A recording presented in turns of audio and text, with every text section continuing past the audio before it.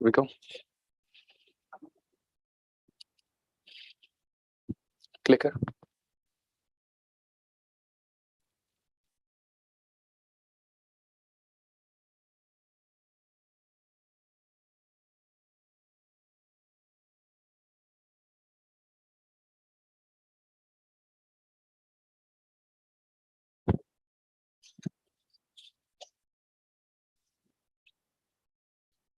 Slide लगा दो slide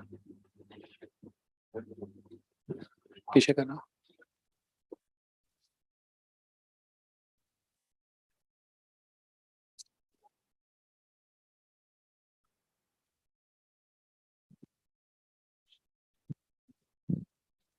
clicker नहीं चला बेटा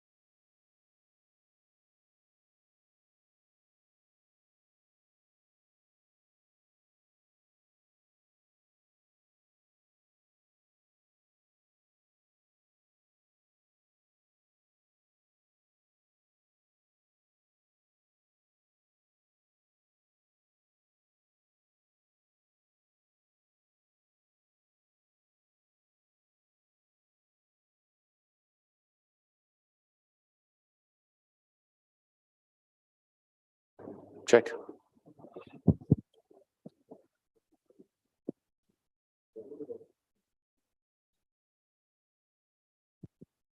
all right. A'udhu billahi minash shaitanir rajeem. Bismillahir rahmanir rahim. Good morning, ladies and gentlemen. My name is Noman Abdul Qadir. Some of you have seen me in the past. Umar sir, welcome. Today, I'm here to host the morning session, and this is now the 5th edition of Cyber Threat Intelligence. I happened to be here about 4 years ago, or 3 years ago rather, and I think the room was a lot bigger.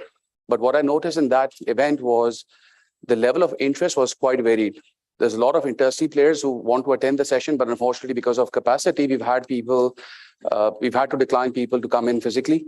This session is going to be sent live out there, and people are connected through Zoom and through different channels. And I think it's also going to be uploaded on YouTube as well. So be aware that there is an audience that's not here in the room. And during the course of the day, we'll be conscious of making sure that they get addressed as well appropriately. Iske alawa 2-3 panelists bhi hain. They're not here physically. We have some people who are, talking to us from Bahrain and also from the UK. So you'll see that evolve over the next few hours that we're here together. A couple of pointers I really appreciate because of the fact that we have remote audiences. If somebody in the audience, if you guys want to have a chat or attend to your phones, put them on vibrate mode or on silent so that the live feed doesn't get disturbed.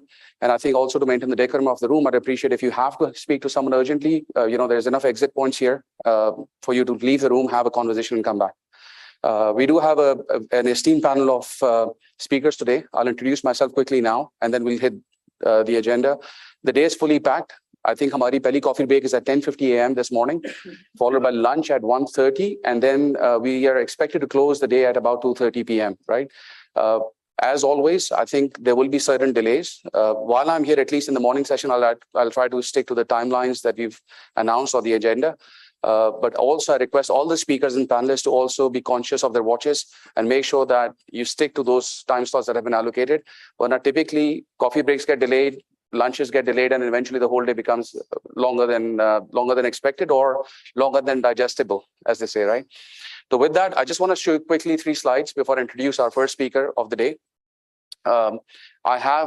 Just my introduction, right? I've been in the cybersecurity industry for over 14 years. But in technology space for over 22 years. I've worked with the likes of Microsoft, IBM. I was the vice president for Citrix as well across Middle East and Africa. And I've traveled to over 110 cities, more than 50 countries. I have a personal network of IT professionals and senior industry players as well in about 37 countries as well. तो थोड़ा सा experience है, थोड़ा घूम फिर के आए मैं दुनिया से, and then we've crash landed straight into Pakistan. I moved here last year to try and see if I can do something here, which is a little more creative and to change the status quo a bit, right? In that charter, today also, you would have seen on the agenda, I've joined Mizan Bank as an EVP for digital transformation. I'm still on a contract until December, still in the probation period. So I think the organization is feeling me out and I'm feeling the organization out as well. So we'll see how that relationship evolves.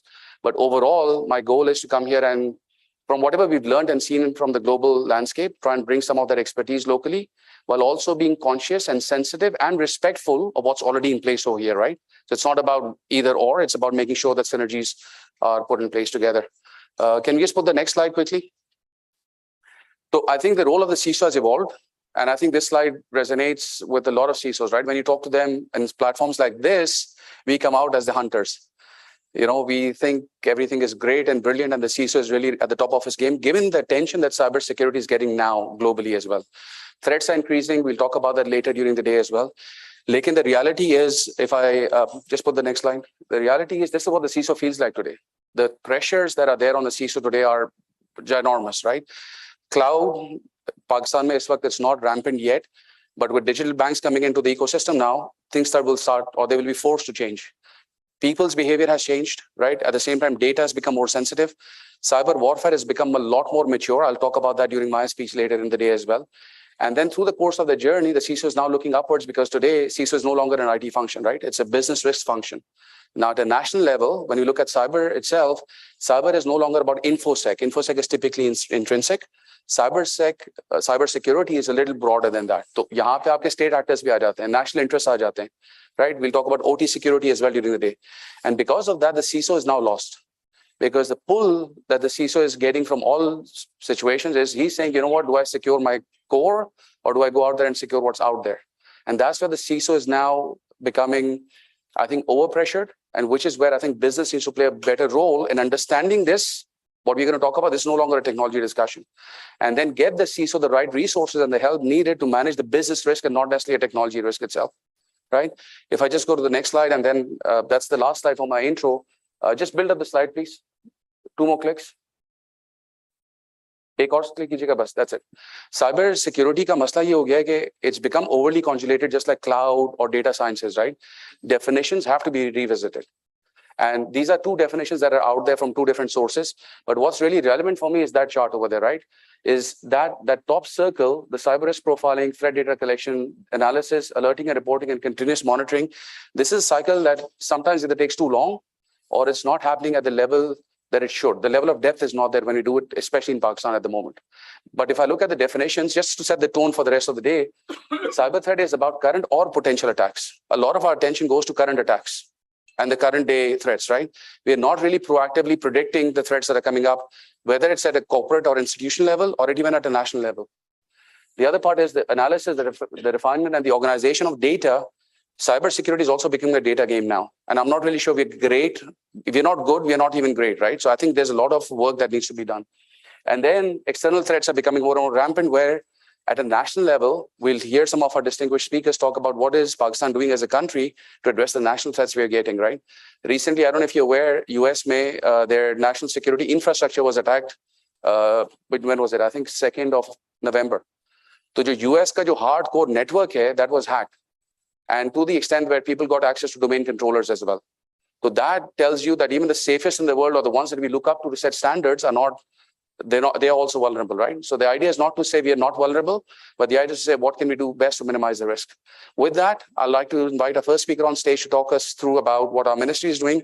Syed Junaid represents Ministry of IT and Telecom. He's been a distinguished speaker in the past as well. Junaid is member of IT there. Junaid, welcome on stage to share a few words with us.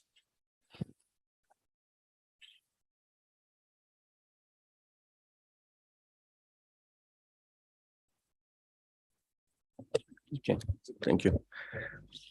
Distinguished guests, ladies and gentlemen, Assalamu alaikum. I'm really excited to be in this conference, not just because I'm delivering an welcome address, but also to be in this conference that really adds immense value to the overall ecosystem. Sitting at the national level, the biggest challenge that we see at this point in time is the capacity. So whenever you are trying to make any effort for cybersecurity, the building block is the human resource. So we are facing that challenge that at this point in time, there's a lack of capacity and awareness as well. I think this conference is also important for bringing in the awareness at the right decision-making level. So I would congratulate the organizers of this event, and it's fifth in the overall journey. Their journey. This is the fifth conference. So I would like to start off from a national perspective.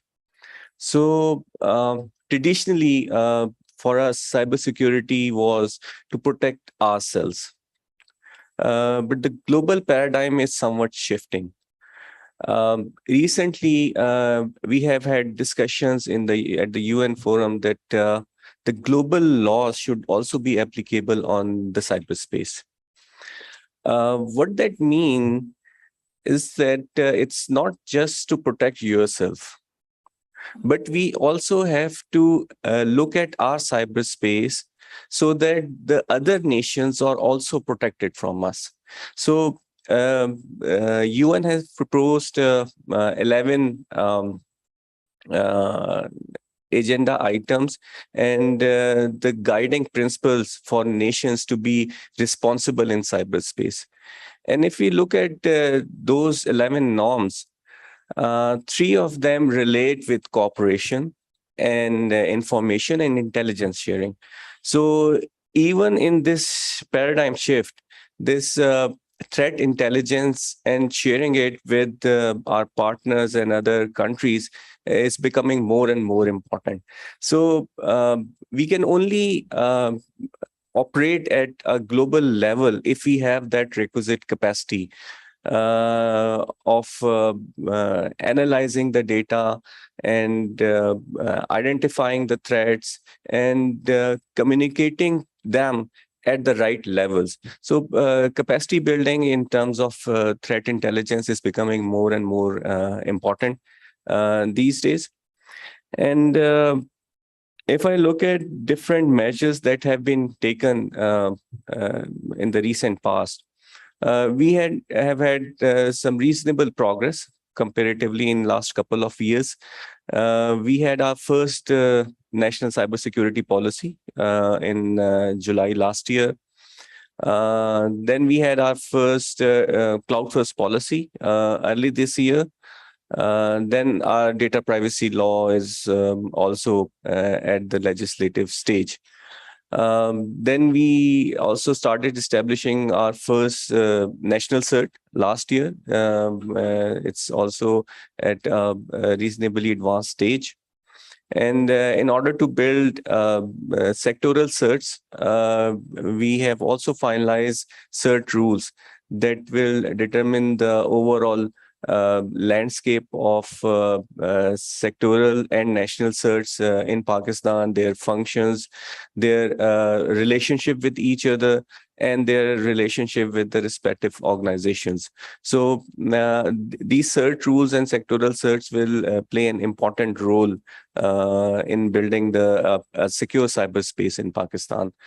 I think the topics that are here in this conference are quite interesting, and I think they are very much related to the challenges that we see at this point in time. I think there is a discussion on certs and role of certs. I think that's a very important discussion.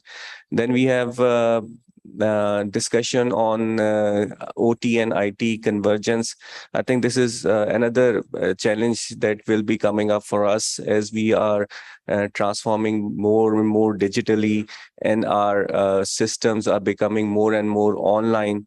The traditional systems, OT systems, are not designed to be remotely connected, and the threats that emerges once they are connected remotely are immense. And we'll be seeing 5G in probably 2023. And once 5G comes in and the OT systems are directly connected to the servers, not through gateways, I think this will bring a new challenge to the world when these remote devices are not conveniently upgradable. Bringing patches, upgrading them will be a serious challenge in the coming days. So I think this will be a very interesting discussion. And then we have discussions on cloud and digital transformation. And it's excited to see the benefits of digital transformation. We are also, Pakistan is also on a journey of digital transformation. But as we are progressing in this journey, the threats are becoming more and more visible to us. They have always been there, but in last couple of years, we have witnessed some serious breaches. And again, the key aspect of it was lack of capacity. So as we know in cybersecurity, it's not always the tools, is the management of the systems that causes the breaches mainly. So that we have witnessed in the breaches that we have seen in last couple of years as well. So capacity again would be the key. And there are one or two key projects that are coming up, and I think they will open up our digital space immensely. One of the project is by the name DEEP. It's a Digital Economy Enhancement Project. It has some key components which are very fundamental for digital transformation nationally. One of the component is a secure data exchange layer. So we don't have an exchange layer in Pakistan at this point in time. But as we are transforming, we see that challenge that government institutions and key data holders are sticking on to data. They are not sharing and exchanging data. So for overall digital transformation, it's very important that we share and exchange data. So we are working on a data governance policy where we are working to classify the data, help institutions to classify their data, and based on the classification, they share the data with the private sector, with other government institutions.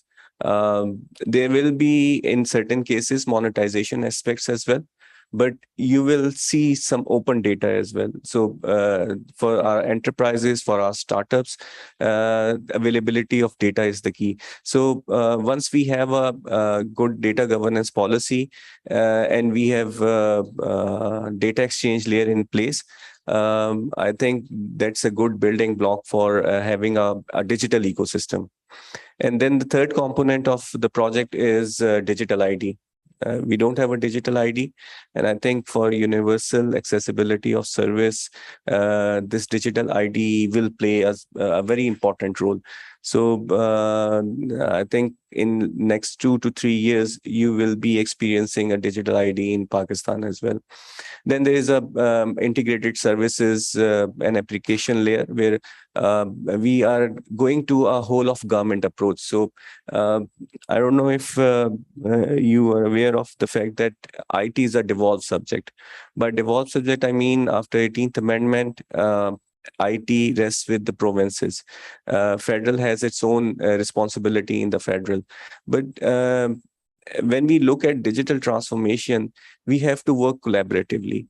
So we develop a collaborative platform between governments and provincial and federal governments and different government institutions, so that the initiatives that need collaboration and the initiatives that need to be won across the country. For example, digital ID, provinces and federal cannot have different digital IDs. So similarly, we cannot have multiple exchange layers in the country. So for such initiatives, provinces and federal government are collaborating together to have one unified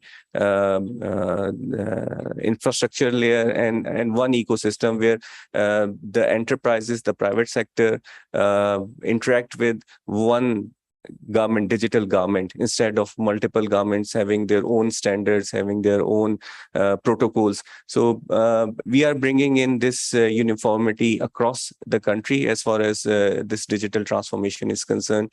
And as we are moving in that direction of transforming the governments digitally, we see the challenges. It's just not the capacity. One of the major challenges, capacity, but I think inertia in the government, I think, is another impediment that we need to overcome.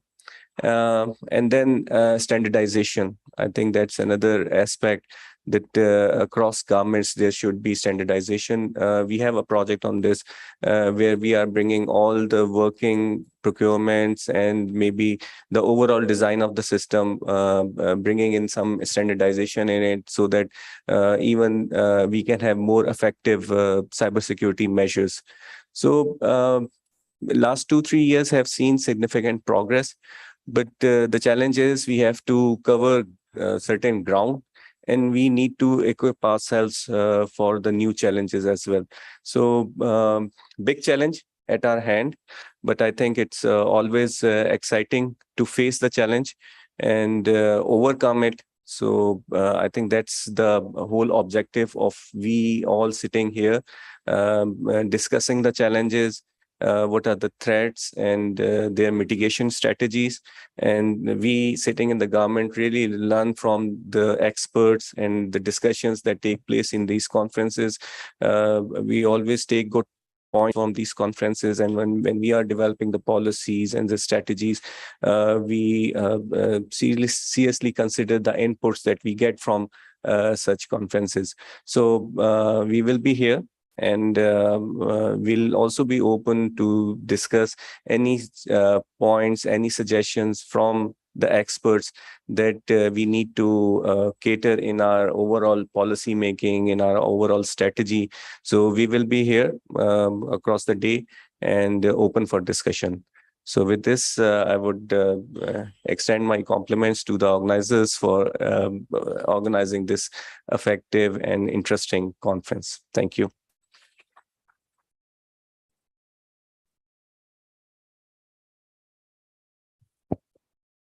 Thank you, Junaid. I think I remember distinctly about a couple of years ago, I was a bit more critical about our data privacy law that was going through the rounds of legislation, right? And I think while that comment was harsh, it was not intended to slow us down. It was intended to say the pace at which you mentioned CERT being formed now and the pace at which these guys need to work, I think the industry needs to come together and help them as well. We talk about digital transformation, but there is no transformation without a cultural transformation, right? The need to change need to be identified first. Uske baad, you can bring in the technology, you can do process re-engineering, you can do all sorts of fancy things. But I think not just at a government level, but even at a private institution level, there's a lot of need for us to recognize that, one, we're not the best. Second, that there is a better way of doing things. And third, we're all vulnerable. So unless we open our minds to getting feedback and learning from that, we'll not be able to do any change in a big way. With that, I'd like to invite our next speaker, Mr. Amar Jafri. He's the Director General for Center of IT. He's also the former ADG of FIA, from which I'm told he's well known. He's going to speak about the audio and video leaks, something a little more socially attractive to people and appealing. But Amar Sahab will also talk about securing a critical infrastructure. So with that, Amar Sahab, welcome on stage, please.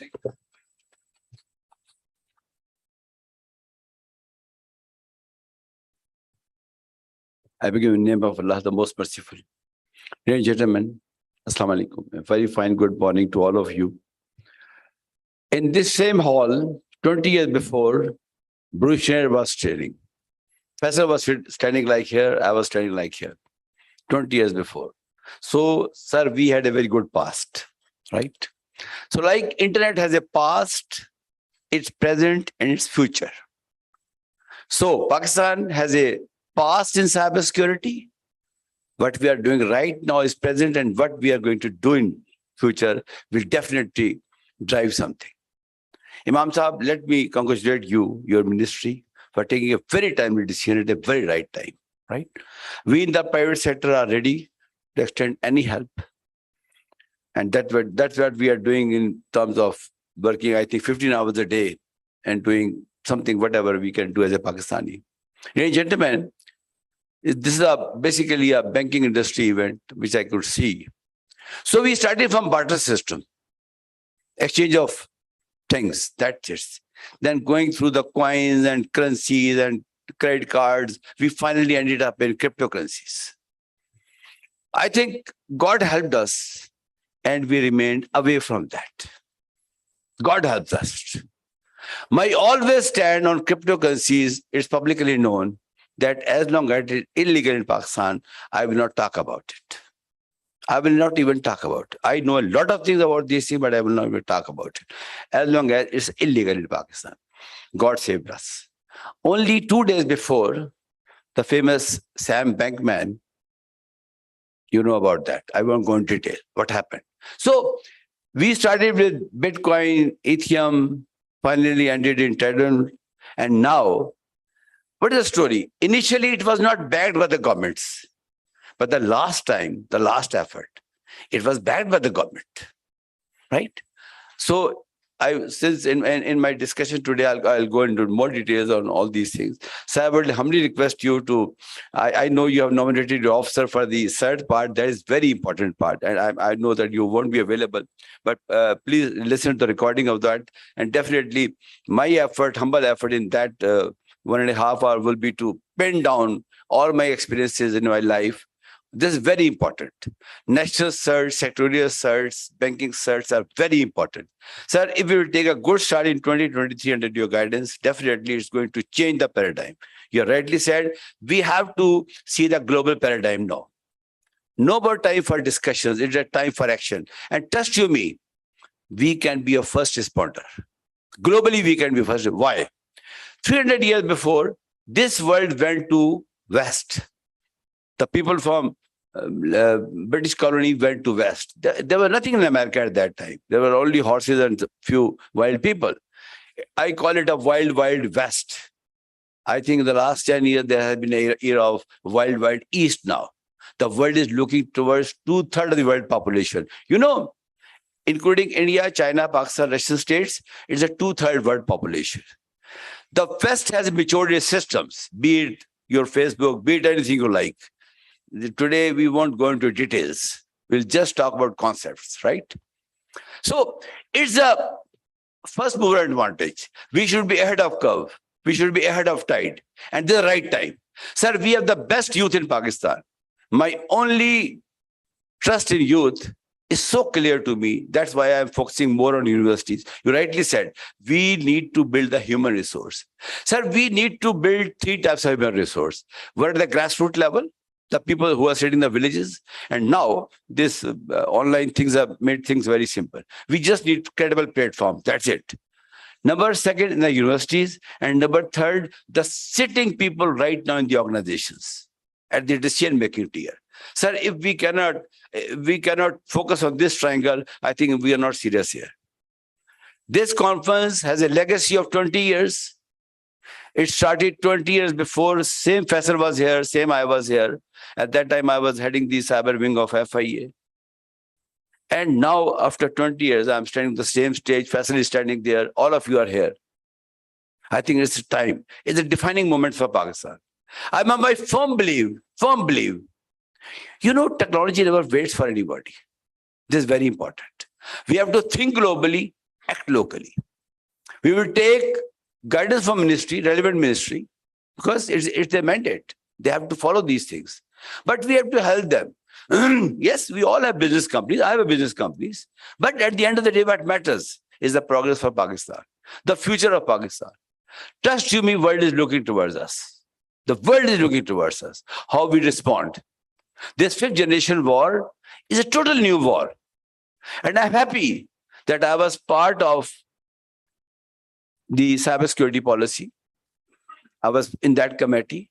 And trust you me, on a very senior level, I told them that the security of Pakistan is not linked to cybersecurity. But we have to understand that cybercrime is something different. The taking cognizance of cybercrime is an organization, they are very well equipped. And I'm happy to announce that today at 2:30, additional DGFI, I requested him. I said, you come with your officers here. I'll talk to you. I'm the best person to talk to them because I am the founding head of NR3C. So I'm the best person now to talk to them. Sir, they are our department. We have taken and take them into confidence. It's their mandate. The law allows them. The law allows them. So what I'm trying to say is that it's a wonderful opportunity. Please take your time for networking, knowing each other. A lot of people don't know me. I don't know a lot of people. But it's a defining time now. Let's talk to each other. Yes, the government has to do its job. The private sector has to do its job. But end of the day, what matters is Pakistan. It's very important. You know, the kids of 6, 7, 8 years are now looking towards us. And trust you me, don't be afraid of these things. This is going to happen. This is going to happen. God saves us. So whenever I see where we stand today, trust you me, we are more secure now. Yes, after the help of God Almighty to all of us, some organizations have been very prudent. They responded very well, especially handling of these crypto issues. NFT is reality now. We can't deny it. The opportunity knocks at your door. If you open the door, you are there. If you don't open the door, you miss the opportunity. So we have to understand the opportunity, and the collective wisdom never fails. Let me tell you very frankly. But collective wisdom with good intentions, there should be no politics at the top level. No politics. Yes, after 18th Amendment, there have been a lot of confusions. And I'm sure that ministry is going to solve those confusions, because whenever we try something, it's a provincial matter, it's a federal matter, I don't know. There are confusions. Sir, we should have a dialogue on it. A very candid dialogue, because these conferences only trigger some idea. That's it. But once you sit on a table on both sides, I would like to start that dialogue. In one side, the government is there. On the one side, private sector is there. I can arrange it with your blessings. But the dialogue should be very clear. It should not favor anybody. It should not favor any organizations, be a private sector, be a government organizations. In the end, I will only say, please make the best use of today. I thank you all.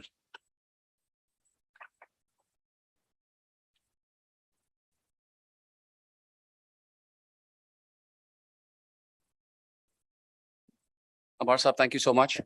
And I think that intent that I saw from both the government and the former government, people of influence, I think is really encouraging. 18th Amendment तो अब ये होता है कि when you land in New York, तो वो भी हमसे पूछते हैं यार First Amendment सुना था 18th Amendment क्या है? So I think it's also sometimes becomes an excuse for us not to move at our own individual capacity, right? तो हर चीज का बहाना हम ढूंढते हैं माहिर इस मामले में. I think we all need to put our own individual efforts as well. With that, I'd like to call Mirza on stage. Mirza Beg Saab is the founder and CEO of CTM 360. He wants to share with us some perspective on how cyber threat intelligence is evolving and what's a new perspective that's out there. Mirza Saab, you ready? Welcome on stage. Thank you, Noman.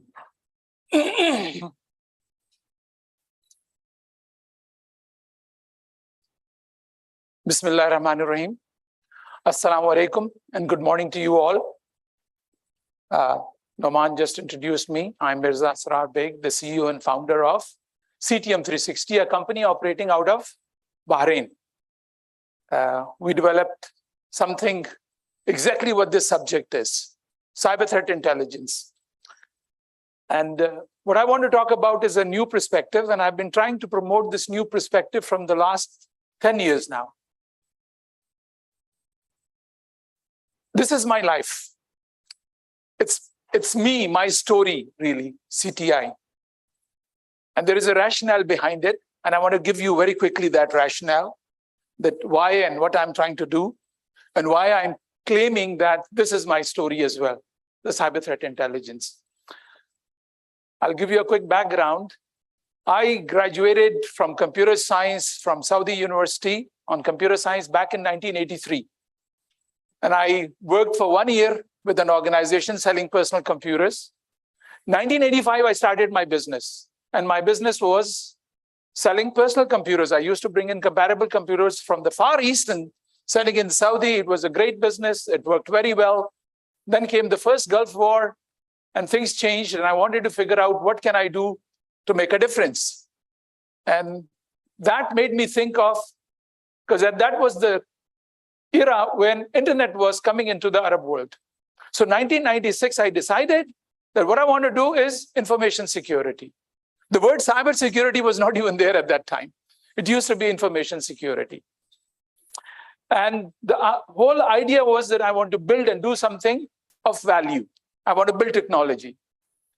And what I started with was as a system integrator because I wanted to learn about information security.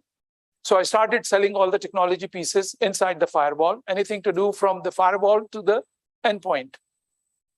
Security assessments, pen testing. And I built my first email firewall back in year 2000. I tried to even take it to the European market in 2004. It did not really work well. The issue was maybe that everywhere in our part of the world, we don't believe that we can build that technology. Even my staff was not that much adamant on thinking that we can build that technology. And everybody wanted a name from somewhere else, a Western name of the technology. I tried something else after that. I built the first SOC, Security Operations Center, in 2005 and 2006 in Saudi Arabia for the banking sector. But that did not work as well. So in the journey, this is what I've always been thinking in my head, that I have to make sure that I'm giving value for every single stakeholder. And one of the things which in my journey of in parallel doing system integration, I came across was cyber threat intelligence. There was a lot of hacktivism in the Arab world around 2009, 2010. And that hacktivism made me look at threat intel. And when I looked at the threat intel, I wasn't really satisfied. I think it wasn't really giving the value. And I started arguing with all the threat intel companies of that time. I even met up with companies. I went to the US to meet up with the CEOs of certain companies to debate with them that what should be the threat intel. So Noman, thank you for setting up the base so right, because Noman talked about what is threat intelligence.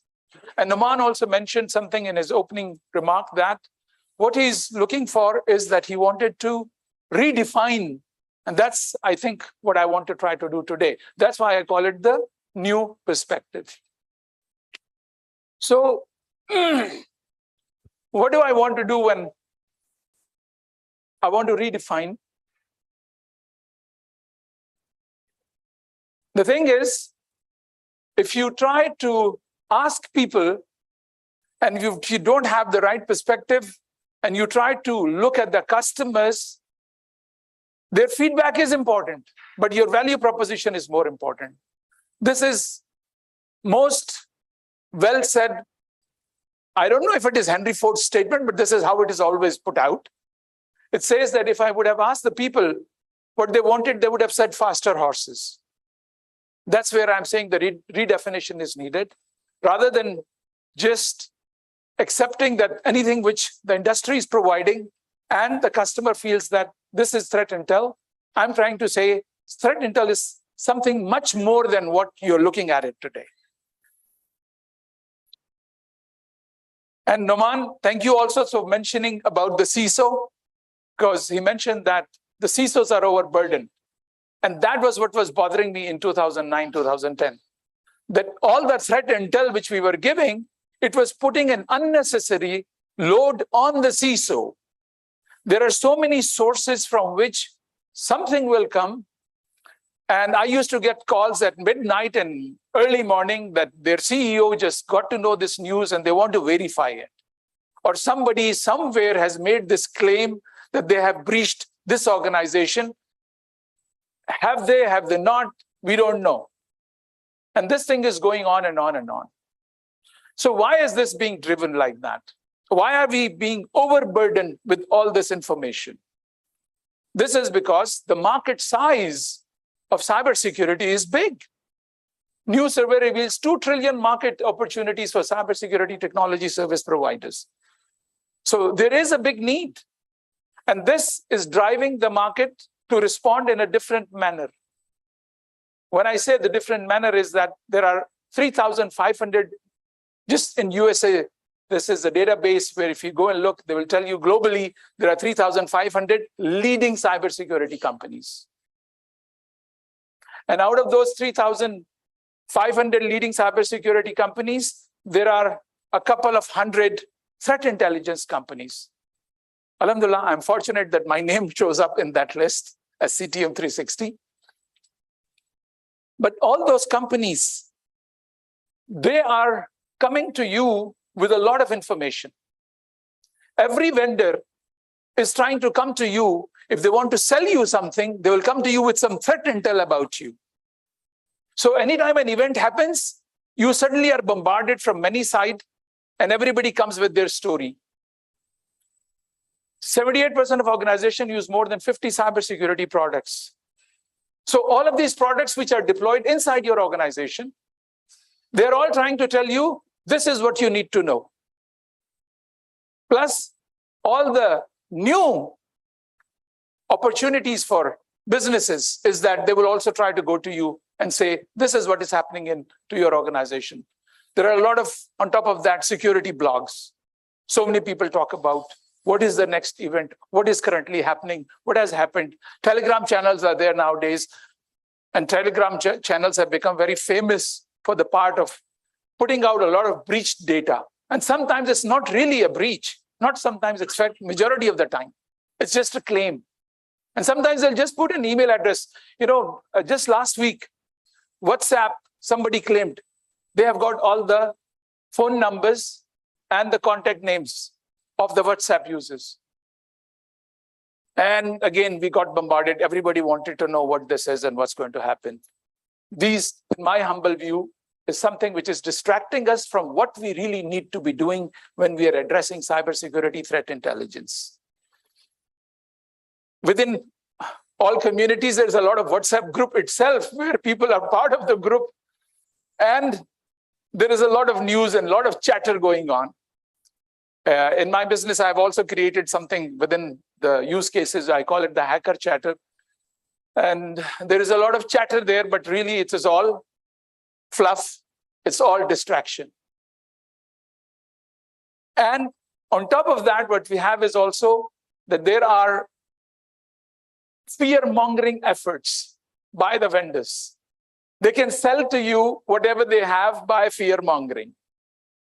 I don't like it. I call it the malicious marketing, because malicious marketing is where we have been bitten by, I think in Pakistan as well.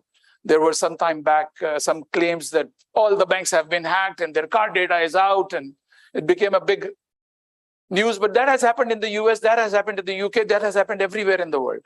There are companies who will go out making those claims that organizations have been breached. And then, yes, organizations do get breached. Yes, card data does get breached, but it is not of the scale that everybody keeps on trying to claim. It's a distraction. So what is threat intelligence? Especially what is the job of the threat intelligence platform? So if we go and look at the threat intel in terms of the definition on NIST, it says threat information that has been aggregated, transformed, analyzed, interpreted, or enriched. But the important thing is to provide the necessary context for decision-making process. What is that necessary context for the decision-making process?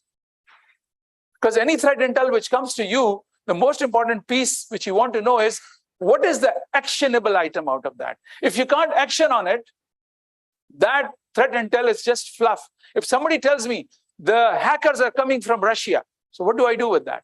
Oh, the hacker group name is XYZ. What can I do with that? So normally, all the security products, they work on a manner where we are receiving this threat intel globally.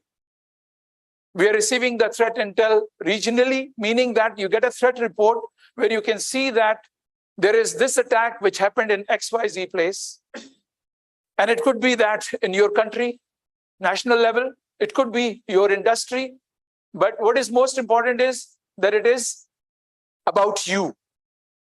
So what is that threat intel which is about you, which you should be really focusing on, rather than focusing more on the threat intel globally?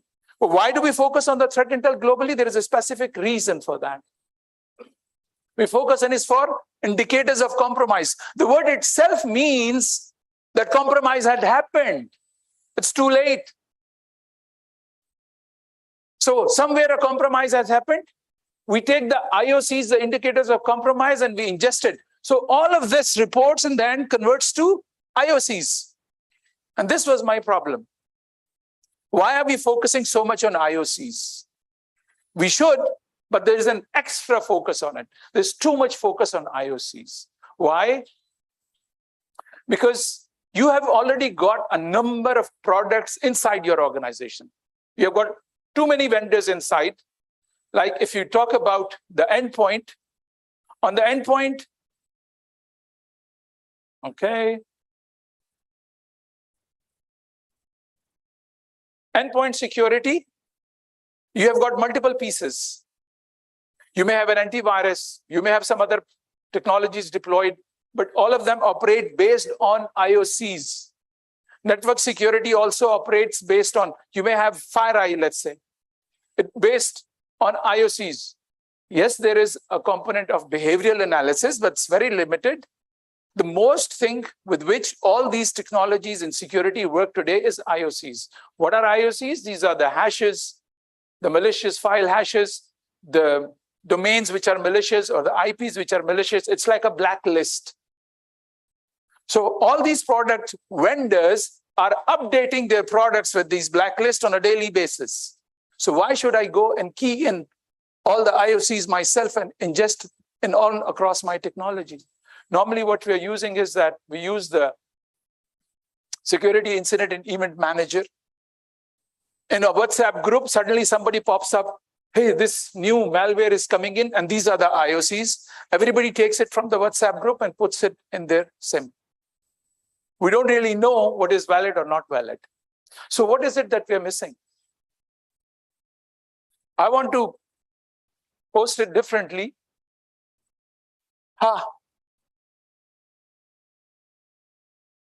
This is the cyber kill chain by Lockheed Martin. The cyber kill chain of Lockheed Martin tells you that an attack has 7 stages. Very simple. There is a pre-compromise, compromise, and post-compromise. So in all of these, the IOCs do play a role in between, but there is a lot more. There's a lot more. How do we see the lot more?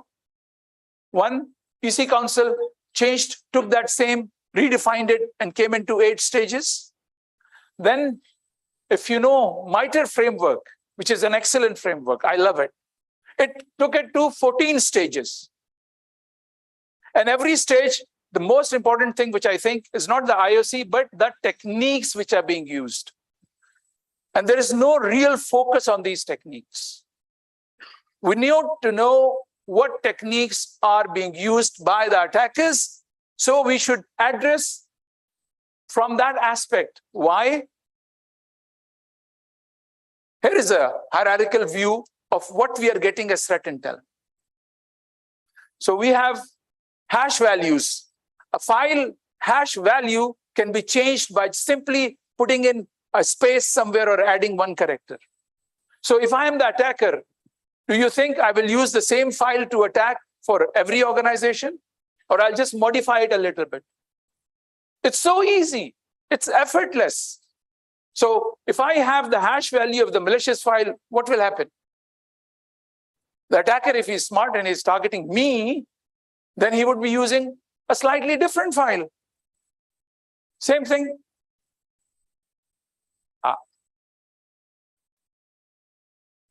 Can you go back? Back, not forward. So if I look at the IP addresses, he can change the IP addresses as well. It's not that difficult. There's ample IP address. If you look at the domain names, it's very easy. There are randomly generated domain names within the malware file itself. So it keeps on creating new domain names where to connect.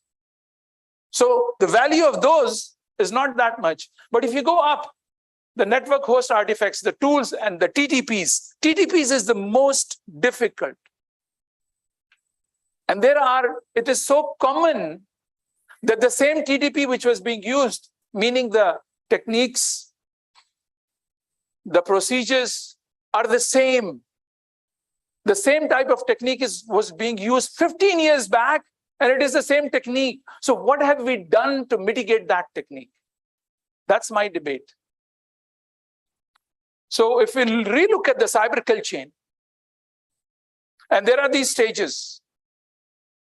On the first stage, the reconnaissance stage, there is nothing to do with IOCs. It is IOE, indicators of exposure. We don't even use this terminology. And then in the second stage, the weaponization. It is IOW, indicators of warning.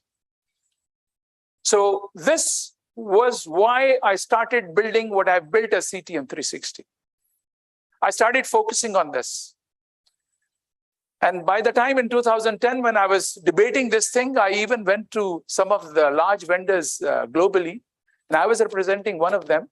There was Mark Monitor, who was one of the largest domain registrar in the world. They have the domains for Microsoft, Google, and everybody. And I was debating with the CEO that just modify this much in your system, so I can at least start putting in these aspects within your platform. And I had been working with them since 2007. So my debate with them on 2010 and 11 became a little aggressive, that I'm working and providing my customer these values outside the system. Why you are not modifying? And he made me a statement. Him and his business director, global business director, Charlie, they said to me, Mirza, if you know what you want, why are you asking us? Why don't you go and build it? So that's when I started building CTM 360. But this time around, when I started building CTM 360, I really changed that I will stop everything else and I'll just do that. It was a leap of faith. Alhamdulillah, it worked. So,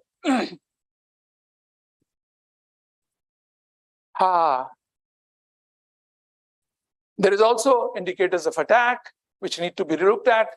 And there is how much time it takes for every stage.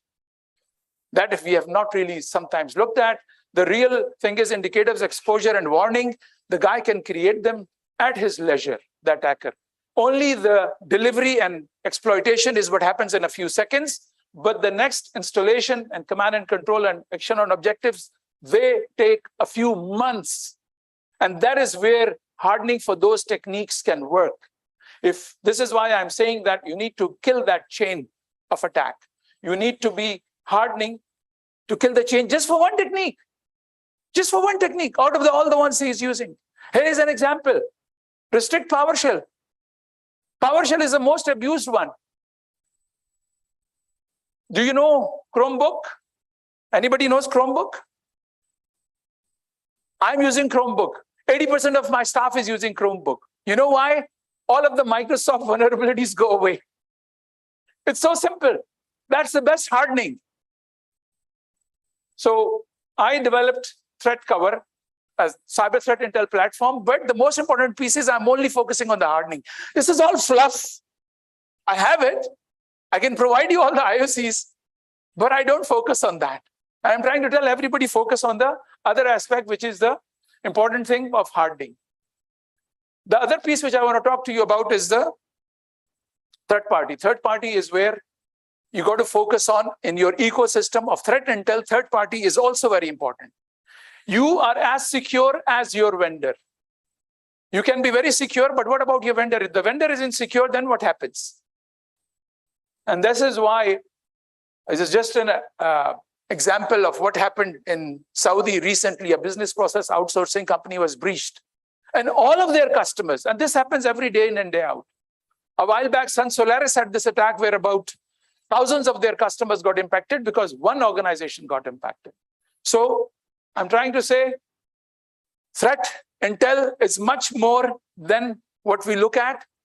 We should be looking at these aspects of IOE, which gives you, now the industry has terminologies for it. External attack surface management, third-party risk management, DMARC, continuous and autonomous VAPT, and then indicators of attack and warning is a bigger concept of digital risk protection, much more than brand protection and anti-phishing. And then you have TTP risk-based hardening. This is exactly what I call it the DRP stack. And I have built, alhamdulillah, all the pieces in this stack, sitting in Bahrain. All the developers and all the team operational is in Bahrain. Thank you.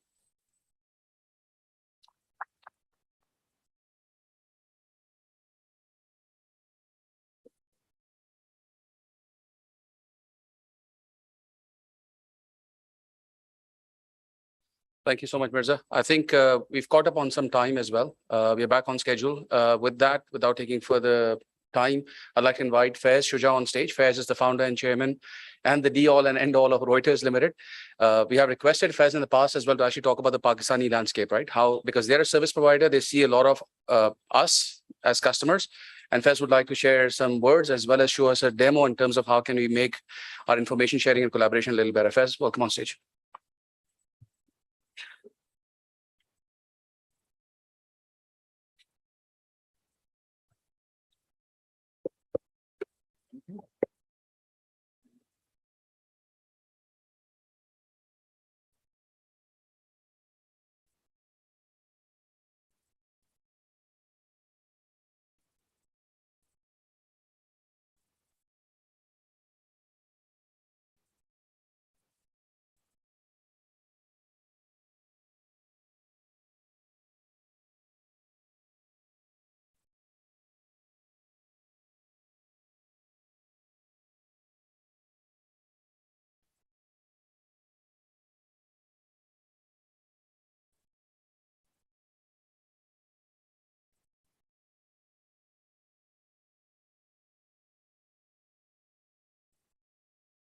Check, check.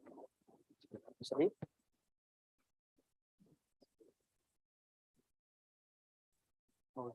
कहाँ आ रहा है कौन सी screen में आ रहा है अच्छा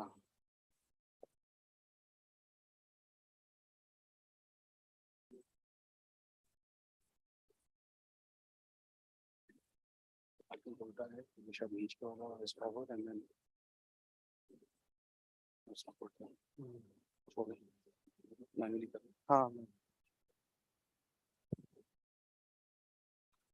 जी अस्सलाम वालेकुम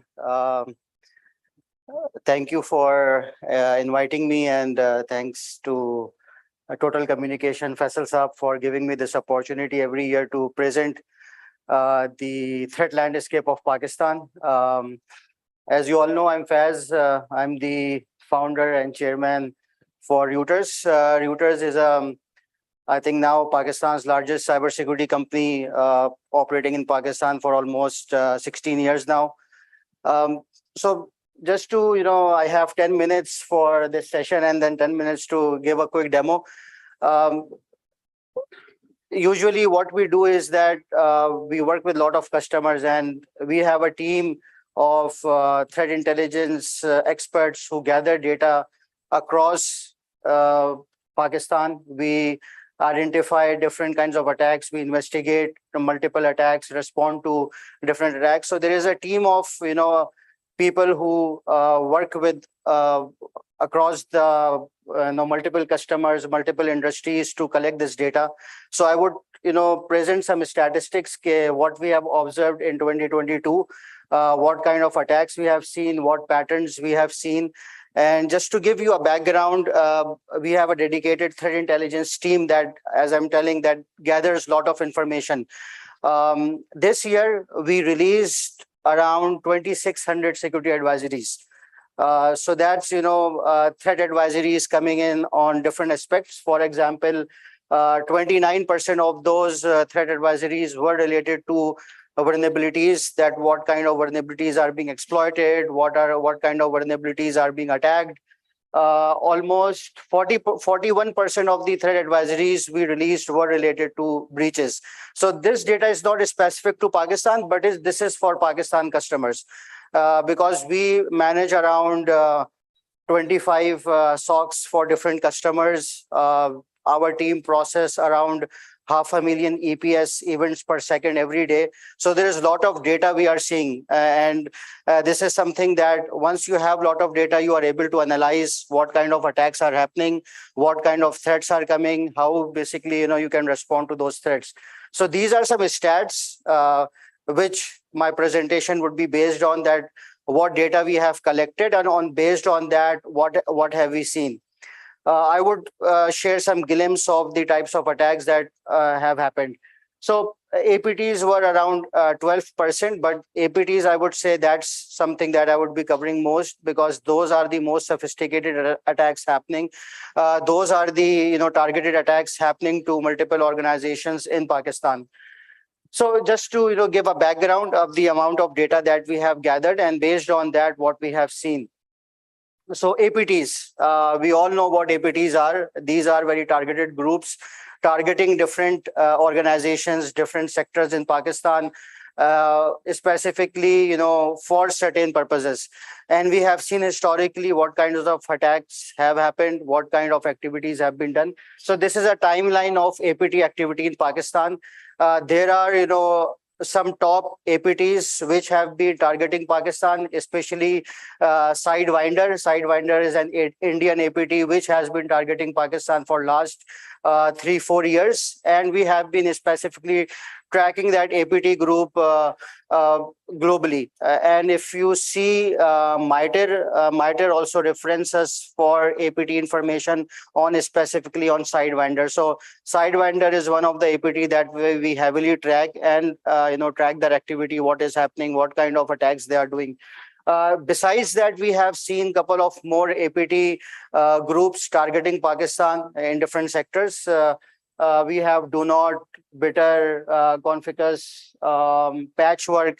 So these are, and you can see pretty much from January to August, September, October, we have seen that pretty much every month there is an APT targeting a specific sector in Pakistan and doing certain kind of attacks. So just to go into some more details of what these APTs are, as I was talking about Sidewinder, and you can see on the screen that the top 4 APT groups that are targeting Pakistan are from, basically origin from India. Sidewinder, as I was telling, is one of the top APT group जो कि Pakistan को target करता है. Different, especially they have been targeting government and military deployments in Pakistan. इनका सिर्फ जो specific target होता है वो government and military targets होते हैं, जिसमें they have been targeting multiple install bases in Pakistan. Patchwork is also an Indian APT that has been active. Patchwork के बारे में कहा जाता है कि they are Patchwork and Bitter APT both have been very active in telecom sector, and especially targeting through mobile applications, injecting malicious mobile apps, using mobile apps to track data, do a lot of espionage. So those Patchwork and Bitter APT both have been heavily focusing on telecom networks and mobile apps. Do Not APT, that's also we have seen very active in Pakistan this year. I think just for Do Not, we released 20 advisories this year only. So Do Not has been targeting, and they distribute Microsoft Office documents and Excel sheets, and they have been injecting a lot of information, exploiting a lot of information. And they have been targeting different organizations and businesses in Pakistan. Plus, they have other targets as well. But if we see that, all of these APTs have been focusing on different sectors, different, targets. But especially most of their, pattern is to exfiltrate as much data as they can. I would cover one of the interesting news that was recently disclosed by one of the media houses. But let's before we see the landscape that what we are seeing. So these are some of the APT groups that have been targeting different install bases, different organizations, different institutes in Pakistan, and exploiting and exfiltrating information from them. Similarly, if we come on the other APT groups which have been active, we have seen Muddy Water, whose origin is from Iran, and they have been also conducting multiple espionage activity, and some of the news say that they are part of the Ministry of Intelligence and Security of Iran, and they have been targeting government and private sector in the region. Especially, they have attacked some of the Pakistani entities as well. Red Delta is based out of China. We have seen some activity this year. They have been Mustang Panda, if you remember. That was, one of the operations that they executed, and we tracked that operations. They were very active, giving out, exploiting through Microsoft Office documents, sending out those contents and using it to, exploit the users. Gallium is also there. Dangerous password, the Lazarus group ka basically subgroup hai ye. When Lazarus went out, some of their members got arrested. So this is, the famous Lazarus group subgroup, which has been, origin from North Korea, and we have been seeing some of their activities as well. So APTs is something that, that's something we have to worry about most, because most of them, some of them utilize zero-day exploits. Some of them, perform sophisticated attacks that are very difficult to identify and respond to them. So otherwise, rest of the attacks are something that's easily handled, or, there are certain best practices through which you can handle those attacks. But APTs are something that are very difficult to identify, difficult to respond, and handle them. So these are some of the APTs that have been targeting, and we have seen activities, as I showed you the timeline, what kind of attacks, what kind of activities they have been doing. So this was some of the APT related activities that we have tracked in Pakistan. So this was I was talking about. This news came out recently. We have seen, for example, if you remember, Fawad Chaudhry Saab's email account was compromised. Then there was news. Some of the other information was released. We did not know who did that, but there was some indications where did it come from. But there were two journalists from Sunday Times and Bureau of Investigative Journalism from UK. What they did, basically, they infiltrated the black hat community in India. Because they had news that a lot of private investigators in UK have been using Indian hackers to compromise multiple people across the globe. So these were two of the journalists that, if you go on this Bureau of Investigative Journalism and Sunday Times, both have published these articles just in mid of November, where they have disclosed their videos and their information, how they were able to identify what is happening in India. So it's a huge, hack for hire industry. They basically, in the news, they have been, have been staying low. If it was Pakistan में अगर ये काम हो रहा हो तो I think news में बहुत इसका चर्चा होता, बट ये चीज जो है बहुत ज्यादा एक्सपोज नहीं हुई है. बट इसमें यह है कि तकरीबन 50,000 से 1 लाख लोग हैं जो कि इस इंडस्ट्री को रन कर रहे हैं. लास्ट ईयर मैंने अपनी प्रेजेंटेशन में I covered a company Beltrox, which is a software development company in India, but that basically operates as a software development company, but behind the scene they have been just hacking people and taking from $3,000 to $20,000 to compromise one person's email or his credentials. So this is a very detailed report, but I wanted to highlight this, that what is happening. इस group ने फवाद चौधरी का screenshot इन लोगों को दिखाया जो उन्होंने इनको compromise करा था. They have claim to compromise Pervez Musharraf's email account. They have claim to compromise Qatar world cup की जो टीम थी फुटबॉल की, उनको जो है इन्होंने कॉम्प्रोमाइज करा. कुछ लोगों को फॉर्मूला 1 टीम को इन्होंने कॉम्प्रोमाइज करा. So there have been there is a long list of people that they have compromised and gained the information from them. And it's an industry that is running in India. They have they have multiple people that are running this industry. There are multiple companies, Beltrox, White Ant, Appin, Artistry, Cybertech. So there are multiple companies that are running this industry, and they are doing that for hack for hire. And that's very interesting article if you go on their website and see the video interviews and what kind of information that they have collected. But this is what is happening, that, if you want to compromise someone, just pay them $3,000 to $20,000 and you will be able to, get access to their email, mobile applications, whatever, they are doing.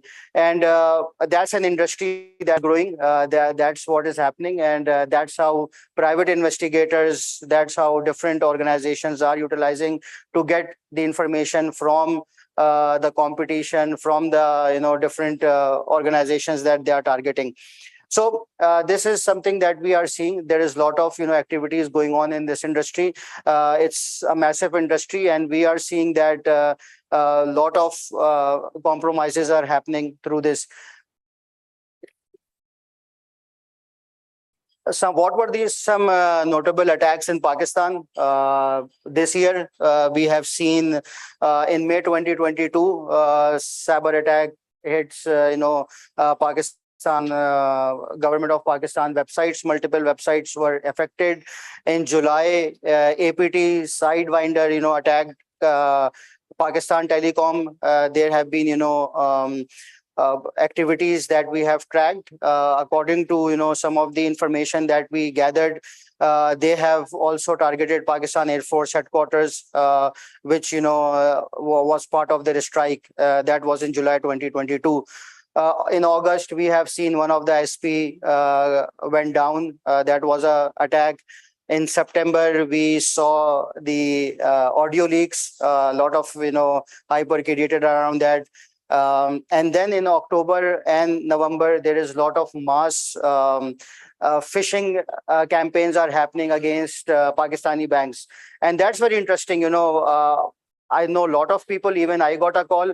So that's happening on a large scale, where usme karte kya hai ke what they have done is that using voice over IP, they have usually, you think that they are calling from your bank's number, but actually it's not your bank number. That's basically they are using voice over IP services and using another country code like +21 and then the number that they are using. So what they are is doing that they are spoofing and using the bank's actual telephone number and calling you and asking you to आपकी internet banking जो है वो बंद हो गई है या आपका account जो है वो बंद हो गया है, and you have to provide certain information. And that's very easily that's very I would say attractive, because once you get a call from bank's number, आप इतना notice नहीं करते कि call कहाँ से आ रही है, because you see 111 XXX digit coming in and you realize that it's actually bank's phone number where I'm getting call from. But it's not actually bank's phone number. They are using different country codes, and rest of the numbers are the number that bank uses. But that's something that is happening. We are seeing a lot of activity happening, and that's being run locally. Usme there is a lot of phishing and social engineering happening, where they tell you, ask you for certain information, give you a link to provide you to provide certain information on those links, then eventually get as much information as they can from that. That is something that is happening a lot in Pakistan these days, and there is multiple banks that have been targeted for this, and it's something that that is very active these days. So mitigation, I think that's best practices. It's not something that a lot of things you wouldn't know.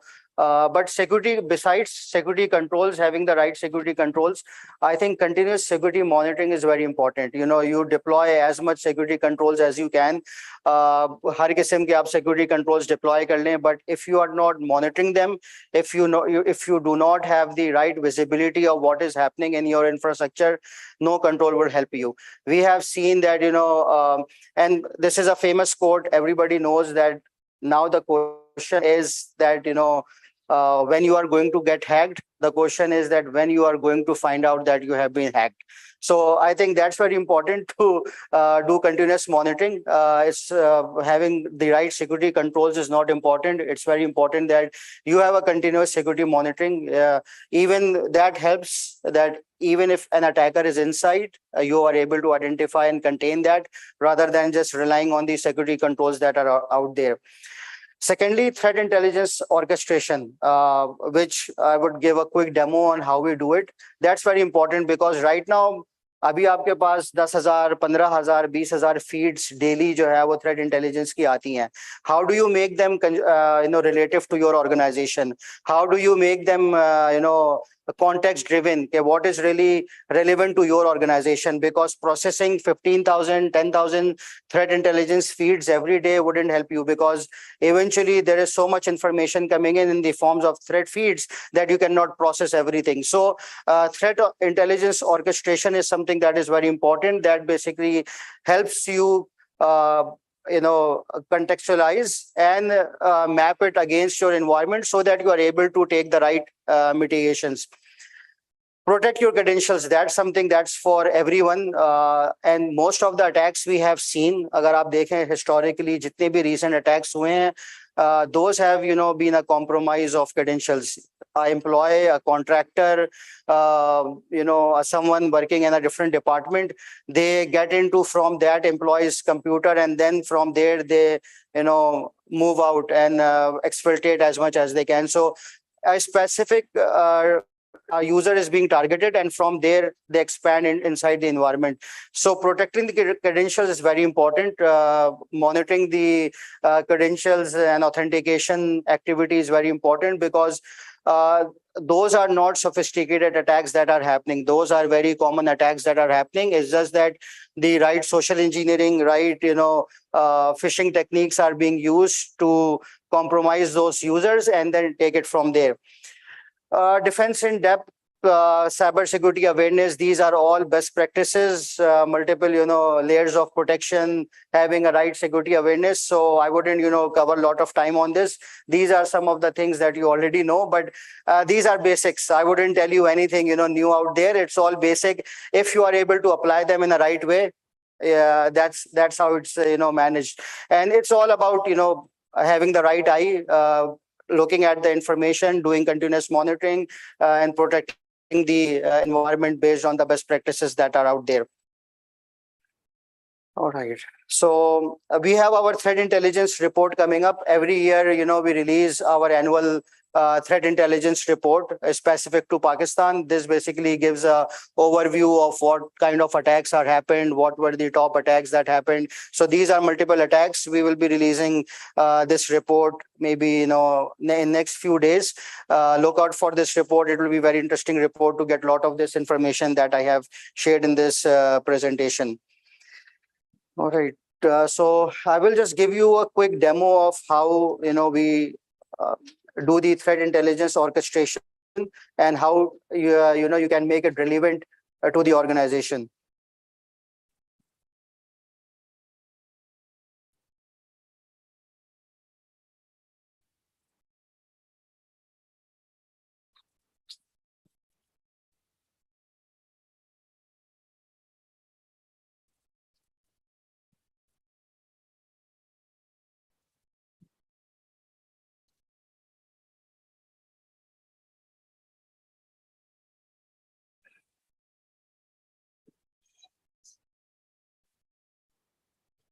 All right.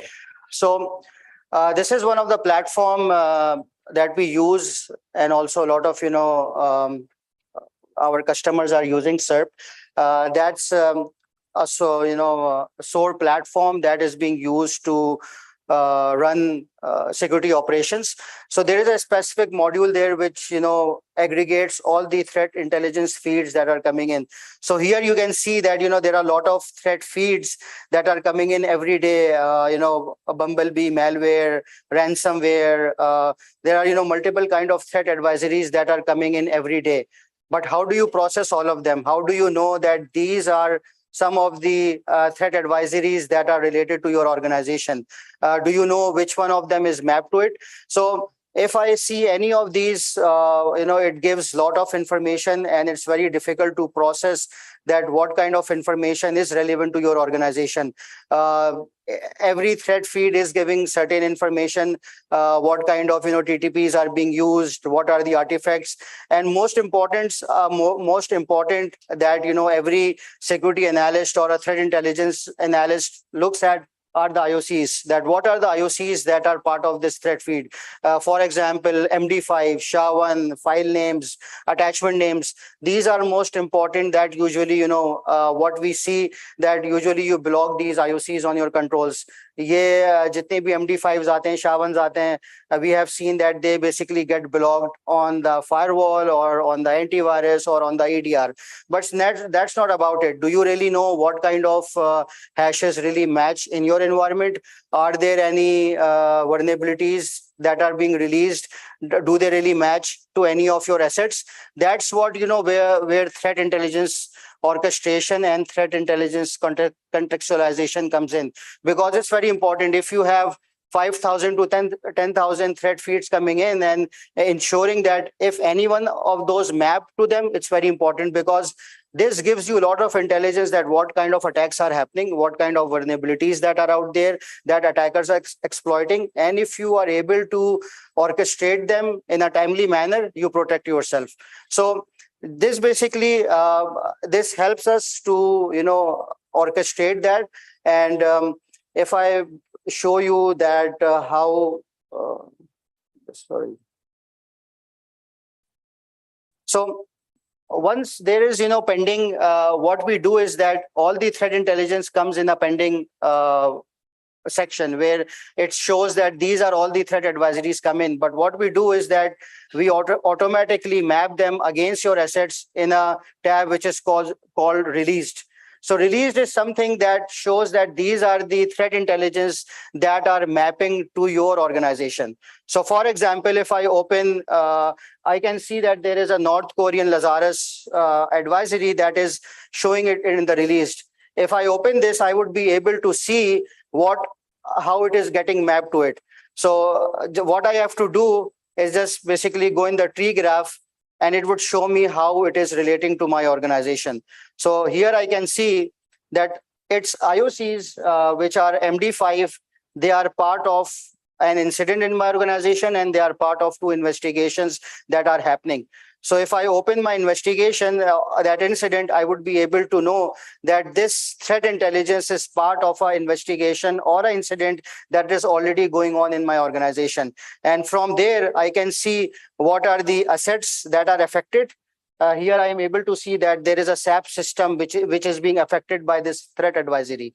So this is how you basically correlate the threat intelligence to your assets, to your incidents, vulnerabilities, that enables you to identify that what kind of threat intelligence is mapped to my organization, not really processing all those 10,000 advisories that are coming into you every day. Make it, make it in the context of your organization. This will help you drill down from 10,000 to maybe 5 or 10 advisories in a day that will be relevant to your organization, not processing all of them. Similarly, this goes for the vulnerability advisories as well. If you have any vulnerabilities, here I can see that, there is a Cisco Adaptive Security Appliance advisory that is relevant to me. And if I look at it, I would be able to see which assets are affected. So here it has already mapped that this asset is already affected by this CV, because there is a CV and it gets the vulnerability management data, and from there it shows that which CV is affected by which asset. So this is how basically you are able to contextualize and orchestrate the threat intelligence information coming in, because it's just like the security alerts coming into your organization. You have 10,000 alerts coming in, you have 15,000 threat feeds coming in. Making it relevant to your organization is very important. Otherwise, it gets ignored, it gets lost. And once you get attacked, you find out that this threat advisory had been released a couple of months ago and you did not notice.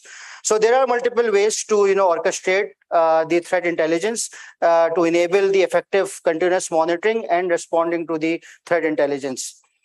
So that was a quick overview and a quick presentation. I hope you find it useful, and thank you very much.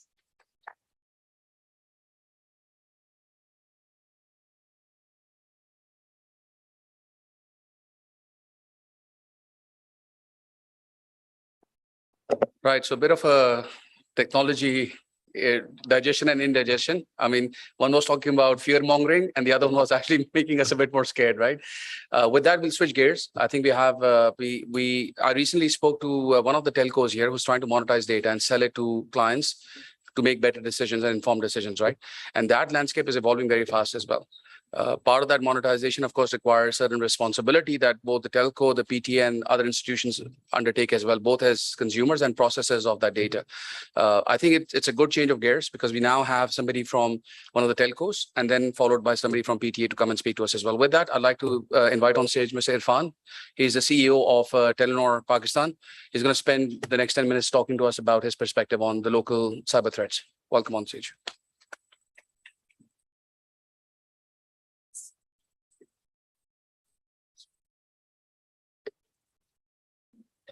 Bismillah ar-Rahman ar-Rahim. Assalamu alaikum. Good morning, everyone.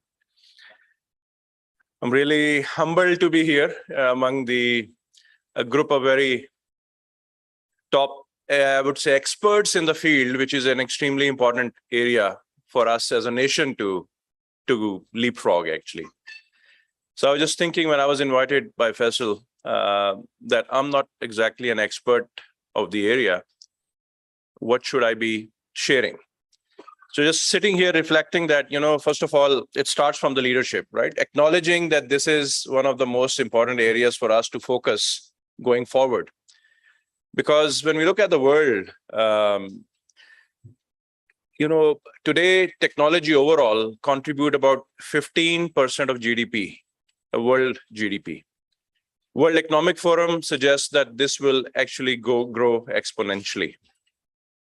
And they're even saying that in next 8 years, the extent of new wealth which will be created globally, 50% of it will be attributed to technology, right? So that's the magnitude of opportunity which lies ahead. And we're not talking about, decades, we're talking about next few years. And my focus is going to be how Pakistan can benefit. But first of all, I think it starts from acknowledging that technology is the biggest enabler. Telenor, obviously being one of the key players in the market, we have understood the importance of information security many years ago. I would say ahead of many other players in the market, at least local market. And I'm today very proud to share that sitting in first row actually are 2 former BSOs, business security officers, team which we built many years ago. Investments of multi-million dollars which we have taken into this area, recognizing and acknowledging that we have a huge responsibility on our shoulders to protect data of our 50 million customers on the telco side, 11 million customers on EasyPaisa side, and the relationship of trust which we need to build, because without that, it is all meaningless. So I'll quickly mention, I will not go through the detail. There is a huge debate on role of technology and how it is disrupting the good, bad, and the ugly part of it. But I'm pretty sure the people sitting in the room here are all converted, that there are more opportunities which technology bring than the challenges. That's a debate, a topic for another day. But also the tech evolution or revolution which is happening around us. There are just some figures in terms of the size of the economy. Some of those are sort of formal figures. Before me, Fez was talking about the extent of the threat actors and all that. If you look at some figures, and they're not confirmed, but the size of the dark web itself is over $6 trillion, right? So that's the 3rd largest economy globally after US and China, actually. So that's sort of the activity which is happening there. And then, there are other areas. So out of this new wealth which is going to be created, that means that not necessarily that everyone will go on AI and data science. It's also the traditional sectors are transforming themselves into more automation, towards more automation. And they will be discovering a new self of themselves, right? That means that more and more companies, more and more businesses will be adopting technology, will be going towards automation, towards more database decisions. That means the role of information security, the vulnerability which we have seen, which do exist even today, will only go up. And that poses a very interesting opportunity for our industry, because I firmly believe that we are very well positioned from a talent viewpoint, from expertise viewpoint, that if we decide today, and we are lucky that we have team from MOIT here led by the Secretary Saab, because it's not just about policy making, it's all about how we all come together, look at it as a strategic option for the country, that how we develop expertise, what positions we will take, and how we should benefit from this opportunity which lies ahead of us. So I will not go through the landscape. I think is very well defined by speakers ahead of me. I'll just mention 3 examples here. There are many more examples that how world is actually seeking this as a great opportunity. Starting from a small state like Singapore, who has perhaps gone digital ahead of everyone else in terms of our citizen services, in terms of tech adoption, and how much focus they're putting in developing talent. First of all, emerging as a tech hub in Asia Pacific, attracting talent, but also specifically in the information security, cybersecurity area.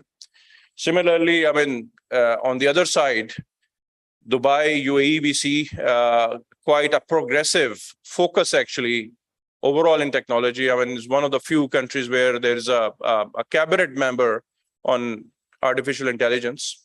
Imagine, you need to have that discussion right at the top to make any difference. And then the whole investment which is going into fintech area, artificial intelligence, data science, and information security. Israel, we all know, a very small country, but has been focusing on this for many years, to the extent that 90% of all the venture capital which is going into information security is actually US and Israel alone. They have produced the largest number of unicorns in this space. And that's not an accident. When I have to actually reflect on how this has become possible. It become possible because as a country, they have chosen that, they cannot do everything well. So they have to pick their battles, as we say. And they said that this is one area where we need to really thrive. They had the vision and they seek this opportunity to the extent that those courses are now taught right from the middle school level. Imagine kids at school are being exposed to those topics, followed by a lot of industry, academia collaboration, followed by a lot of funding for the startups, followed by a lot of incentives.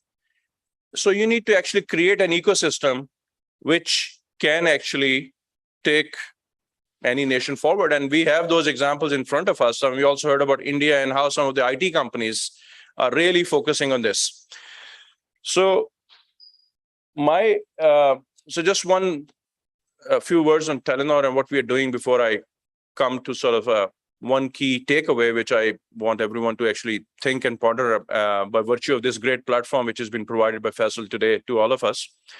At Telenor, we believe, like I said, that we are sort of one key player. This is an important, as a technology company, as a telecom company, you need to really take your responsibility serious. You need to really then walk the talk. That means that you have to actually invest to create an environment. And how are we doing it? We're doing it through open source, all the information sharing, which is happening through APIs.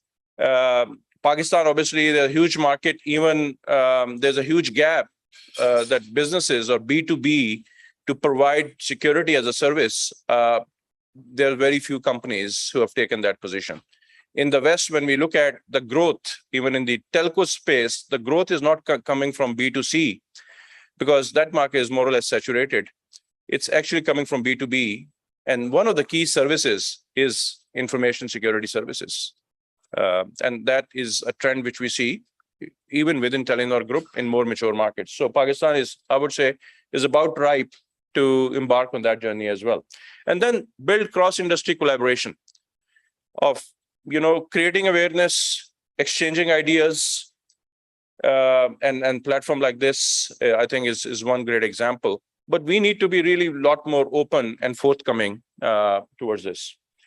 So we need to think 2x. I mean, we talk about most of the time that, our biggest advantage is our population, our youth demographic, right? We all know that. Pakistan being 5th largest country from a population viewpoint, our contribution to global GDP. And then one wonder, if there's a correlation between population and economic growth. If you look at 4 other countries ahead of us, like China, US, India, Brazil, they all have benefited actually from their population, because the scale of the home market plays a role.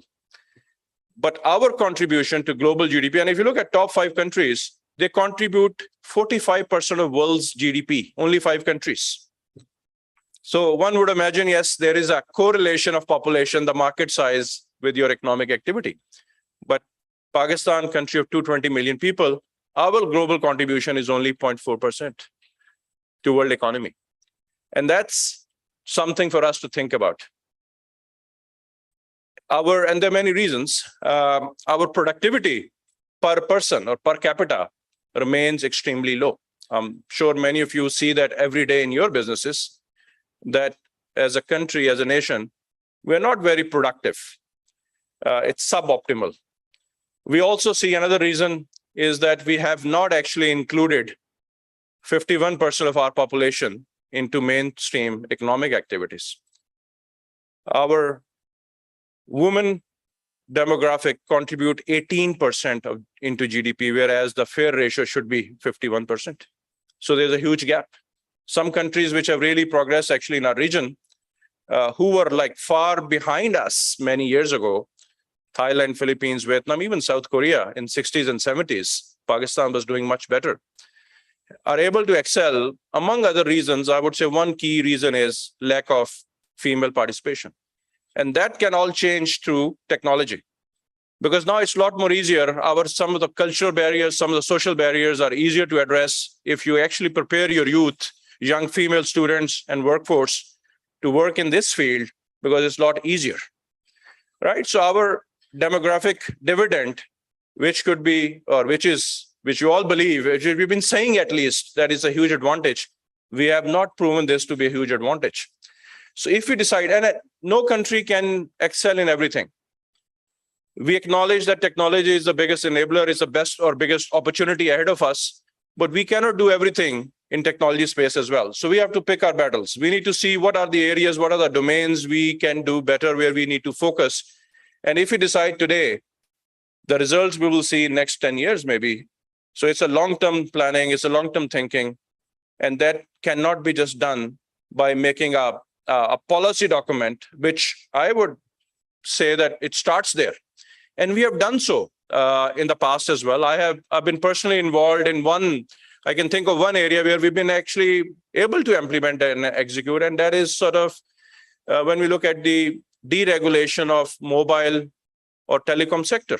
I was a humble contributor to the cellular policy of 2004, which has actually laid the foundation of a revolution.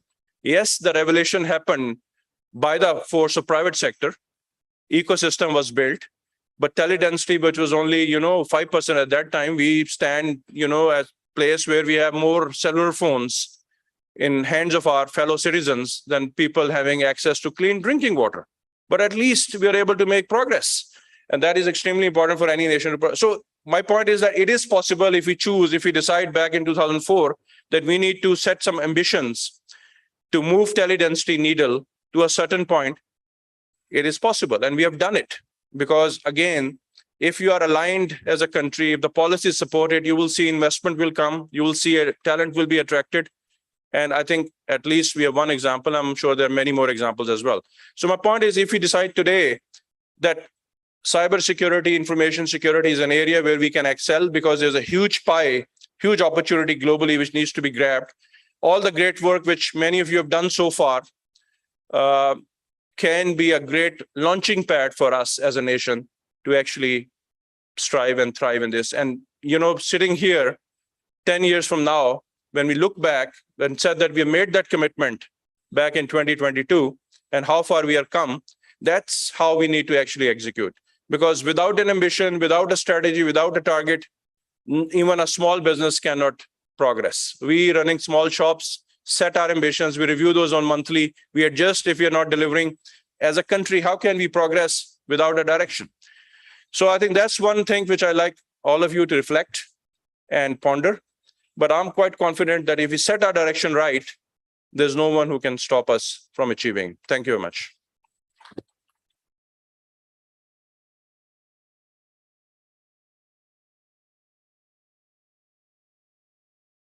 So Irfan Saab touched upon productivity and GDP contribution, right? So post the tea break, I'll be talking a bit more about the global landscape and how these things actually converge together, right? When it comes to data, security, cloud, and the global economic ecosystem as well. So we'll dwell a bit deeper into this further post the tea break. With that, I'd like to call on stage Dr. Mohammed Mukarram Saab. Dr. Mohammed is currently the Director General of PTA. He's going to talk to us about an Indigenous SOC. That's the title of his speech. But more importantly, I would like him to actually even address things related to our telco industry and our collaboration that's happening across the industry to make this a live reality and not necessarily pockets of brilliant SOCs running out there. So, Dr. Saab, welcome on stage.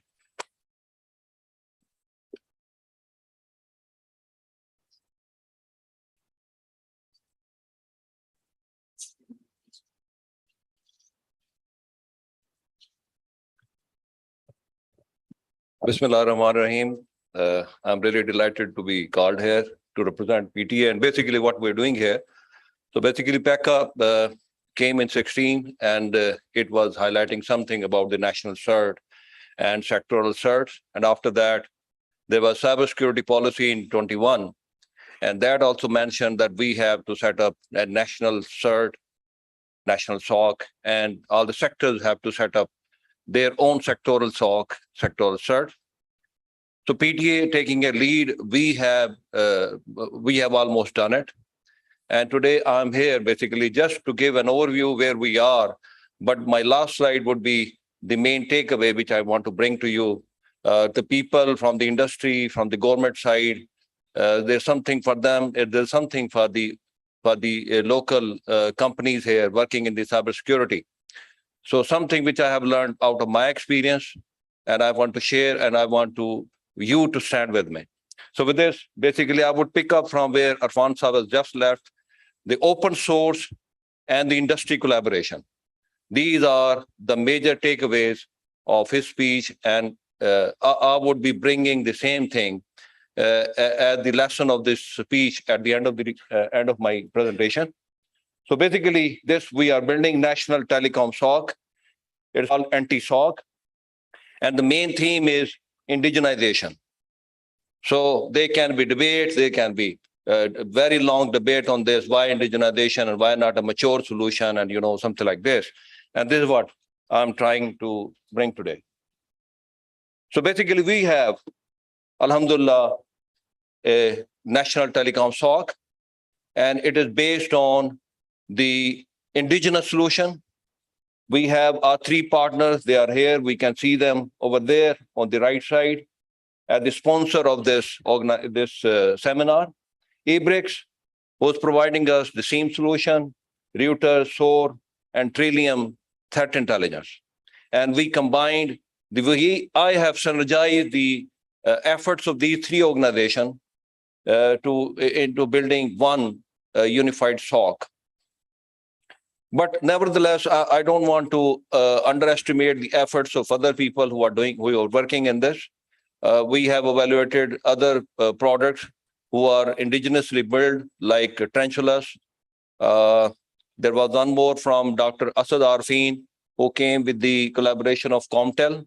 I don't know if he's here or not. And then there was something beautifully done by Hamza Camp. So their solution is Detect. It is also a wonderful solution. So I would recommend the government organization to do consider all these solutions. We have very tight control of PEPRA and, the open tendering. So it is as a result of this, by a fair, dealing and with a apple-to-apple comparison and very tight open bidding regime, we could select them. But I would have loved to take all of them on board. So this is the high-level architecture. We have the entity 2, 3, 4. These are the telecom operators. And we intend collaborating, we intend integrating their SOC into our national telecom SOC. And this is how it's going to build. It's going to be two-way traffic. We are going to share the threat intelligence. We're going to buy from the open source and from companies.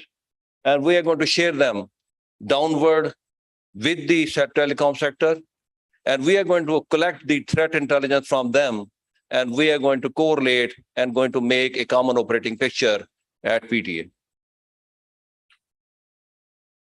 So this is the timeline. It is a 3-year project.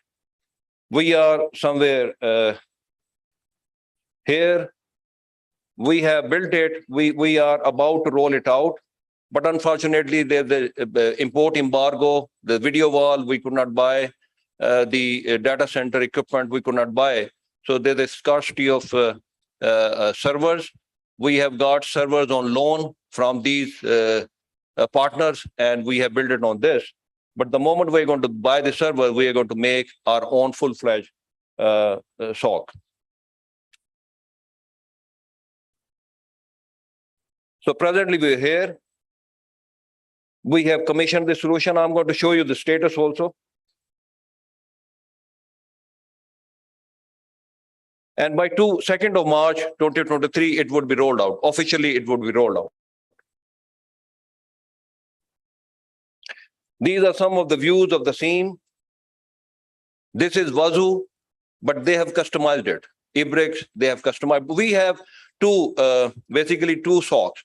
One is for our internal ICT, and we are using Wazoo for that. But for anti-SOC, we have a customized solution which is based on Elasticsearch and Kibana, etc.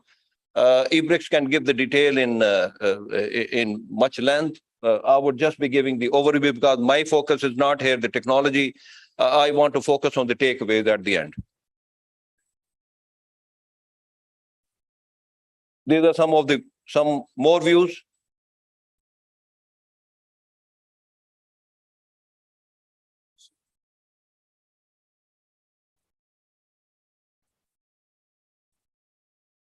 This is the status. We are almost done, except a few things which are at 70% or 20%, which is the refinement and tweaking and other things. It's an ongoing thing.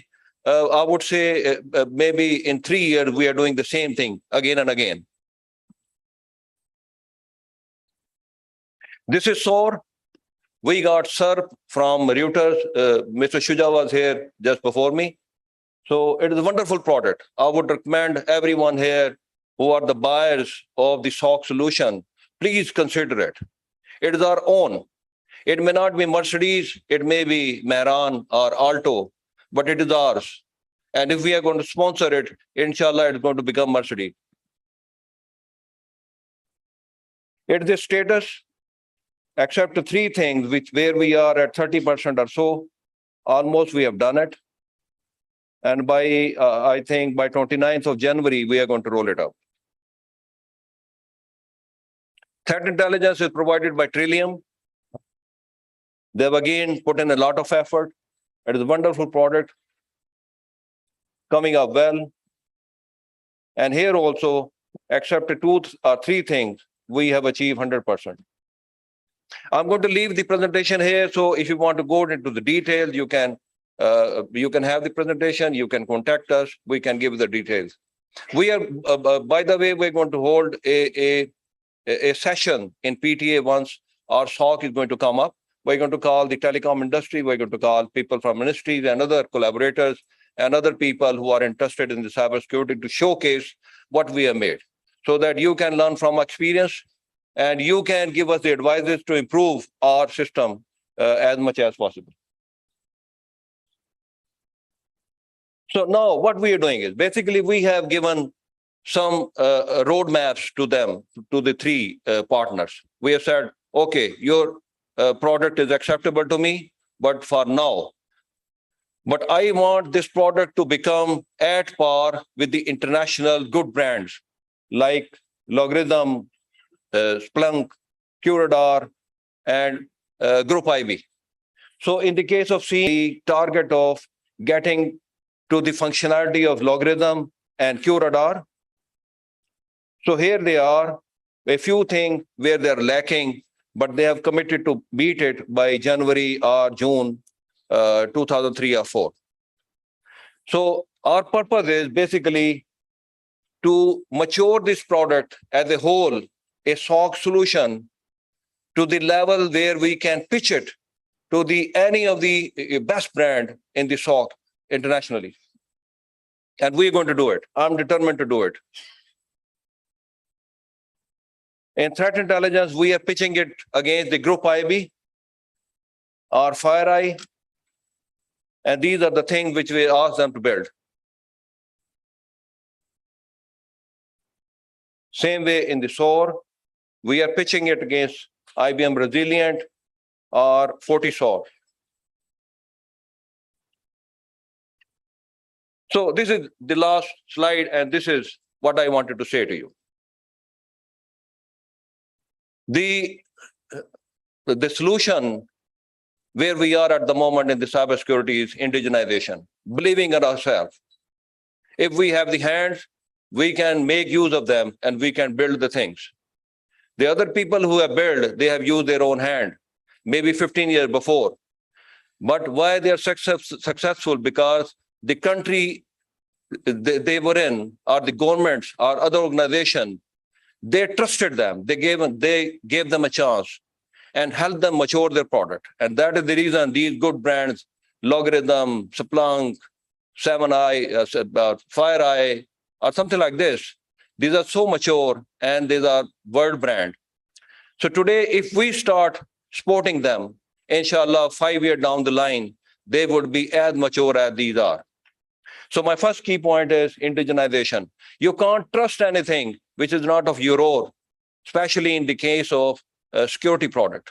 May it be the firewall, may it be SOC, may it be smart card, SIM card, or whatever the case may be. The SIM card, I will tell you, it has the digital certificates.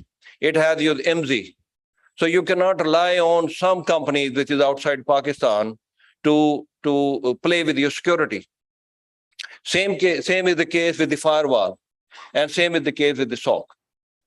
So my first takeaway is please start trusting our companies. Give them very tough time and ask them to reach the goal which you have set. For example, in my case, I've given them goals and I'm pushing them day and night to reach there. And inshallah, one day they will be there. And I would be very proud of that. Then the customization. So if you're not your own solution, you do not have a source code, you're always banking on IBM or something like this. So sometimes they would do it, sometimes they would not. So if your own product, open source, as Irfan Saab has said, and your own people are working on this, you can do any kind of tailoring. It would be a tailor-made solution which would fit to your own environment. Then you need to evolve to meet the requirement or maturity level your organization is looking for. My maturity level would be different. The biggest challenge in anti-SOC is to integrate this SOC with the SOCs of telecom operators. So people are using various brands, different APIs. So if I ask, for example, one international brand to come and sit in the PTA, and then it was to integrate with the others, it would be a real challenge because all of them are their competitors. Somebody would collaborate, somebody would not. Or if they would charge humongous amount of money. So it is our product. We can ask them if they would fail. I understand they would fail. And that is the reason I said, we need to show the strategic patience. I know they would fail for the first time, second time, third time, 10 times, 100 times. But 101 times they would be successful. And that is the objective I want to achieve with this. Readiness to accept tactical failures to gain strategic gains. So I know this is the difficult part. 3 years is a long time. Had I chosen one of the mature product, I would have been very easy after maybe 1 month or so. But I have chosen this difficult path, just to show a guideline to you. So one day after these 3 years, maybe, I can see, I'm very optimistic that this product of ours, which is our Pakistani product, is going to be at par with any of the international brands. Then targeted goal, as said, I have given them the goals and I'm giving them very tough time. Shuja would be here. I don't know if Mahir is here or Ehrar Saab is here. I'm really giving them a tough time, but it is worth it. So the sweat today is going to save our blood. Then promotion of local solutions to pitch against the top brand. This is my takeaway. This is my request to you. Please encourage them. Collaboration rather than tug of war. So I have done an experiment. They three were the opponents. They were the competitors. I have asked them to collaborate, to come as one company. So if instead of pulling each other's legs, we can join hands and supplement each other, there's a lot of potential in Pakistan. We can pitch our product with against any of the international brands. I'm also introducing them to my friends in UK, for example. I have been there. So there are many people who are in the industry and working in the cybersecurity. So I'm showcasing their product to them as one unified solution. And I have found many people interested in this. Motivation for national service. So these companies, let me share with you, these companies offered these solutions to me free of cost. They said 3 years, we are going to deploy it, we are going to run it without charging a penny from PTA. So I said, no, there's no free lunch in the world. I'll give you the money you deserve, only for the services. But basic aim is to provide motivation to you for your work and motivation to the others to come and work for the national service. Then a mutual interest and respect. So wherever you engage such companies who are starters or who are not at that level, you need to motivate, you need to look after their interests, you need to look after their respect. So the people, many startups, they do not come to the government organization because they do not give them that respect they deserve. Or you do not give them the share. So say, for example, in my case, they were ready to do it for free, but I have given them money for the services they are providing. So if you are looking after their interests, they are going to look after your interests. With this, I end. Thank you very much.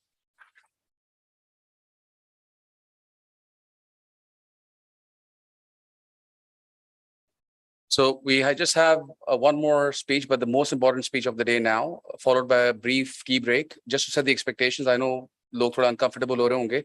Because we're running almost 35 minutes late, what we've asked the caterers to do is pre-fill the tea and coffee. And my request would be, instead of having a long tea break, I suggest you guys go in, get your coffee and your snacks or what have you, and please come back to the room a bit earlier so we can continue the rest of the day. Abhi bhi kuch 3 ya 4 ghante ka, there's phenomenal content coming up in the second half. And that's why I'd appreciate if you can cooperate with us just to catch up on time. With that, I'd like to invite on stage now our chief guest of honor, Mr. Mohsin Mushtaq Saab. He's currently the Federal Secretary of IT at the Ministry of IT and Telecom. He's graced us with his presence today, and I'd like him to share a few words with us. Please, sir, welcome on stage.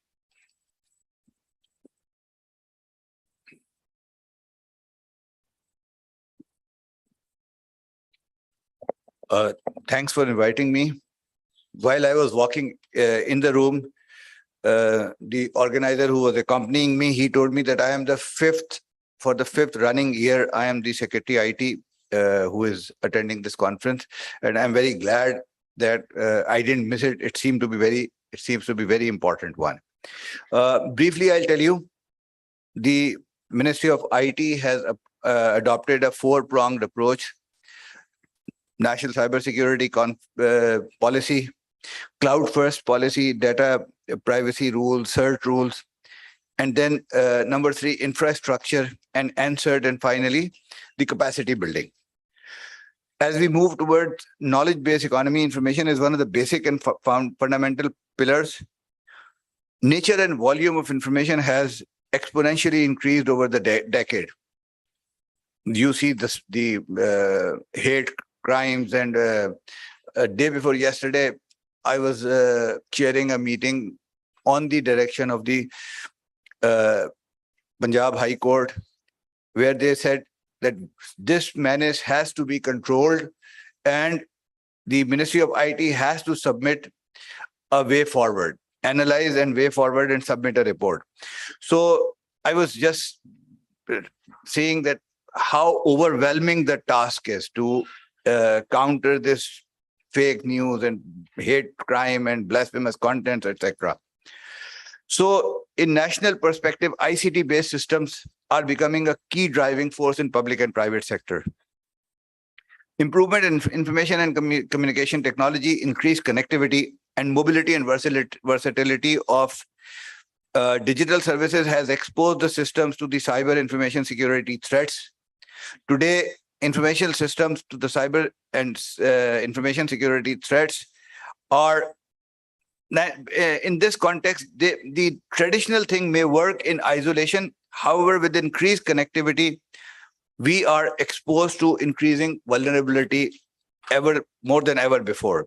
We saw the DDoS attack on the first meeting of the new cabinet meeting of the new government, and individually, for all of us, see how vulnerable we are if there are lacunas in this system.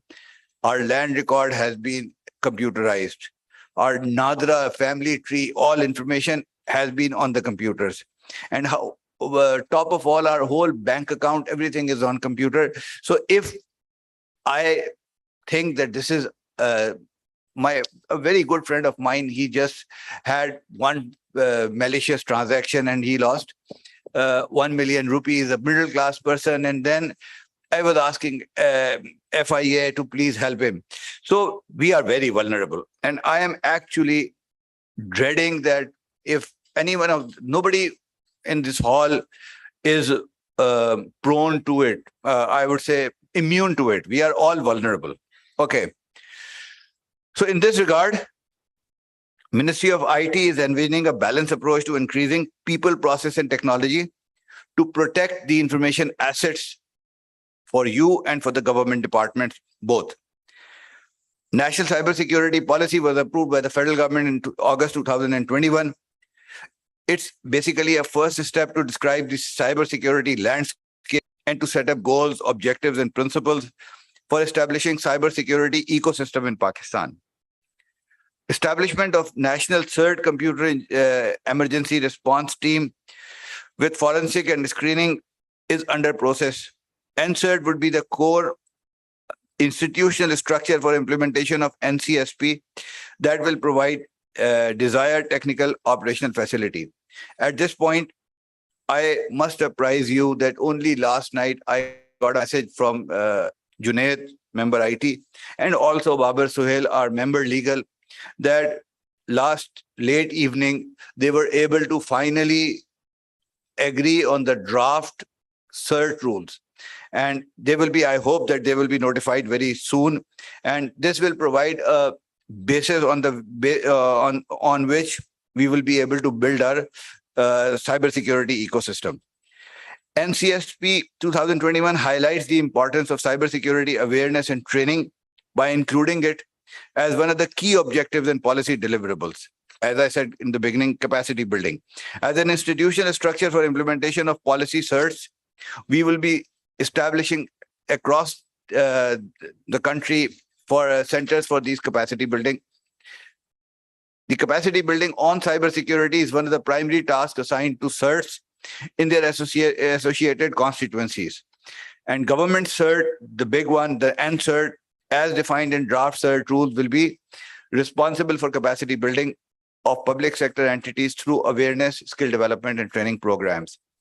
In the end, I will add that Ministry of IT has also taken following initiatives for cybersecurity capacity building through its affiliate departments, hands-on training and certification by Pakistan Software Export Board, high impact skills boot camps by MOITT and also by PSAB, Cybersecurity Hackathon by Ignite. I'm going to Karachi tomorrow for that. And also Google Carrier Certification by Ignite. Thank you very much.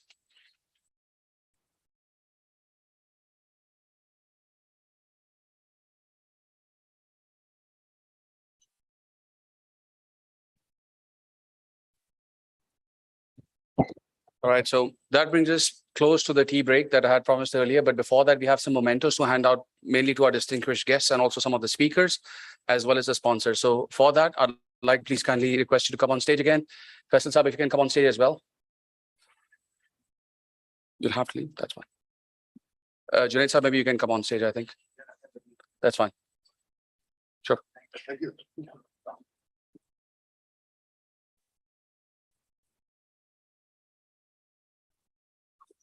So now we're going to run through the list, and I'd appreciate if the respective people whose names are called out can enter the stage from this side and possibly leave from that side so that we can make this a little quicker. Firstly, the first memento is for Junaid Saab himself. Thank you for the presence, and I think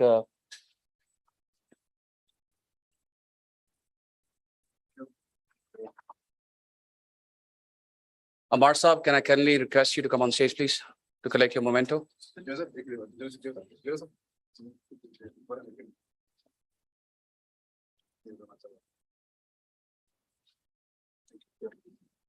Sir. Mirza Asar Saab, please.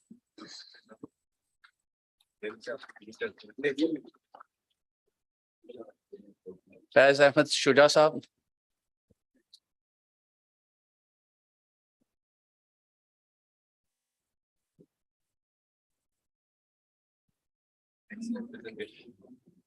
Very serious. Irfan Saab, kindly come on stage as well, please.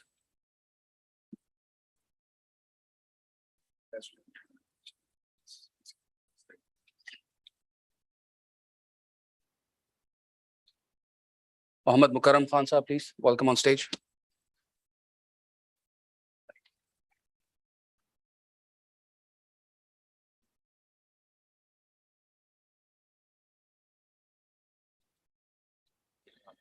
Thank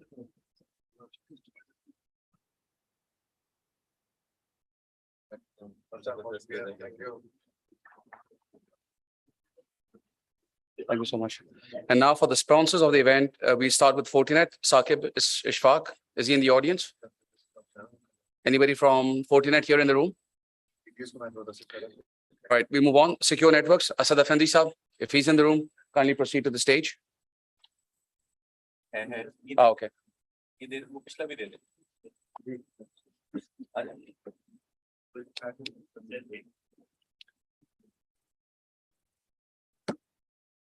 Thank you, for your support. I'd like to invite on stage now Usman Qureshi from Kaspersky to kindly come on stage and collect.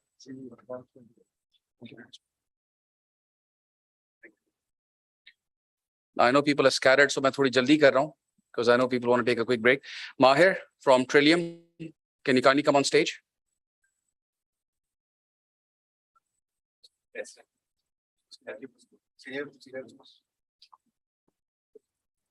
Global source भी रखे से interview में जाएंगे।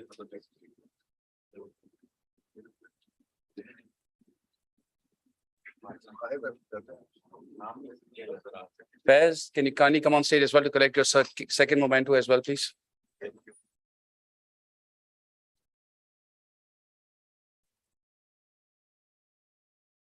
She can make out the difference. I know Mahir is a runner, he runs every day. And Faiz was just in time for this morning's presentation. So. Abbas Saab from Access Group is one of our gold sponsors as well. Nusrat Saab, can you collect it on Abbas Saab's behalf, please?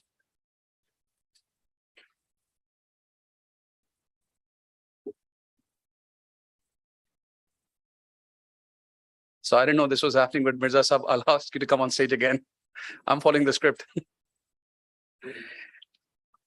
And then Dr. Hassan Islam from eBricks as well. If he's here, kindly come on stage. He's not here. He's not here. All right. I'm going to pull this guy's leg, the next one. So the next one is our tea sponsor, Usher. I know you're in the room somewhere. The reason why I said pull your leg is because मैंने बहुत सालों के बाद इनको tie और suit में देखा है स्टेज पे.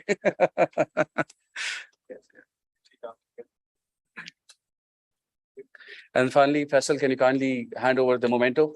Okay, done. All right. So with that, guys, we'll take a 10-minute break. Whatever time is in your watch, I'd appreciate if you can come back within 10 minutes. And I'll try and speed up the rest of the sessions as well during the afternoon. So with that, let's enjoy some tea and coffee, please. Thank you. Thank you, sir. Yes, sir.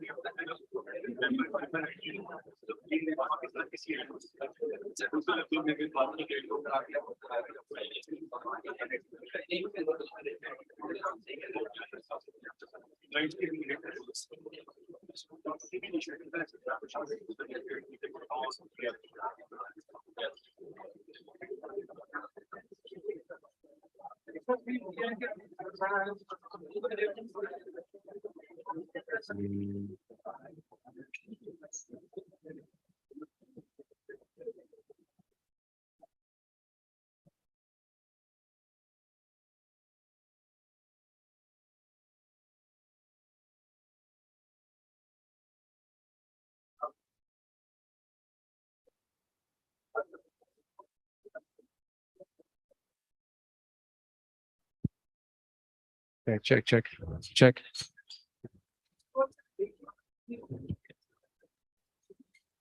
Check mic.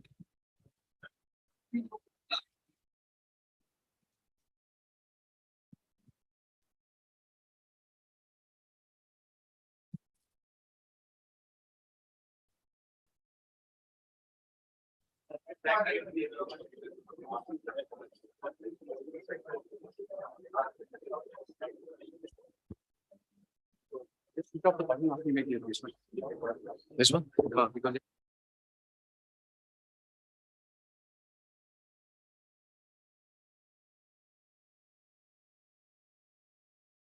Check.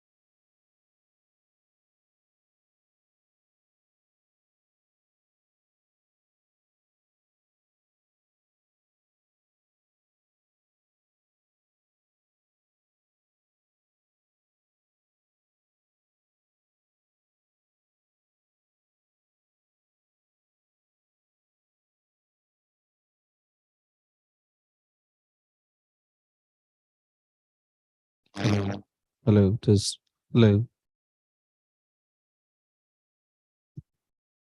Just hello. Testing. Hello. Test one. To test.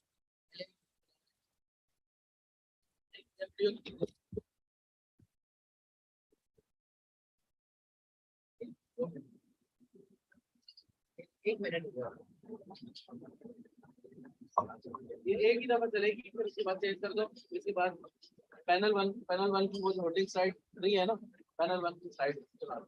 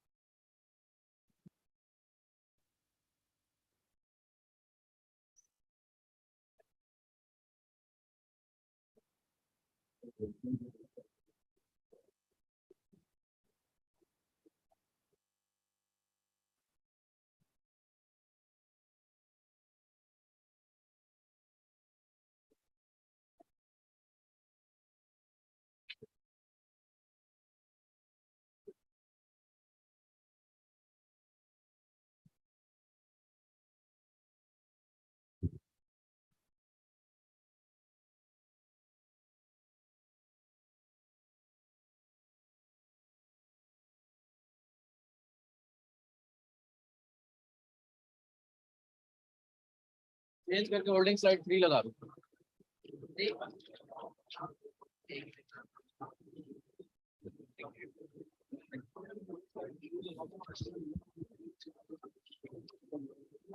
नीचे छुप जाएंगे ये नहीं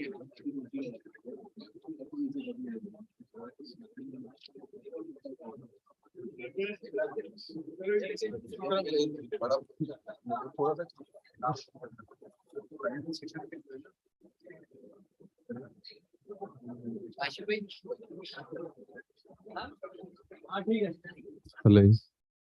Hello.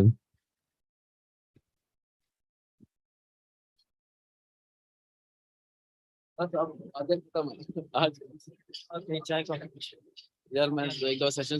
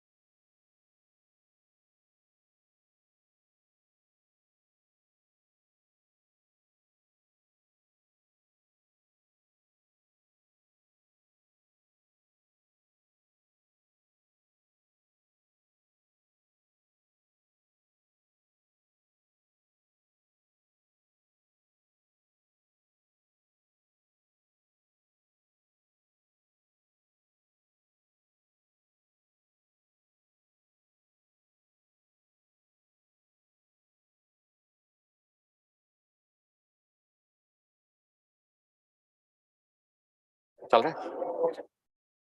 Stay.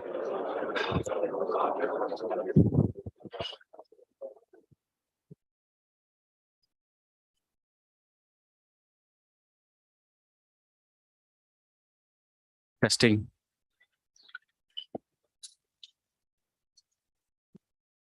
Attention, attention, please. I request all of the participants to come and have your tea with you guys, and then let's start our second session. So I would request to all participants to come in our main room so we can start our second session. Attention, attention.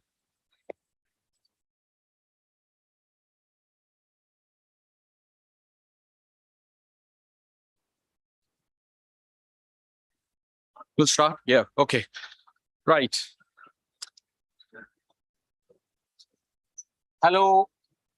Hello. Is it working? I'll start from here.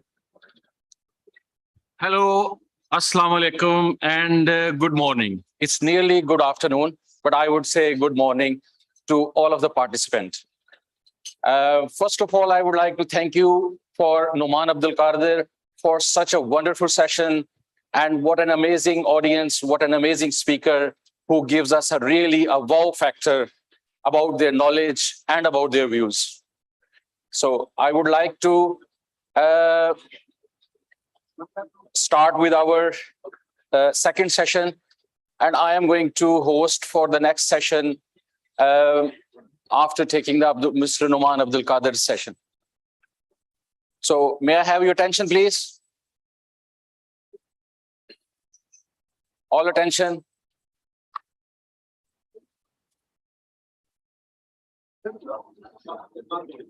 Okay.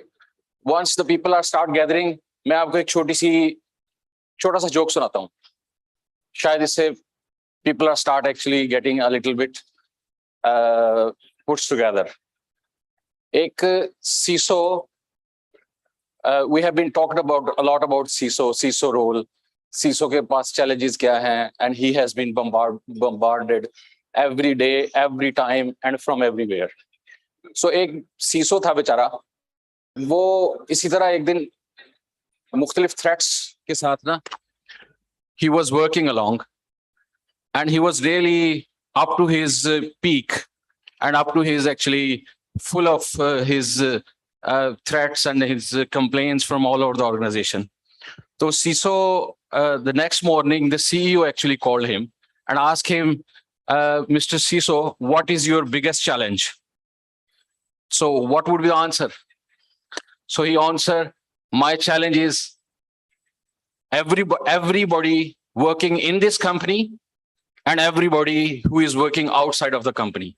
So internal and external threat. Can we start now? Then we also talked about our awareness, that how the awareness is an important part to make our organization, to make a culture in terms of security, in terms of this, the best practices. I also share one of the event or one of the things which, okay. Right, I've been told that we should actually stick to the script and we should start our session. So I will start from, as a customary, I will start from introducing myself. My name is Imran Rashid, and I will be your next host for the next session. I'm in this industry, in the cybersecurity or information security. I worked all of my life, last 18 years in UK and Europe. I got a chance to work in different organizations that includes British Telecom, Ericsson, some local governments, IBM, HP. And in the last 10 years, I'm working with the financial industry, where I got a chance to work in HSBC, Barclays, RBS in Edinburgh. I also got a chance to work in Sweden. I also get a chance to work in ABN AMRO Bank in Netherlands. So I am the part of the tribe, and that's why I'm here. So now I'm landed here in Pakistan for working as a CISO in one of the law enforcement agency that is called the Punjab Safe City Authority. So yeah, that's what I'm here. Well, what a beautiful day today. What a wonderful day today. And I'm very much thrilled and energized to see in this great gathering where we have got a very good brains all over the country. So what else you can dream of? So ladies and gentlemen, we have a very excited afternoon ahead of us. So without wasting a time, I welcome to Mr. Numan Abdul Qadir to request him come on the board because he has got a panel discussion on the topic of key infrastructure protection, which is obviously, as a techie guy, we know how it is important in terms of protecting our infrastructure. So I welcome Mr. Numan Abdul Qadir to come on the stage and take the panel discussion. Thanks.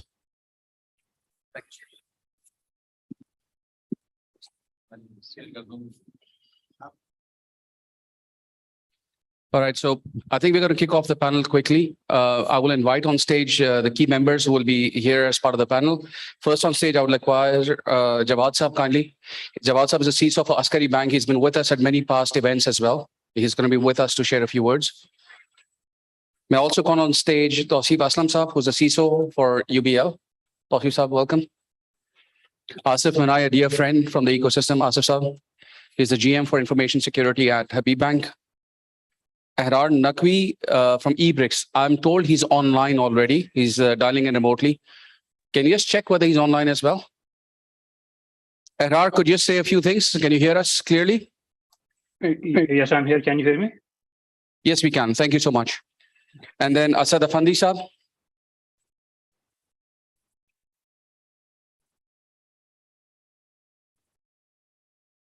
He's the CEO of Secure Networks. Welcome on stage.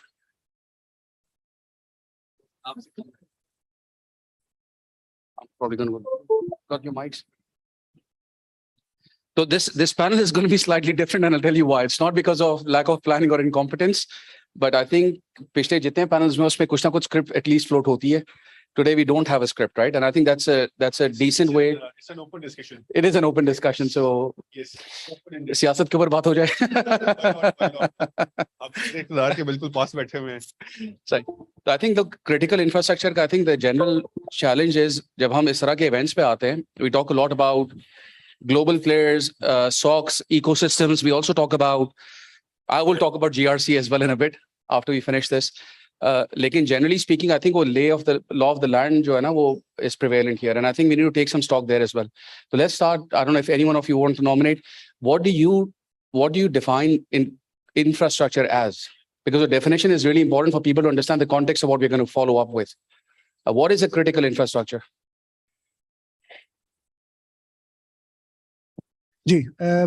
So I think this is a very, very pertinent question at the start of the panel. What is critical infrastructure? So critical infrastructure, I think that we take is infrastructure that is necessary and mandatory for a day-to-day life. So just think about it. Is it possible for people in this world to live without telecom industry? So we have our mobiles in our hand every time, and we're just trying to connect, exchange messages, do our businesses, do our education and everything on that. Similarly, if you go to bank, so the digital payments and everything has been built into our lives. So we cannot sustain that. So that is another thing. Then you go to the basic necessities like power, like water, like the traffic signals. So these are all things that if they get disrupted, life will be a mess. So this is the critical infrastructure basically that we need to protect, because all of that is now connected to via technology. And then we have seen across the world different hacks and different disruption created on all of them. Recently, we have seen a few of the disruption on the power and water system in US. We have seen some disruption in the railways. We have seen disruption in Norway, power sector. We have seen lot in the bank.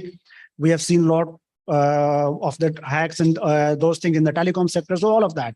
So all of these things that are basically built into our life for our day-to-day operations, for our day-to-day things, I think make the critical infrastructure. Similarly, the hospital industry and everything. So you just name it, the things that we use in our day-to-day life. I think that's the important thing. Jawad sir, from a So when we talk about critical infrastructure, obviously that base is a bit wider than what we are used to, right? And today, the kind of disruptions that are happening are now going to the OT level as well, not just at national level, but even within institutions. So Filal, so when I joined Mizan, and I'm still there for a couple of months now, what I saw was there was a lot of focus on building redundancies on power, on cooling, and so on and so forth, right? Generally, we are assuming these things when we go to developed nations. Pakistan, when you look at the core infrastructure, are you building this on your own?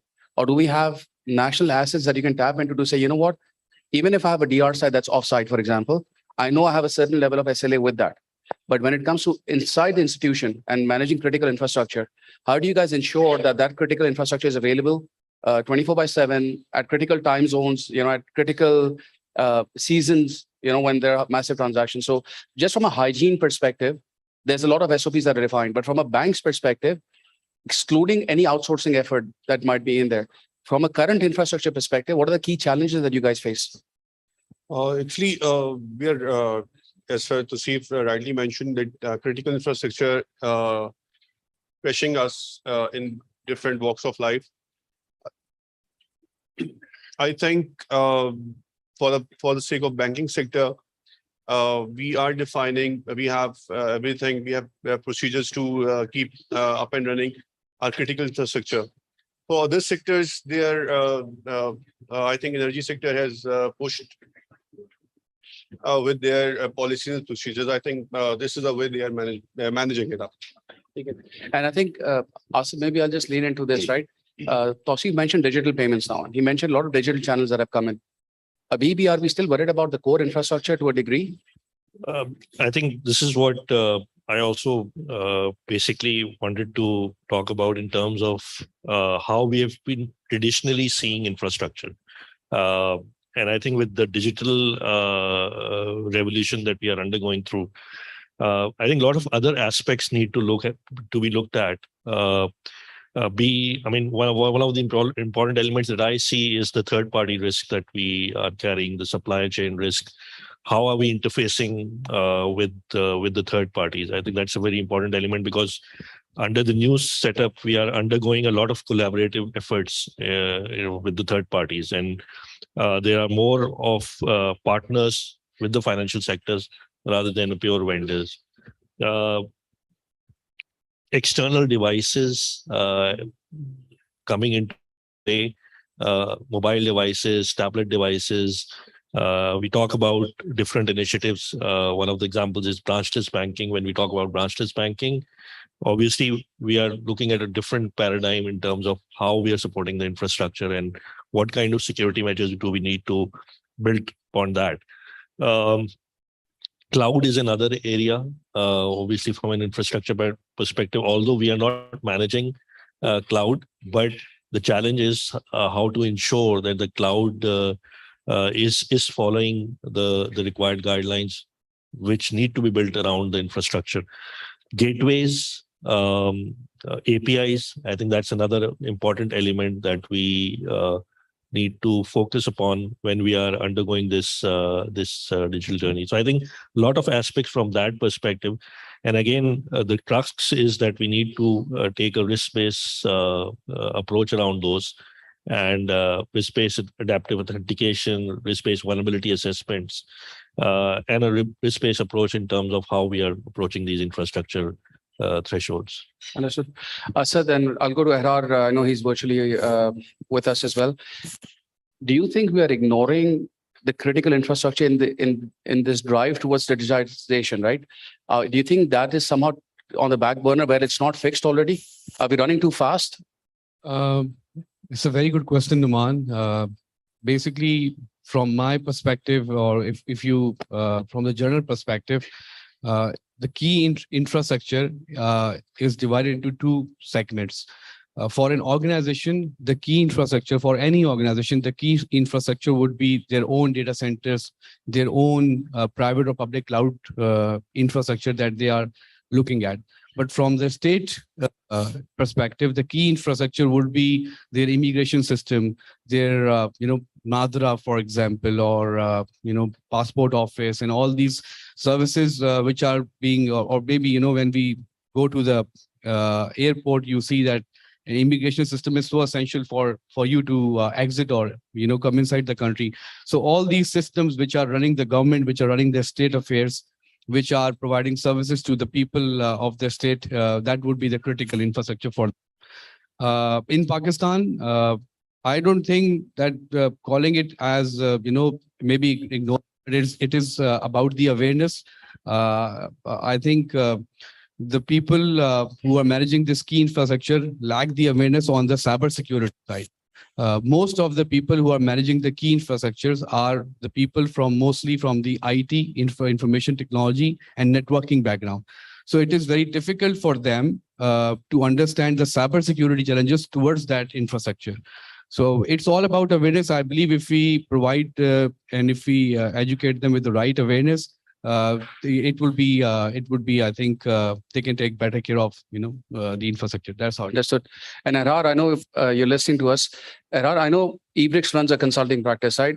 Kahin aisa to nahi ho raha that we are now still, especially from a reseller and vendor perspective, overly focused on critical infrastructure and not thinking about the risk-based approach that Asif talked about, which is the end-to-end risk that an organization carries. Arar, could you share a few words from your perspective when you go and see clients? For you, when you look at critical infrastructure, are you looking at it from a tools and people perspective, or also the end-to-end risk posture of an organization? How do you cater to this?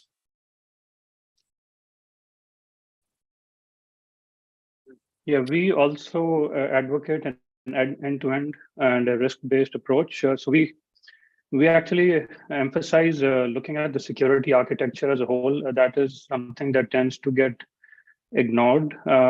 What we need to do is, as Asif Saab said, you have to. We don't do formal threat modeling, so you need to look at an organization or a subsystem from the perspective of the threats it faces and the risk to the overall mission, and then see if the security controls in place are adequate to meet that.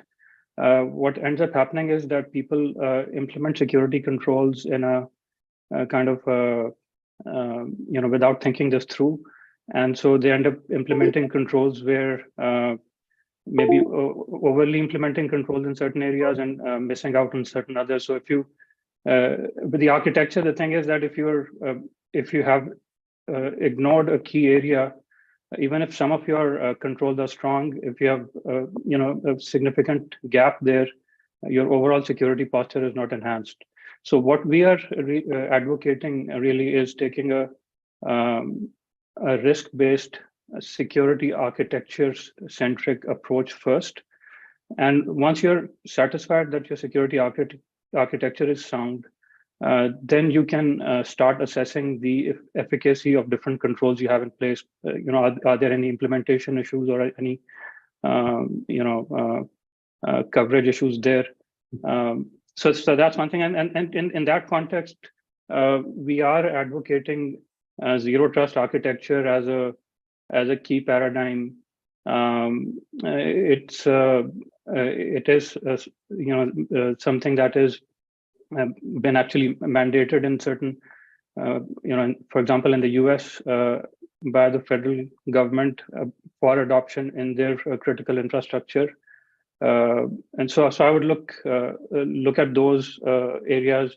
Some of the things that it does encompass are, like things like supply chain security and cloud security that Asif also mentioned.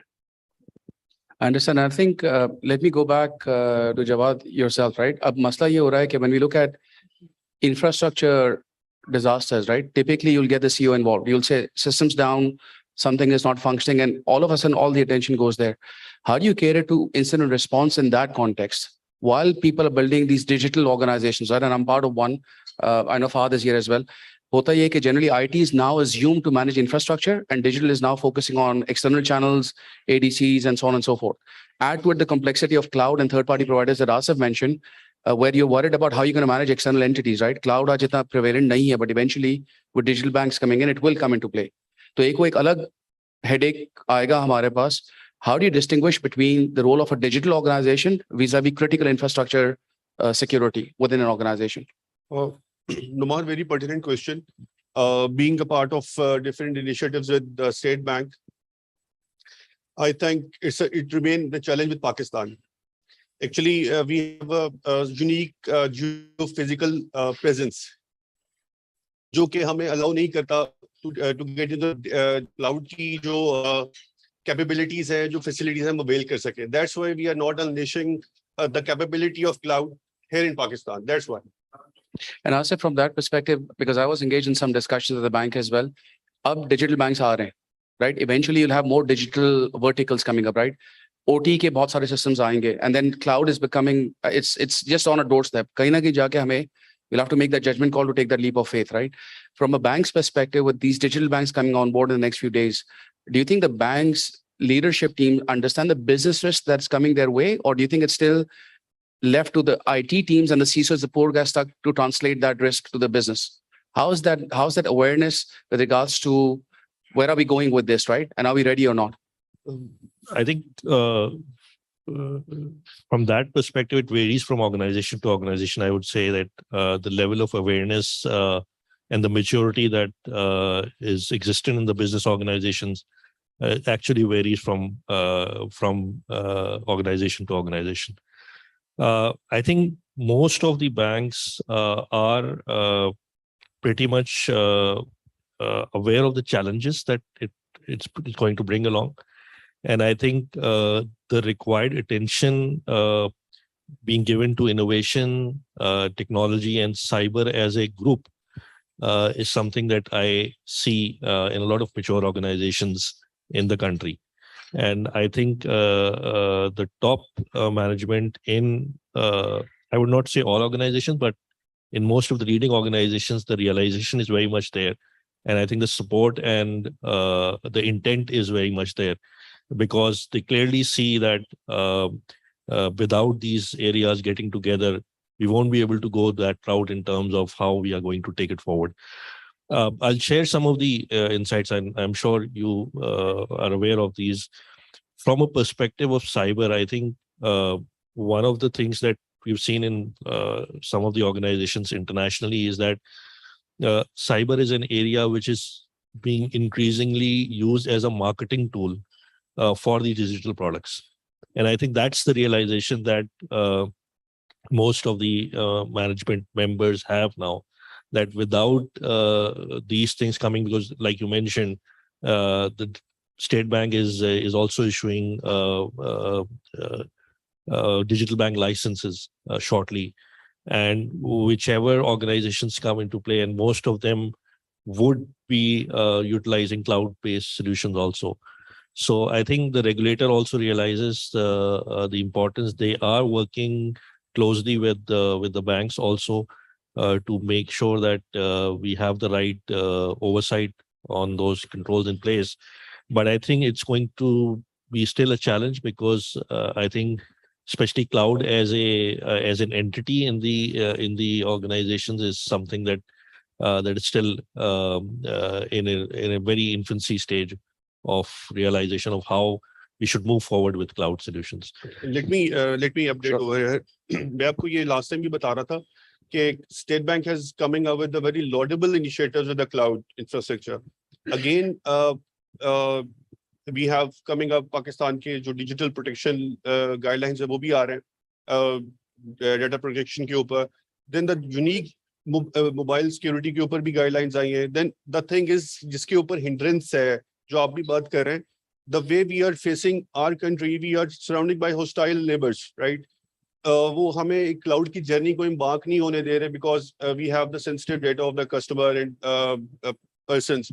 That's why cloud को embrace करना is not a challenge. The challenge we have intrinsic geo-positioning of Pakistan. Now, not naming to other things, the thing is जो हमारी space है वो हमें allow नहीं करती to unleash full potential of the cloud, right? We have some guidelines we हमने propose भी किया State Bank को. Then again we are looking forward for them कि वो cloud के ऊपर थोड़ा सा उसको relax करे, ताकि digital bank के जो initiatives हैं, जो upcoming 5 to 7 banks को जिनको हम सुन भी रहे हैं कि वो आ रहे हैं for this digital initiative, because everything जो भी digital पे जो भी bank आएगा या institution आएगा, every institution is relying on the power of the cloud computing, right? जब तक आप इसको उस तरह से open up नहीं करेंगे, digital transformation या digital journey या digital bank या digital institution को चलना मुश्किल हो जाएगा. Right. Exactly. क्योंकि कोई embargo लगता है, कोई sanction लगती है, you are cut from the, God forbid, your data is gone, right? This is a big challenge for us.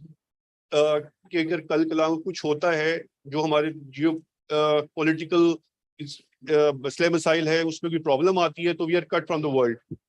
Cloud पे डेटा जो है this is not ours. Understood. That's a challenge, major challenge. Understood. Tausif, quickly, मुझे एक बात बताइएगा. I know UBL has invested heavily in the past on digital journeys and so on and so forth, because I was at IBM and MIA and I was listening to the work that was being done. Do you think you guys still feel confident कि कहीं ना कहीं because of the fear of not losing critical infrastructure, we're not recognizing the business opportunity that will come up in the next 6 to 12 months, especially अगर digital banks आते हैं, irrespective of who wins the licenses, होगा ये कि that will be a disruption in the market, right? And chances are people like yourselves all will come under pressure to say, you know what, we are going digital because you have to catch up with the business. From a CISO perspective, despite the fact that you've done some work in the past, do you think you're ready to let go of that core infrastructure to an outsourcer such that you focus on digitization? And if not, what would you want people, especially in the services space, to do to give you guys that comfort to say, you know what, core infrastructure security should be assumed and I'm focusing on digital? Where do you bridge that gap? Yeah, Numan, I think very interesting question. The challenge is, I think, as a business, we are ready. But while I talk about the banking sectors have not been very tech savvy if you go in the history. So this is a different industry. Technology has been taken up till now just to enable the business. But now what we are talking, I think it's a different ball game. So I think that evolution slightly need to happen. And then I will link this question a bit with your previous questions as well. So I think the role of the CISO need to be, I think, reinforced a bit. We need to have more mature people in these roles who understand the business, and then they can provide that leadership. If we see in the security industry of Pakistan, I think the people with those real leadership skills are not very frequently available. So I think this is a bit of challenge, because once we have that, we pay that request, and then while we talk about digitization and these cloud and all those initiatives, I think one thing that we have been doing in past, which was not so good, that business was moving ahead very fast, technology was moving a bit slow, and security was very, very slow. So I think we have missed that train. But now with these initiatives, we can do that if we make it part of the business. Even if you go with the cloud initiatives, what will happen in a usual organization? They will say, okay, we need these 5, 6, 8, 10 features, which are really mandatory for this business. And let's catch up with the security and other quality assurance stuff once we have some ROI and all that stuff. So that really make it difficult for the CISO to sign off on the risk and all those things. And then if there is something bad, then the regulators and all those embargoes, so those things happen. So I think we are ready, we can do that, but then we have to make it part of the business case itself. I think that is the key, and then we can do that. Quickly, Ahrar and Asad, I want you to tell, so see, eventually, today the CISO is straight away reporting to either the chief revenue officer for a certain reason, right? Because this has now become a business risk. In that context, partners like yourself in the ecosystem, how can you help CISO specifically translate that message up to the board and to the Mancom level?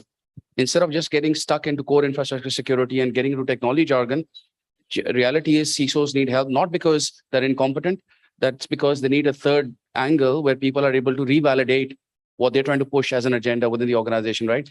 I think instead of us trying to sell services and products, how are you guys trying to cater to bringing awareness at the right level such that critical infrastructure then becomes, like I said, an assumption. It's no longer an exception, right? So our focus then becomes on generating new revenue streams and building the future of a bank or any other institution. Truly, this is exactly what we do. I mean, aren't we doing a good job, guys? I think we are already doing, this is something which is our bread and butter, and this is our job. I mean, selling solutions and selling products is absolutely not the job here. This is all about it, and most of our, the training part, the education part, and all the, international exhibitions that we take part in, we try to get ourselves aware ourselves ahead of what is happening globally. And once we have this information, this is exactly what we translate it into the management kind of understanding, and we deliver this to the C-level executives in cybersecurity. So this is our job. This is what we're doing. I understand. And our last comments from you, right? But just to put this back into perspective, do you think we as a vendor ecosystem, right? And when I say we, I want to still be on your side. Do you think we are able to speak the business language to be able to go to the C-suite and the man-coms and to make them aware, or you think we are still talking technology jargon? I think there is a challenge there because when we are coming in as a vendor, we are seen as having our own agenda, right? So we do want to advocate certain things, and and wherever we get the opportunity, we do want to talk to the board and the non-technical leadership. But in the end, when you're coming in as a vendor, you are seen as somebody who's coming in with their own agenda. So I think we can do our job. We can make an effort there. I think especially for small to mid-sized organizations, the boards and the CEOs are more accessible. When it comes to the larger organizations, and there are a lot of barriers in finding the right audience. I think the answer to this is a bit more nuanced in the sense that where you have an effective regulator, the regulator coming through that path kind of helps push things through. I think, for example, in the state bank's case, a lot of these initiatives that are being taken by the financial services sector happen because there's an effort by the regulator to make things happen. Similarly, we are seeing things on the telecom side, but our critical infrastructure is much broader than these, right? So there are significant gaps. For example, if you look at the utilities, the energy side, when you look at our government, public sector, critical infrastructure, industrial infrastructure, there is that piece is missing, and those sectors are so big that it's a very big audience to try and educate. So that's where the gap has to be filled by the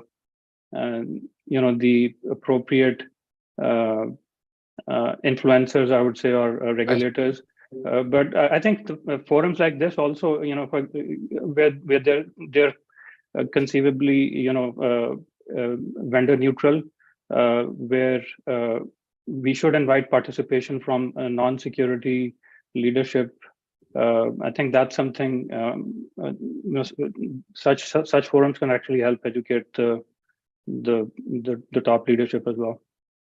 Understand. So I think just to wrap up, what I see, and again, guys, feel free to put in your last comments, right? One more thing, Numan, I feel the gap where you're coming from.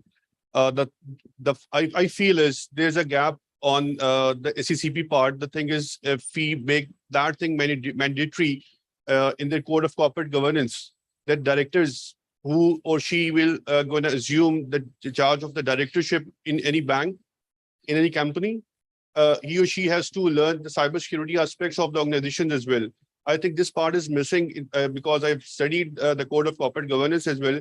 I think from that reason, it should be there. There are many directed programs running by ICAP, ICMA, and these programs specifically highlighting cybersecurity issues with respect to prevailing threats, emerging threats, with respect to your responding areas. I think that there's a feeling I have it. There's a root cause that this element is a gap in the code of corporate governance in the industry side.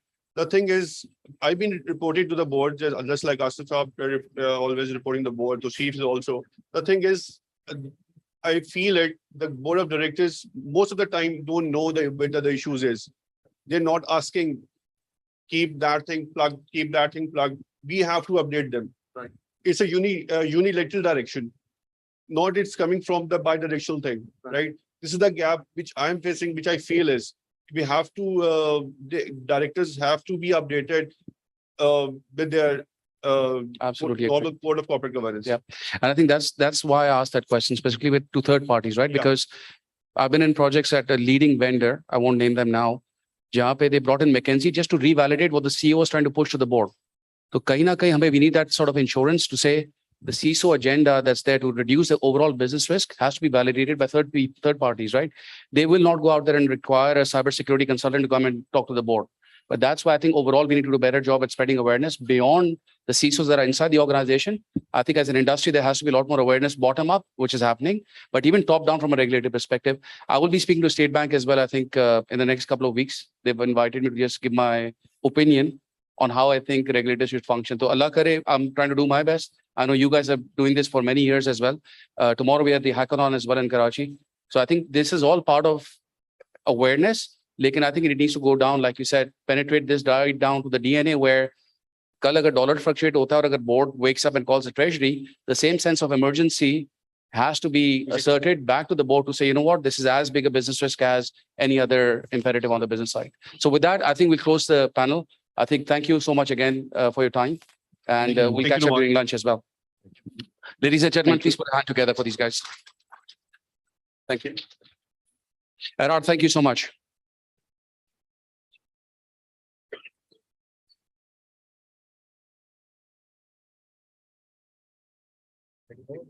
So, Thank you very much. Thank you very much, Mr. Noman and panel. So our takeaway was critical infrastructure for an organization and within an organization and on a national organization. The important part is our most valuable asset. So the most valuable asset has to be protected. Maturity in our security posture will actually protect our business. And the last was, which I have pointed out, it's the right business and the right technical language to be communicated to the C-suite and to the management. So on this takeaway, I would also now going to invite Mr. Noman Abdul Qadir again on a topic, cloud digital transformation and evolution of cyber security, which is obviously an interesting one. So stay tuned. All right, this is becoming a Noman Qadir show, unfortunately. So what I'll do is now quickly spend 10 minutes on just wrapping up some of the conversations, right? And give you my perspective from not just what I see here in Pakistan, but also at a global level. I think this is a slide that everybody recognizes. If I can go, this clicker has been a bit troublesome. So I think we all know this, right? We've been talking about this for many years. Players are evolving. Kisi bhi organization mein the average amount of security software vendors at a global level, the average is between 260 to 320 software vendors are there. Jab hum critical infrastructure ki baat karte hain, it's the same as well, right? Because remember now you have people who are doing API security, data security, different levels. And this is more difficult in Pakistan. So jo hum panel pe baat nahi kar sake, there are a lot of challenges that we are facing because of the dollar issue. Many vendors are not able to ship appliances or even sell software to us as a country, right? So I see some heads being nodded. So while we can talk about idealistic theoretical situations, Pakistan mein hamare paas ek bahut bada handicap hai कि equipment bhi available nahi hota and software is not ready to come by. Iski wajah se we make certain decisions based on who's available locally, and we pick those technology choices based on the constraints that we have. Now imagine this is a changing, ever evolving landscape. मैं पाकिस्तान को पिछले 3-4 साल से closely देख रहा हूँ. और उससे पहले ग्लोबली भी देख रहा हूँ जो वेंडर्स यहाँ पे ऑफिस खोलते हैं टिपिकली दुबई से या सिंगापुर से they come here they establish you will typically find a good sales guy and a technologist would stay for a few years either he will go back or the company will shut down तो customers always facing this challenge and the industry is struggling in Pakistan I don't think we should be shy at accepting the fact that I mean I was at Meezan and Fahad was probably here as well जब मैं मीजान में गया हूं तो the head of network security called me and said Noman भाई can you just look at these vendors because these are the people you are placing bets on. And the first bet you make is this vendor going to be with me for the next 3 to 5 years? Now, when you do that and the vendor disappears, then not only the CISO is exposed, I think the overall business gets exposed as well. So एक हमारा एक issue बहुत बड़ा है कि we don't know who our long-term partners are in the local ecosystem from a technology perspective. इसके बाद add to it the complexity. If I look at, just go back. We covered this in the morning. I will not go in details here, right? So Faiz touched upon this. The nature of threats is changing. It's ever evolving, right? And today, believe it or not, even the security organizations are catching up. Because all of a sudden, koi nayi cheez hoti hai globally, we go back and look at a critical and say, you know what, am I exposed or not? And if I am, what's my response? Not just platform, but even the process. Do I have a response process in place or not? So jo shore wali jo subah baat ho rahi thi, for those people who understand this jargon, the response side is really, really weak, not from a awareness perspective, but from a tools and process perspective in Pakistan as well. And part of that challenge is the fact that the type of threats are changing as well on a recurring basis. If I look at the world of data, I said that briefly in one of the sections, cybersecurity aista is evolving into becoming a data problem as well. Because when you have so many vendors and you have so many types of threats, you're continuously gathering data to look at your risk exposure. That data today typically goes into a SOC, right? And that SOC then becomes your window into your organization's risk. लेकिन उस data को जो हम collect कर रहे हैं और respond तो कर रहे हैं, उसकी history build करना, user behavior analytics करना, all of that space is still something that we touch upon, but we're not going deep into. If I look at this piece, ये जो typically the data sciences diagrams are, right? So people understand this part quite well. Data itself has evolved. If you look at it from a global perspective, today, data sciences and model is no longer about one click and say, you know what, I throw something in, it churns data and gives me the output. People expect that from security, जो हम बात कर रहे थे coffee break में. लेकिन just this entire methodology probably has relevance into our security logs as well and our security posture. So जो data जब हम collect कर रहे हैं, and when we look at how do we make sense out of this, right? Get into eventually predictive analysis to predict threats before they happen. I think that capacity does not exist in security organizations. And the reason why I show this to you today is because when you talk digital or data science se jab baat karte hain, so that organization exists in most banks and most telcos and entities. They are also on a maturity journey. But unless these things come together, our overall business risk is not going to reduce. It's going to continuously go up as well. Now, the third thing that I wanted to show here is on the architecture part. Kisi ne security architecture ki baat ki thi. Let me go back quickly to AI first. Kahin na kahin, SOC has also become this, right? That there's log sources, there's a SOC, and there's an immediate value that comes out of it. And that's not really the case. It's a journey. When I look at AI itself, many people don't understand the bottom tier. So even when I was at IBM and I was professing here, AI inject kar de and it'll help you manage your security analyst a little better. It's no longer the case because masla ye ki unless you control the modeling piece, which is how do you actually make sense from data based on machine learning, you'll not be able to say, I know my output, but what drove that logic that gave me that output? So when you speak to people who go and sell AI services to corporations, they start here. They say, you know what? You don't plug in my machine learning engine, right? You come and tell me, how do you want the decision-making model to be designed? तो पाकिस्तान में इसकी भी एक maturity का issue है. I think generally Pakistan नहीं global issue है. I mean globally AI का आई थिंक अवेयरनेस लोगों को ऊपर वाली है, नीचे वाली नहीं है. कि AI is nothing but fancy algorithms, right? And it needs to be built before it starts generating, that machine runs and gives you the output that you require. Architecture, ye maine, somebody, a data scientist has put this through because they went to an architecture institution and said, can you draw one for me? And iska koi diagram nahi hai. You can see even this is quite crude. The reality is security architecture is not in isolation anymore.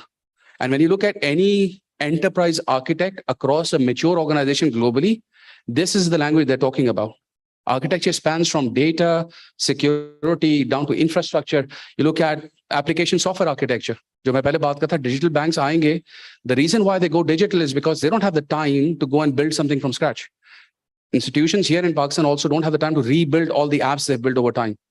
उसके बाद pressure आता है APIs का, go and connect with third parties like Asif had mentioned, right? And then unless we're always on the catch-up mode, तो जब तक fundamentally core पे जाके आप you rebuild something from scratch, you're not able to benefit from any of those things that are happening in the future. मसला ये आता है कि who has the time to do this? Because the business is still moving, right? तो यहाँ पे एक वो big debate आती है कि should we go to the cloud because the cloud provider has built the architecture ground up and they're ready, so I can just consume instead of actually build my own, right? Lekin this world is extremely complicated. I know that we were trying to look for an enterprise architect to be hired, and Pakistan to छोड़ दें, Middle East में भी आपको बंदा नहीं मिलता.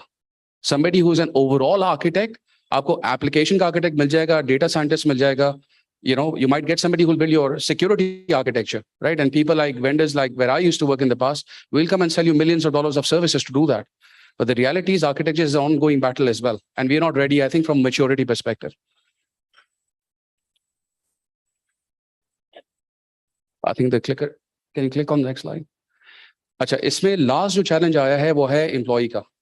So when I went to the bank, I was asked to wear a tie because a certain level of protocol we have to respect when you join an entity locally. यहाँ पे एक legacy आ रही है, we cannot just override that. People like us, जो खुले डुले माहौल से आते हैं, we try and assume that we are going to come and change the world. It's not going to happen overnight, right? लेकिन मसला ये हो रहा है कि जो हमारी जो next generation आ रही है, तो I'll give you a certain example. At one of the banks, I had asked for demographics of the bank itself. कि कितने लोग हैं जो पिछले चंद सालों में बैंक को ज्वाइन करते हैं. Majority of the banks, and bank का एक थोड़ा sample है, it could be relevant elsewhere. आप ये देखें जो नए बच्चे और बच्चियां जो आ रहे हैं graduate होके, either they leave Pakistan or they go to a startup, which I'll show you on the next slide. And third biggest challenge that they face is when they land up into an institution, they want to work on these principles because this is the norm now. और हम उन बच्चों को कहते हैं कि नहीं, this is why I want to be able to secure myself and this is the way I'm going to do it. तो वो जो shift, cultural shift हो रहा है, उसकी वजह से एक I suspect, and that's my theory, आप अगर अपना churn देखें किसी भी organization में पाकिस्तान में, lot of young people leave within the first 5 years.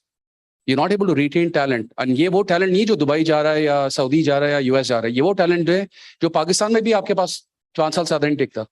और मसला है कि हम उनको वो work culture नहीं दे पा रहे that they actually are used to when they're not in the office. So that cultural shift is putting a lot of pressure on the business and technology. In many places, I must admit, it's not recognized at the board level yet. But if within your entities, look at universities as well, doesn't matter, look at your professors, right? Majority of our decision-making on technology and security risk is done at a level where we are somehow isolated from the work culture that's coming into our entity. And then you look at the demographics and you'll realize that churn bottom pe bahut hai.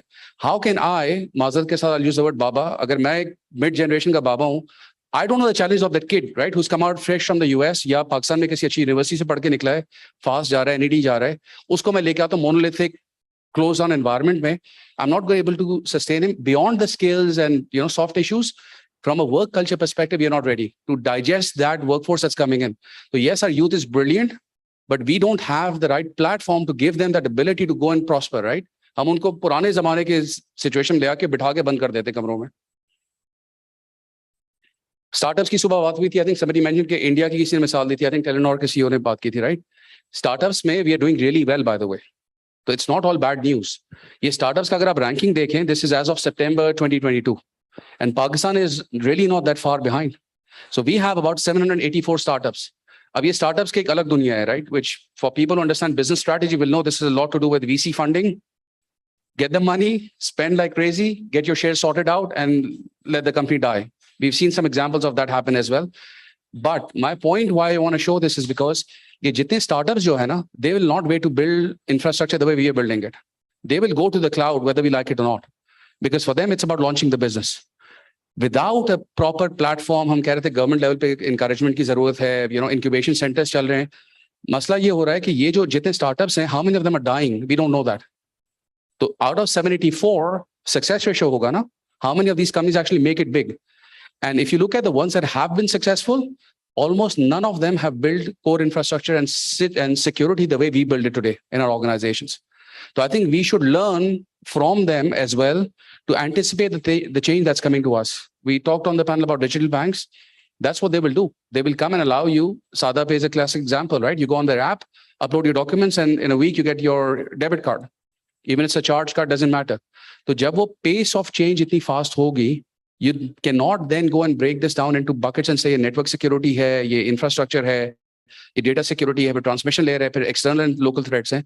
I think we need to change the order and look at it outside and to say, you know what, if I have to behave like a startup tomorrow morning, let's say I get fired tomorrow and somebody says, you know what, this bank is going digital. Now, may not happen, but it may not happen for the next 3 years or 5 years. But आज से 5 साल के बाद, this will become the norm. I don't think we're ready for it. I'll try to wrap up my story with the next 3 slides quickly, right? Because I know we are short of time. ये GRC का model मेरा ख्याल है, a lot of CISOs understand this, a lot of business does not understand this. We look at stage 1 where there are GRC silos in place. We look at bringing them together to make some sense out of it. A lot of people build SOCs based on this part, right? Which is the stage 2. The world is sitting at stage 4 generally right now. So even if I look at our current landscape, whether it's at regulators or at a banking level or at the telcos or at your look at the likes of Engro and the likes, we have a lot of people who are here from these mature organizations. A lot of senior CISOs also struggling to evolve the organization, not because they don't get it, because it's not coming together as fast as they would like it to come. And by the way, I will show this to State Bank, right? So, because there is some conversations there as well. Last 3 slides. Ye ek last attack hua. I don't know how many of you have seen this. Your drone se attacks hue. So this happened recently. It was a couple of months ago where a drone was loaded with, negative stuff, sent out to a data center with a Wi-Fi device that was actually logging in. And they only picked this up when they looked at the network traffic. So you can imagine the cyber warfare is no longer about those jo maine pehle bataya tha na, types of attacks. Even the physical mode of cyber attack is changing on the fly. You can read this case study offline if you want. I can have Faisal email it to you. But this is the kind of stuff that's going out there. हमारा तो drone की मेरा ख्याल है शायद civil aviation ने भी अभी तक वो पॉलिसी जो वो कंटिन्यूअसली इवॉल्व हो रही है. I've already covered this in the morning, so let me skip this. And this is the message that I want to walk away with, not just for today, but also when I speak to the regulators, right, in a couple of weeks, in my individual capacity. We really lack, तो CERT की बात हुई आज सुबह, we talked about Indigenous SOC as well this morning. Telcos अपने SOC बना के बेच रहे हैं दुनिया में. They're selling SOC as a service. Banks are hesitant. I don't want to give this sensitive piece of infrastructure to an outsourcer. मसला है कि पाकिस्तान लेवल पे threat intelligence का कोई फिलहाल प्लेटफॉर्म नहीं है. तो Trillium will do their own thing, Fez will do his own thing as Reuters. Banks खुद feeds लेते रहते हैं, लेकिन एक centralized level पे हर दुनिया में, दुनिया के हर मुल्क में आज established platforms हैं. Where they look at threat intelligence, part of that is not just saying something happened and let's cover it up, but actually to say something happened and I should share it with my colleagues, because we all wear that green flag to say, agar mere saath koi incident hua hai, I don't want somebody else to suffer as well. So there's a shift in mindset that we need to bring in place, and I think it cannot happen bottom up. People will continue, wo hum kehte hain 1.5 each ki masjid banate rahenge hum. But at a national level, we need to come together and say, you know what, let's see if any of these current platforms that are being built can be glorified and enhanced to make this a national initiative, at least from an intelligence perspective. And I think that's the last slide I have. I will be available during lunch for even any casual or personal conversations. So with that, I'd like to thank you again for your patience and for listening through. But my only humble request to you is, we cannot change and evolve unless we recognize there's a problem. तो कहीं ना कहीं वो arrogance और ego और अना के मसले साइड पे रख के हमें at least even that starts with me as an individual, right? If I say I'm perfect, then I'm not going to learn. And if I don't learn, people in my influence will not learn. So if there's one takeaway I would like to tell you is, we're not perfect. Nobody is perfect globally. I don't think we are working towards a change because we're not even acknowledging there's a problem. And this is more of a cultural issue and not a cybersecurity issue or a digital transformation issue. With that, thank you so much for your attention.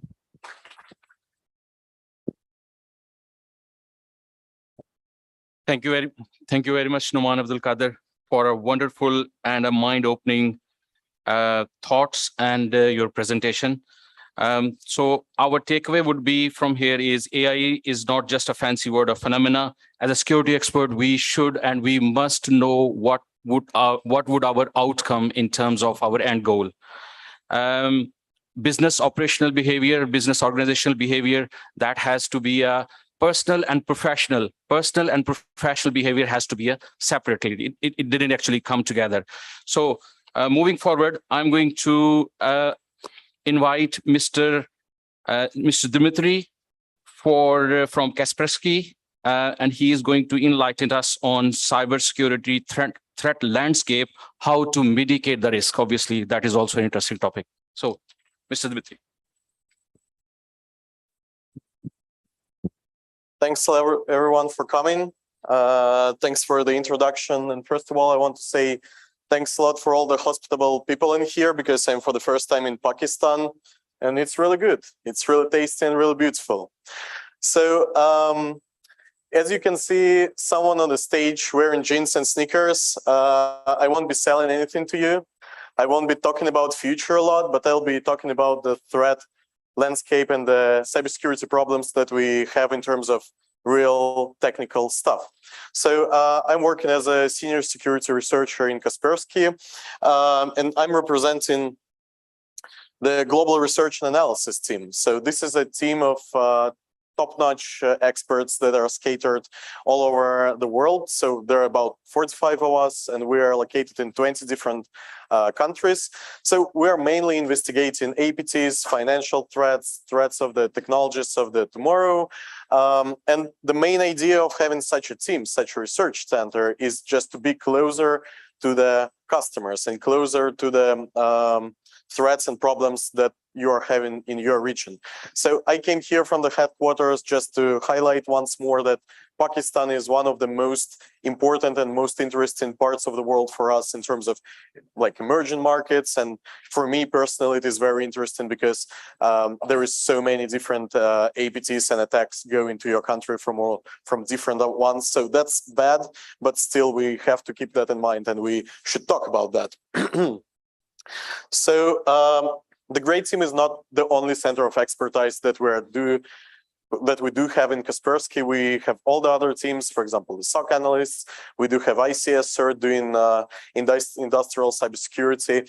And so today, almost every speaker on the stage has already said about threat intelligence, the importance. So I won't be duplicating their words, but we are the people who are actually providing that information. So I'm the person, for example, who is the manager, like the head of the group, providing all the crimeware reporting that is out there in Kaspersky. So I know how that process works, and I understand the valuable, like what is the value of providing this information, not because it is fancy words or because someone said that you need TI. I know how it works from the inside.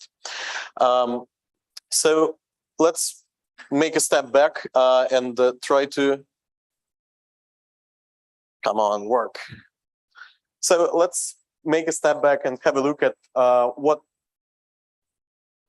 sources of information do we have.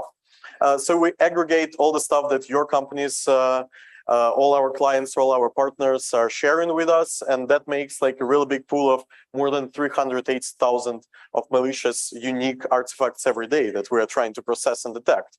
Hopefully, more than 99% of them are processed and detected automatically, because we have like all the fancy words that you've heard today, like signature detection, behavior detection, clown set boxes, whatever. But still, there are some cases that have to be investigated by people like me, the threat analysts, the malware analysts. And actually, we are doing that job not to detect one particular file, one particular artifact, but using that knowledge to enhance the work of the automated systems for not to coming back to that question again. So there are different threats, but as I said, the great team is mainly focusing on the APT threats.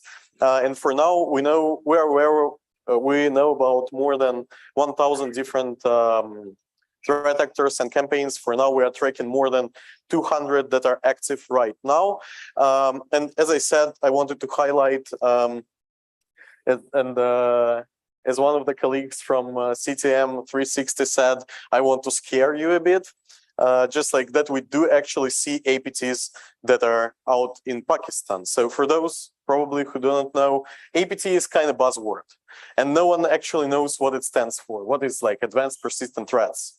What to put inside? So for me, it is there are only two reasons to say that something is an APT. It is top targeted, like very specific targets for that, and very good technical tools that are used, for example, 0 days or some advanced technologies. So for here, I added just like literally, I went through the big name researchers and big name threat actors that we had during the last year and picked ones that is Pakistan related, but specifically Pakistan related, not like all the world and Pakistan together with them, but just like some things that are relevant. So for example, Gold Shakal, that is related to Pakistani and Afghanistani governmental entities. And it is interesting that even one of the governmental websites in Pakistan was abused as a C2 server. Also, we have Brian Komodo going for Pakistan and governmental entities. We have Funny Dream going for Pakistan and some other Eastern countries. So I can go on and go on. I have like 100 slides, we'll click all through them. But actually, we're not going too deep in every case, even just like Fish and Elephant that is quite known all over the world, and it is targeting Bangladesh and Pakistan, Pakistani governmental entities lately. We have Toddycat Ninja, we have whatever, K-Plug, I can click it through, Drop-in Elephant, Bitter APT, and as it was mentioned today, it is not relevant. So speaking about particular cases, showcasing them, this is not like, as it was already said, like XYZ is just like attacking someone else. So I'm just like promoting the thing that if you are really interested in some kind of disinformation, I'm the person to ask additional questions from the technological perspective, from the perspective of how to protect it. And I'm not the one who is selling that. I don't literally care, do you buy our APT threats or not. I'm ready to share any kind of information you're willing to know. But this is good. And a lot of people were talking about TI, about FIDs, about APTs, about everything. We see that it is Pakistani related, a lot of them, we're providing that information, but we should keep in mind that APT, so like visibly, we are trying to divide all the threats that we are processing in 3 big different groups. It is APT and it is like only one small share of that.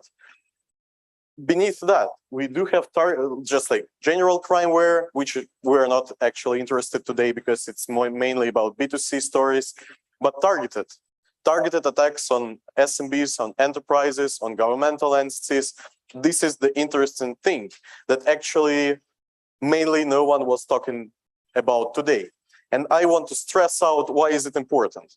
Because for any kind of entity, it doesn't matter, is it a financial organization, governmental one, whatever, cybersecurity is about money.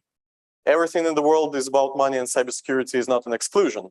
And we had an estimation, according to last year cases that we investigated, that like if we estimate SMBs and the potential loss of a successful from the terms of attacker case, it will be a loss of $100,000 for enterprise, and for mainly governments that are on the level of enterprises nowadays, it will be up to $1 million. And when it comes to these numbers, a lot of people from the business guys get interested in cybersecurity because they don't want to lose that money. So we'll try, in here, I'll try to focus some interesting topics, again, for us, for example, to speak about later. It's like what we do see in the threat landscape, like overall, because I have only like 15 minutes and we can't go too deep inside of all of them, but some of them we'll just like talk a bit later.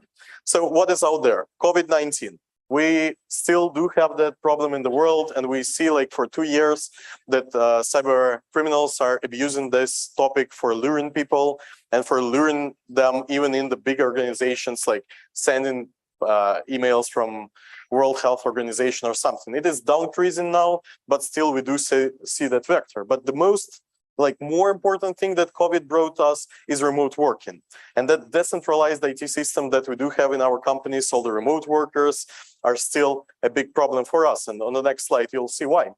So another interesting topic that pops up is something just like not specific to Windows. We see more and more malware and implants related to mobile devices because you have very valuable information used for work, used for private life on your mobile devices, plus something that is even out of scope like Linux router attacks, and we should keep them in mind as well. And for example, we do have products and we do have threat intelligence related to those topics as well. For you as mainly governmental entities, I think supply chains are, and one of the colleagues have already told about that supply chain attacks are blast for governmental entities because you're mainly not just like, you're not developing any kind of internal systems. You're getting everything done and you're getting it from different suppliers, and a lot of entities lack that way of checking what kind of products you're using and is it secure or not. Another interesting number out of my head is that if we have a look at all the exploitation, all the vulnerabilities that being tried to exploit, almost half of them are related to Microsoft Microsoft Office. And this is, so you can say that I'm not using Windows, I'm using Chromebook.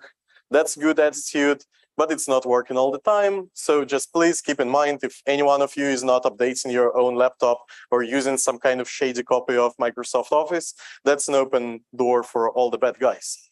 And the thing is, ransomware. This is what I want to show a bit more, because modern ransomware is really important for Pakistan. And no one today told about that, but just let's have a look. So why should we talk about ransomware? If we talk globally, we already said about the losses, potential losses of the company that are out there if the attack is successful. And according to our survey, 68% of C-level managers and decision makers, mainly you, are aware that the cybersecurity risks are going up. If we have a look at those risks going up, 71% of them are financially motivated, not related to APT, not related to cyber espionage. This is targeted crime where they are hunting for money.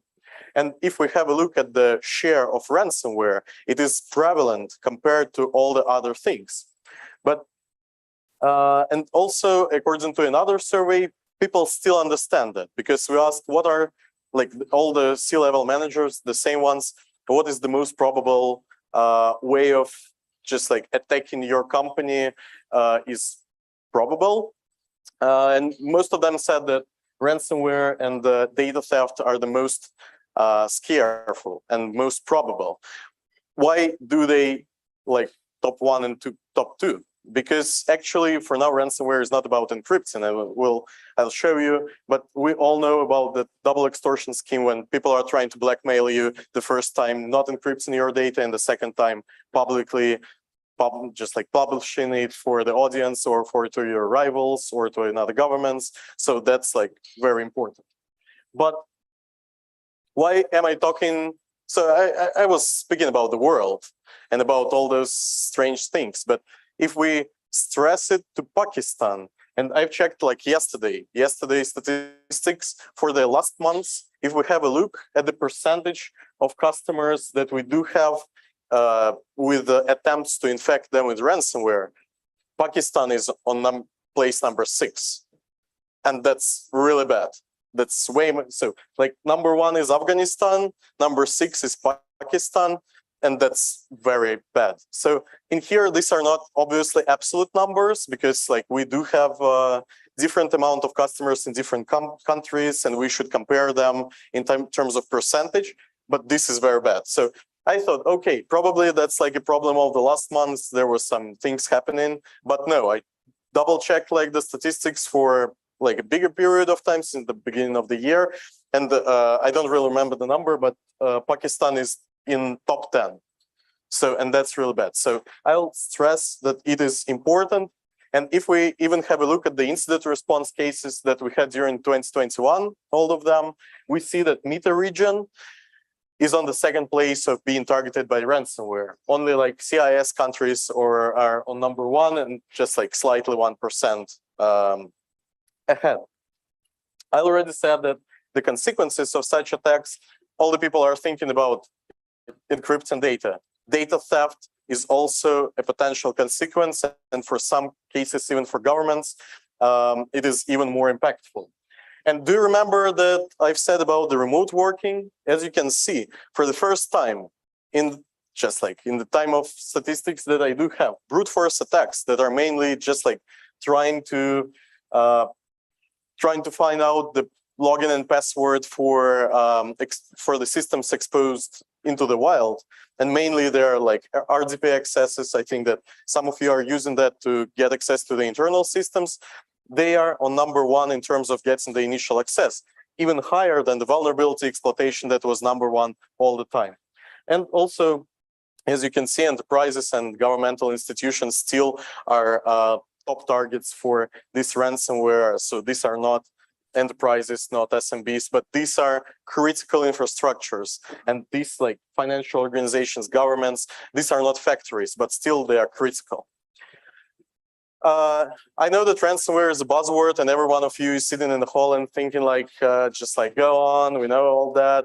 We've heard about ransomware a bazillion of times, but still there are a couple myths that are out in the room, and they were collected, compared just like on basis of the talks that I had with partners and customers. I'll quickly go through them. The first one is that cyber criminals are criminals. So people think that those are the guys who were robbing you in the street, taking your wallet. For now, they had COVID, and now they're sitting working remotely at home, just trying to do that in cyberspace. No, that's not it. These are skillful people who are trying to compete with us, who are trying to compete with me. I think I'm quite good, so they're quite good as well. They're educated, they know how to use cryptography, they know how to lateral move. So targeted ransomware is targeted. That's not true at all, because like people are financially motivated and they're trying to run for the low-hanging fruit. Even if you hear about the colonial pipeline stopping working, no one actually targeted it. No one cares about it. They are trying to get access and only afterwards understand where are they. And the last one, that ransomware gangs are gangs. So people are thinking about ransomware guys sitting at a round table in hoodies with Red Bull and doing some shady stuff. That's not it. This is a real industry. And if we want to protect against it, we need to have like a little bit overview of how how it works. And in here you can see, just like if we have a look at the timeline of how ransomware attack starts, and this is like the same that today was already mentioned, like the initial infection, the lateral movement, whatever, exfiltration, encryption. There are so many different groups that are not related to each other. They don't know each other, and they're only providing services that they are better in. And in here, only this circled piece is what we, for example, in the news, supposed to be ransomware actors. But all of them, like they even do have PR agents who are talking to the customer, to victims, in order to push them to pay. Or they have analysts who are trying to have a look at the financial documentation and understand what is the ransom they should ask, and they will pay. So we are speaking about that again, not because we want to know how criminals are living, but that's because we want to put that scheme of their work on your internal system and understand what are the weak points, what are the points to monitor, and what are the data feeds you can use to protect your company. And we're doing quite good. So a couple months ago, A/B Test, which is like internationally checking different cybersecurity solutions, had a test about ransomware, and Kaspersky was on #1, protecting from 100% of potential ransomware attacks that were out there. That's quite good. So I put there a QR code. It's quite small, but you can double check it. That's not the numbers I'm thinking. But again, technical things that are out there and help us protect is not everything that we need.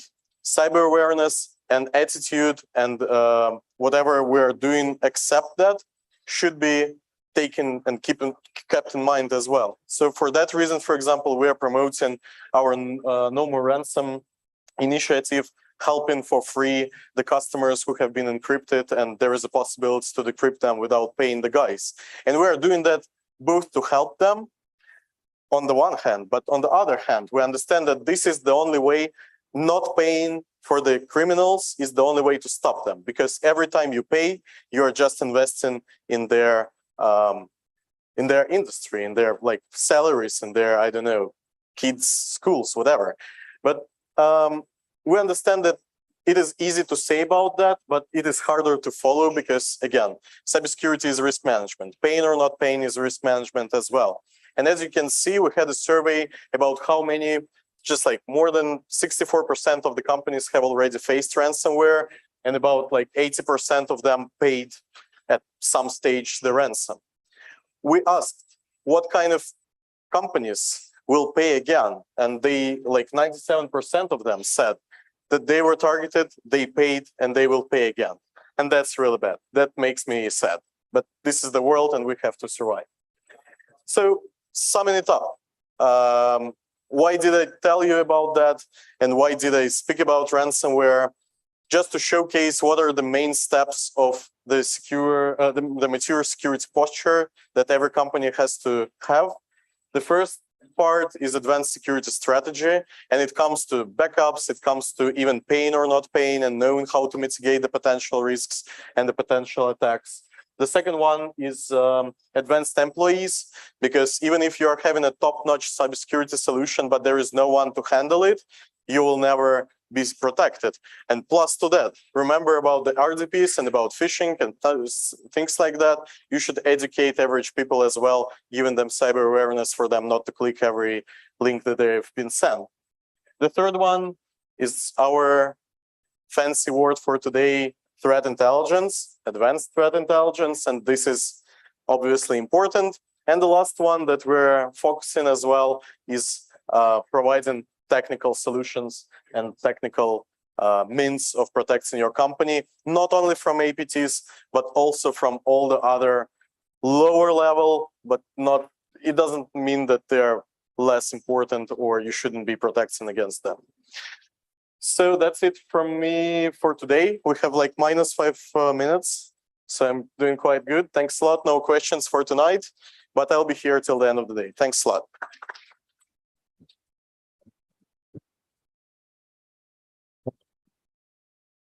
Thank you very much, Mr. Dmitry, for a very good and a very technical understanding about the ransomware and how you are actually, your company is going to be keeping up. So our takeaway would be the signature base and the behavioral analytical traffic, which is positive and negative security for a zero-day attack has to be addressed and in our daily life as a techie guy. Ransomware, I was fortunately or unfortunately, I was a part of the team back in 2020. Then the first time ransomware as a service was just pop up into the service, into the surface. And I was a part of the team who actually handled in terms of a bank security. So yeah, it's a very good topic. It's a very good important aspect in terms of bad actors. So ransomware is our is a bad actor. So now I'm going to moving to the next our guest. We have Mr. Alan Sanchez from Fortinet. He's a CISO. Unfortunately, he couldn't travel, and he is going to present a new. He is going to present on a topic: new convergence and holistic cybersecurity. So we have Mr. Sanchez. Thank you very much. I hope you can hear me.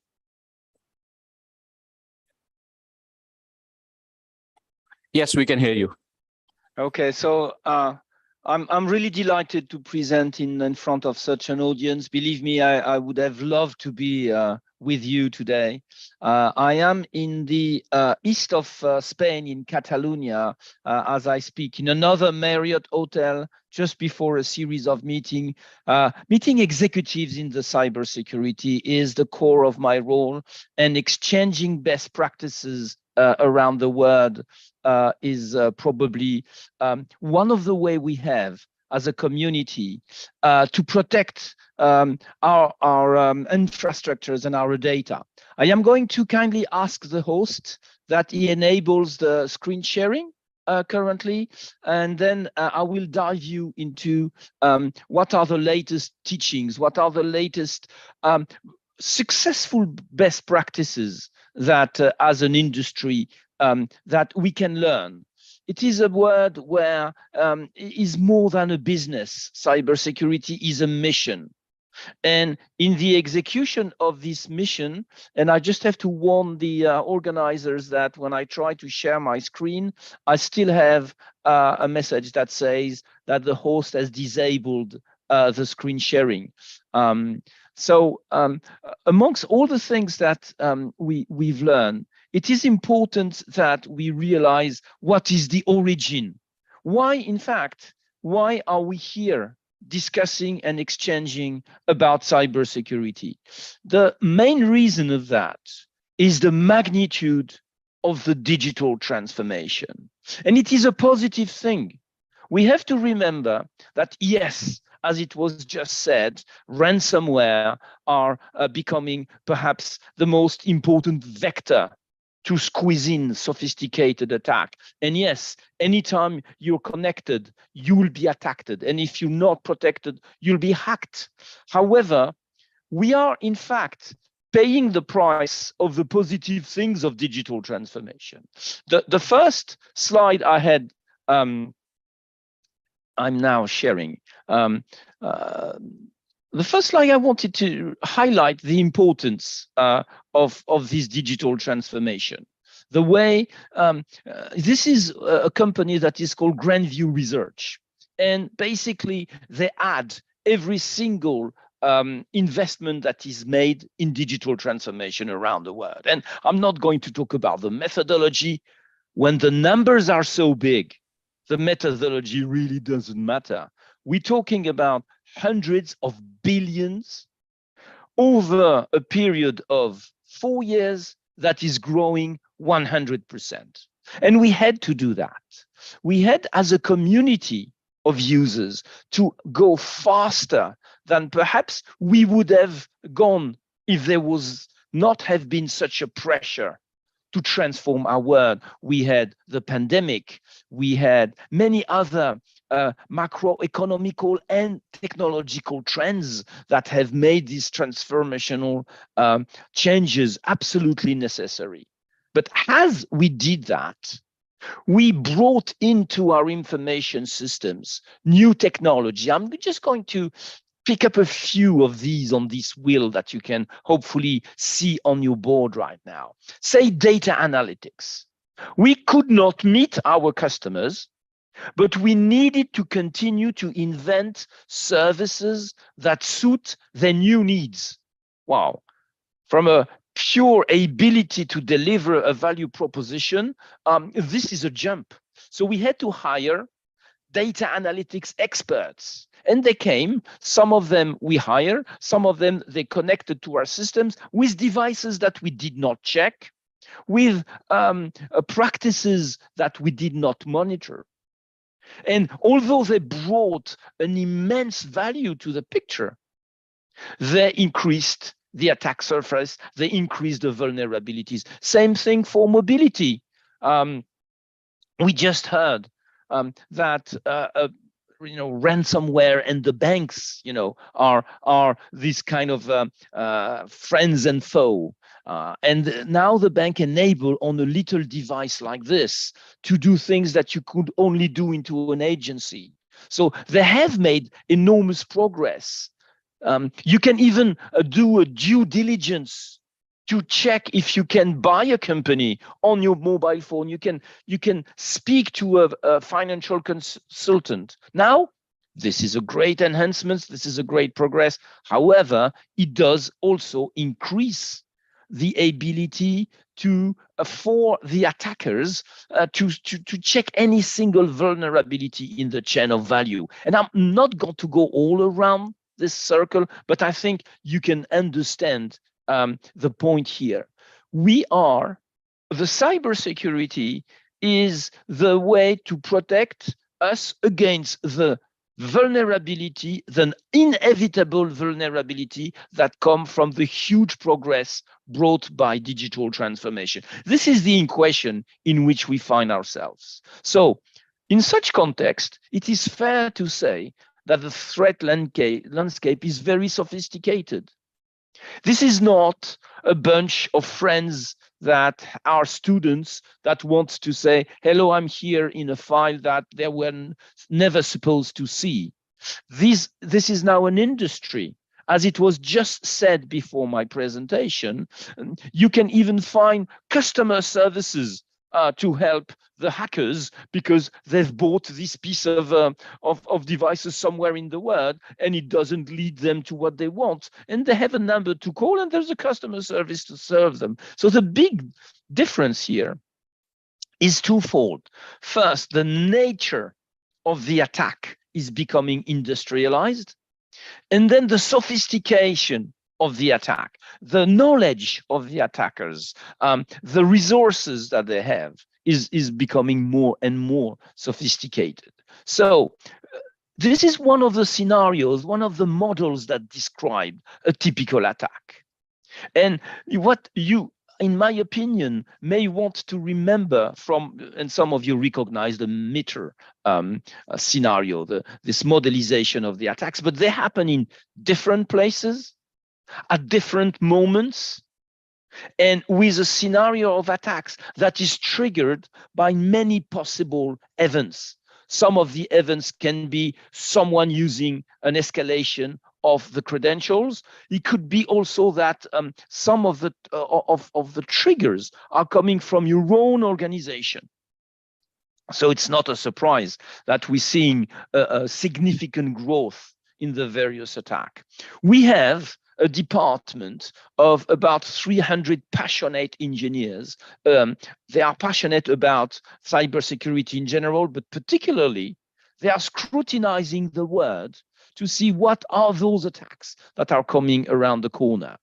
And no big surprise, but still the order of magnitude of the growth of these attacks is surprising.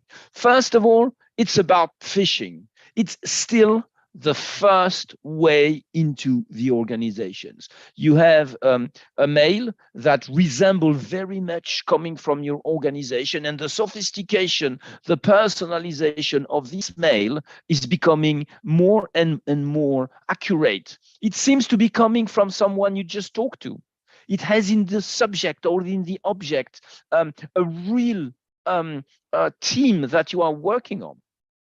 And because of what I just described, you have more ports that are exposed to the internet, you have more people working from home, and you can read in these bars here how much of the percentage of these attacks are split into these variable type ways to get into the attacks. So how do we protect ourselves in the new order? What are the trends that govern the design of the successful cybersecurity in such a changing world with such a sophisticated attack?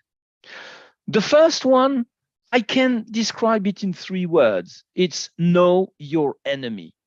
Take the time for you and your organization to understand what is coming, what is the nature, what is really the fashionable way of attacking an organization today. And this changes. And you can use that as cybersecurity officers in 2 ways. The first way is to actually understand how it will look like, how it may look like, what are the types of messages, what are the types of credential escalations. And the second thing is, there is something you need to protect an organization. You need to rally the non-IT and the non-cybersecurity people to the cybersecurity cause.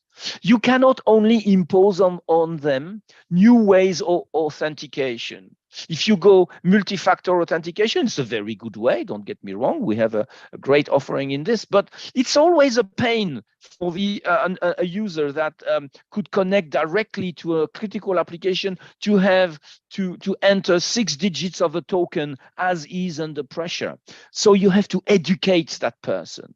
And a good way to educate that person is not only to deploy new ways of protecting that can be perceived as a pain, but it's to explain them.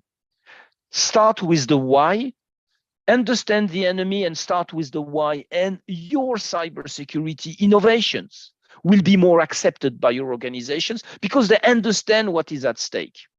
So understand the threat for you and for the rest of your organization and for your ecosystems of partners, for your vendors, for your customers as well.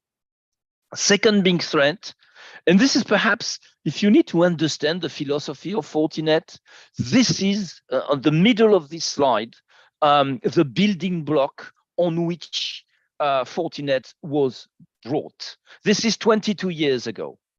There is a gentleman called Kenzie. He's got 400 millions in his pocket.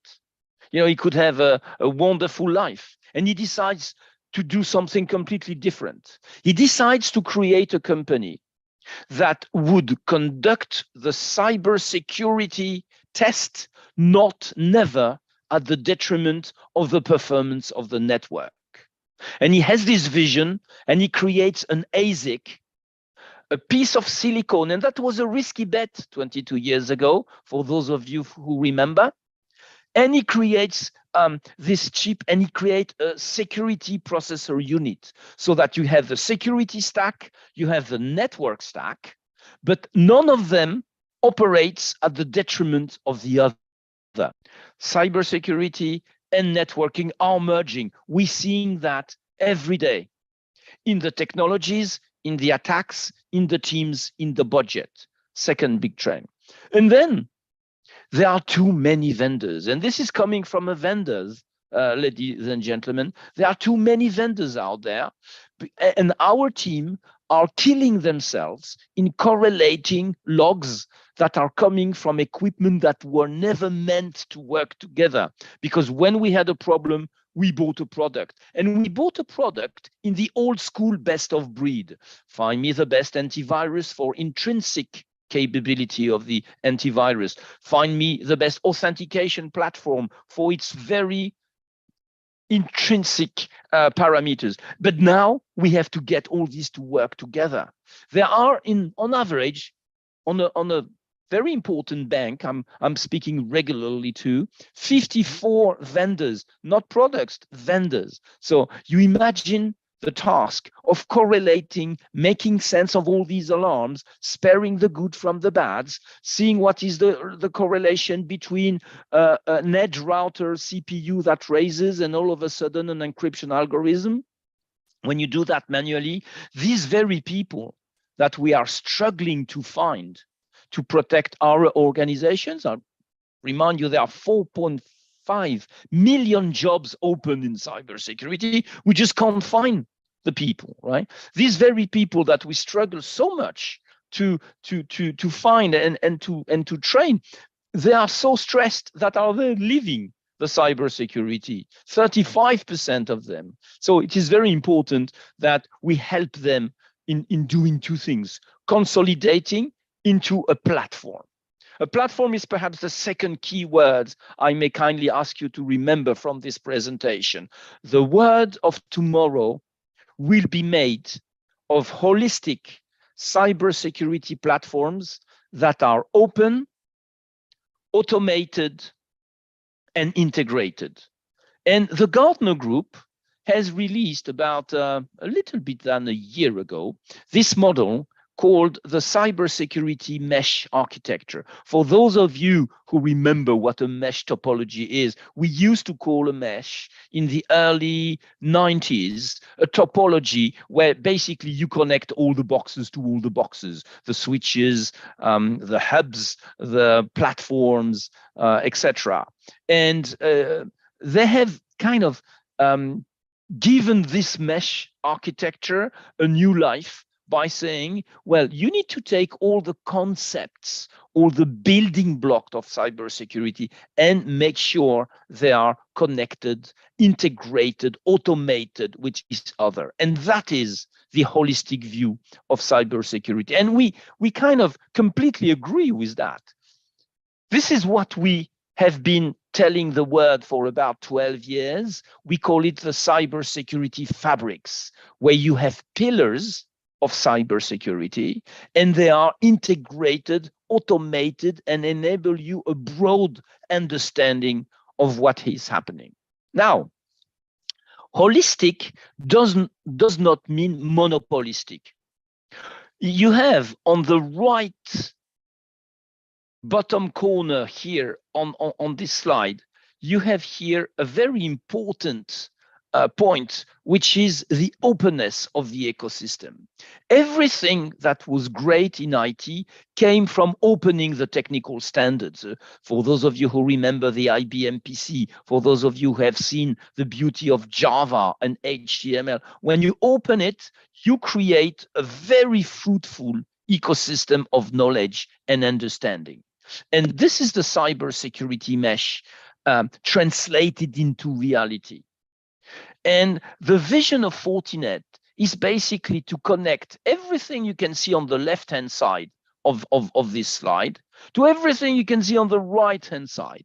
The users, the contractors, people working from home, the branches, the campus, and billions of objects. There's only one icon here, but in numbers, it represents more than the sum of everything here. We got 20 billion of these objects now connected to our infrastructures. Some of them are industrial sensors. Some of them are coming from completely different worlds. They are cameras.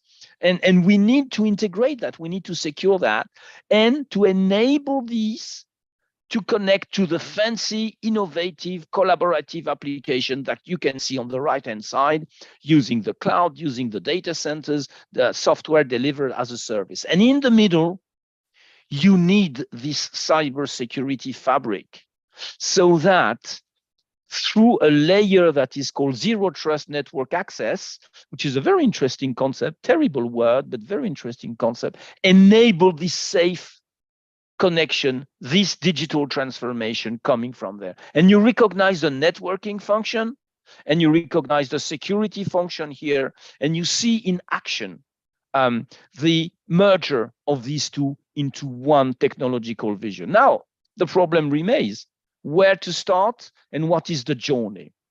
And this is where company like ours can help you, because the journey from one step of the digital transformation to the other, securing, does not depend on all these beautiful products and solutions you can see on the right-hand side. The most important part of this slide is here. It is your strategic imperative that commands whether you go 1, 2, 3 or 1, 3, 4, 2, 5, and it depends from a company to another, and it is what matters to you that should drive the digital transformation. And then you have very different ways of moving into this matrix of parameters here, your partners, your compliance, the maturity and the culture of your organization, the technology. And this is where Fortinet can help, finding you the proper path from where you are now to the next stage in the digital transformation. Actually, the cybersecurity fabric of Fortinet is the vehicle from your existing state of your cybersecurity architecture to the next step, but having your strategic imperative that leads the way.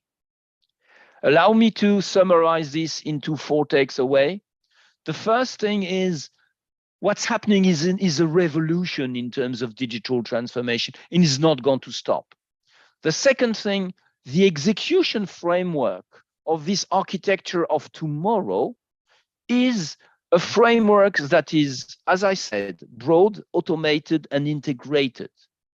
Third element, your journey is your journey. Even if I'm a vendor, my recommendation is don't let any vendor dictate the roadmap of transformation, because it is your strategic imperative that matters and that leads you from a step to another. And the fourth point is you're not alone. Fortinet is here to help you in this transformation. We have assembled a team in your region of super experts in the various dimensions and technologies and strategic imperatives. So call these people, use this expertise. This is your way into the digital transformation in a safe way. Thank you very much for your attention.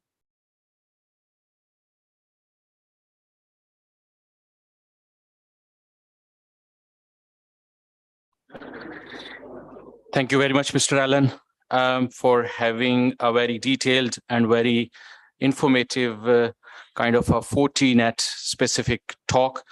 And that also gives us understanding that for a digital transformation, we have to, as a security expert, we have to make a roadmap that is unique to our organization and stick to that roadmap. So for moving forward, I am going to now call upon Mr. Mehzad Seher, sorry. Mr. Mehzad Seher, Group Head of Information Security, Anglo Corporation, and he will present on OT and IT convergence and cybersecurity challenges. So I will invite Mr. Mehzad Seher, please come on stage and have a talk. Thanks.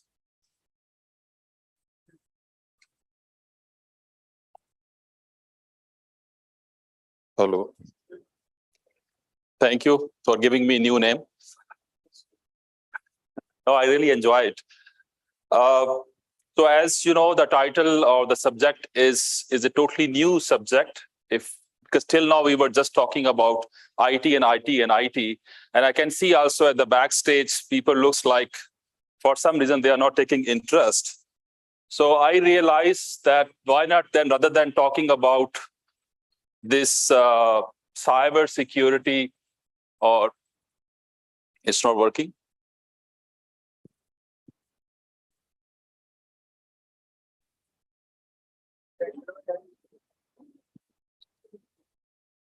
Something stuck. So let's start a mushaira, right? So we don't need to talk about this very critical subject. So in this poetry, which I took from Munir Niazi, he's talking about what? हमेशा देर कर देता हूं मैं हर काम करने में, जरूरी बात कहनी हो कोई वादा निभाना हो. So how I'm gonna correlate this with such a very, I will say, dry subject? What happened 50 years back, once internet was introduced? Unfortunately, by design, internet was introduced with full insecurity. So by design, internet is insecure. So rather than learning lessons from this technology, where it looks like the technology is always lagging to pay respect to cybersecurity, hamesha der kar deta hoon. This is what I'm trying to correlate. That technology is coming first, and then we start thinking about cybersecurity. So let's go and start securing something. So once the ARPANET, the internet was being introduced, this was never in mind that people who are going to utilize internet, eventually they will start fighting with each other. They will start attacking each other, right?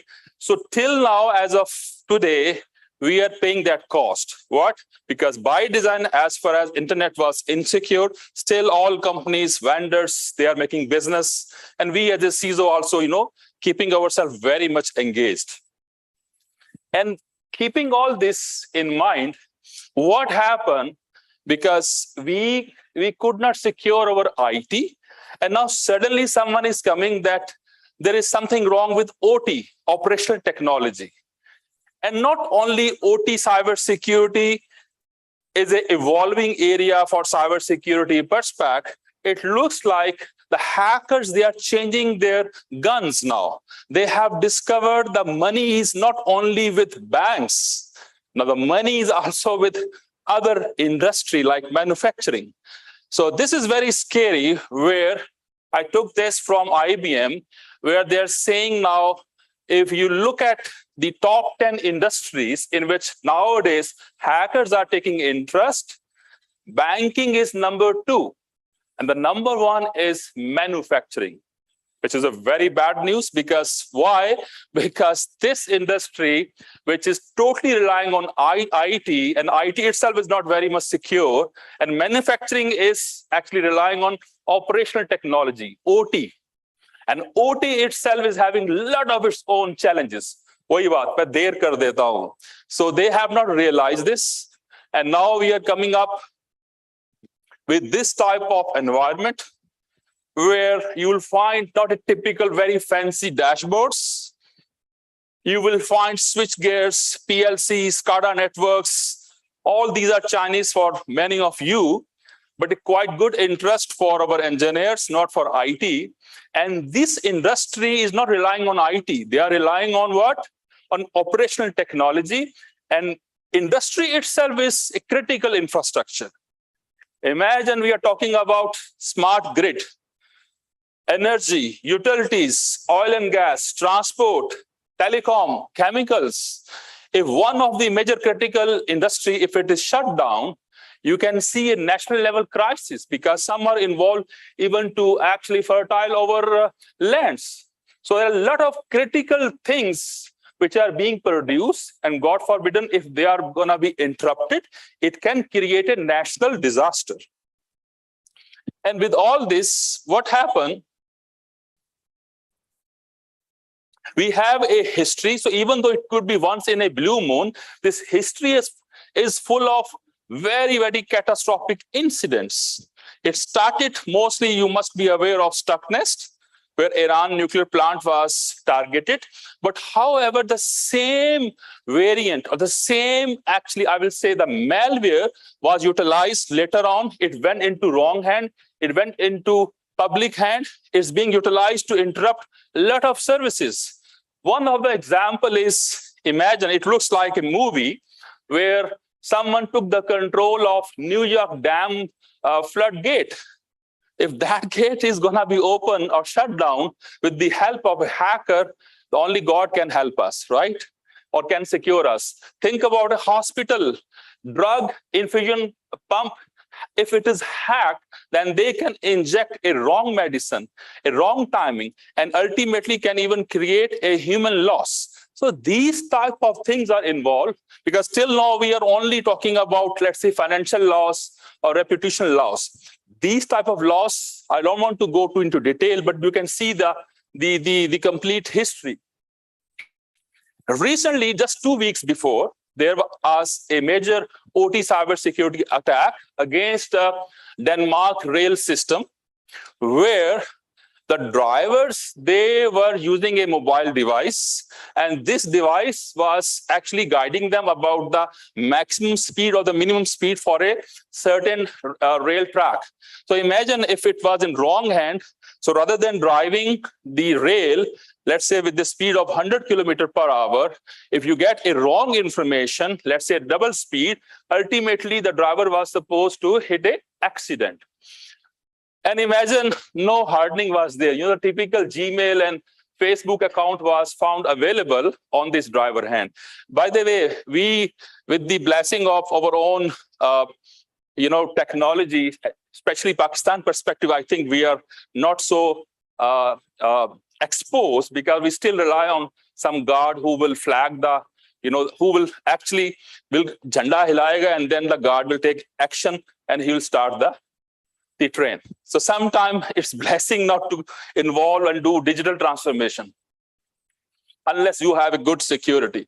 So with this, now we are actually stepping into convergence between IT and OT. This guy having a tie, loving his place at data center, and that guy wearing the helmet, loving his plant. And we are trying to converge both network wire, because if you want to really enjoy the intelligence available on the internet, you'll have to give them access. You'll have to expose your plant so that you can make a lot of saving. You can actually get exposure to a lot of learning globally happening across different plants. So this convergence is the need of the time. But what happened, this guy, the typical IT guy, wearing a suit or having a tie, if he goes there, usually he's lost, right? Because the plant environment is different than the typical data center environment. We used to love and live in a fancy place, but here you'll have to show a lot of hard work. You'll have to sweat, by the way, a lot to deal with this type of technology. So that itself is a challenge.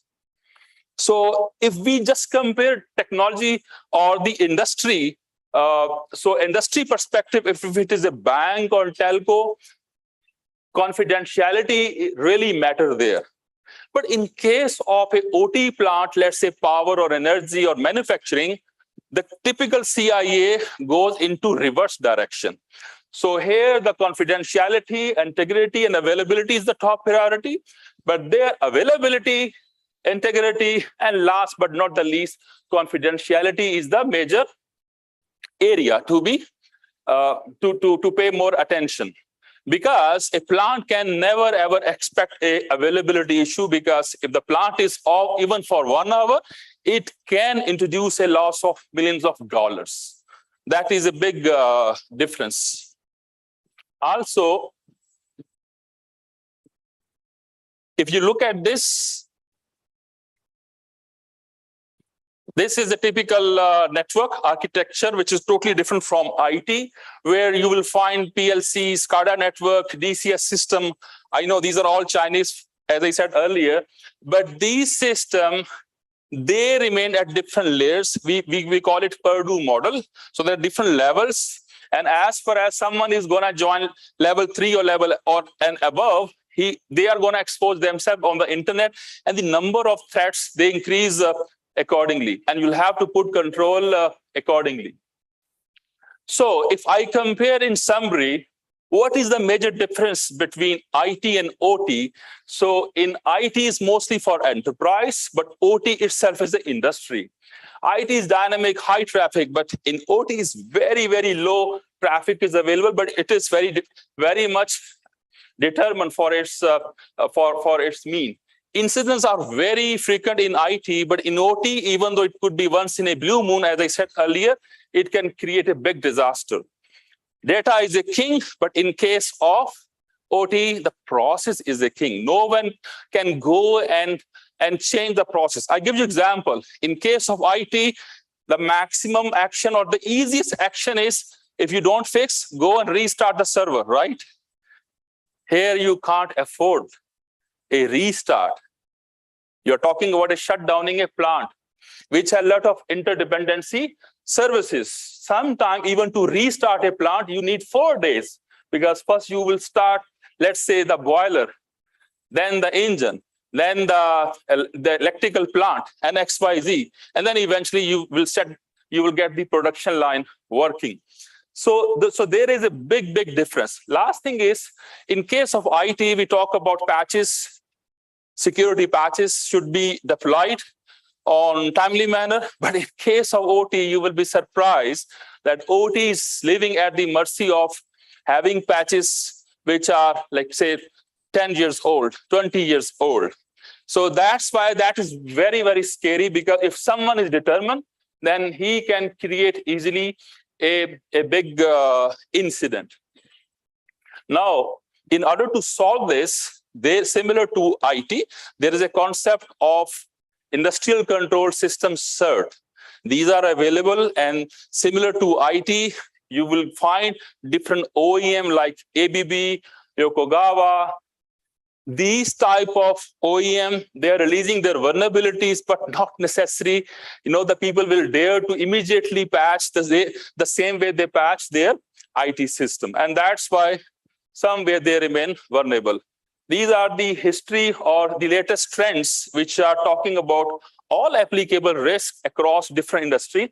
I have selected chemical, electrical, manufacturing, and you can see even the type of risk are different than IT. For example, one of the risks is loss of view. What does it mean? So imagine if a plant engineer is sitting in front of a big command and control center, and suddenly he's not able to see what is the pressure of his turbine.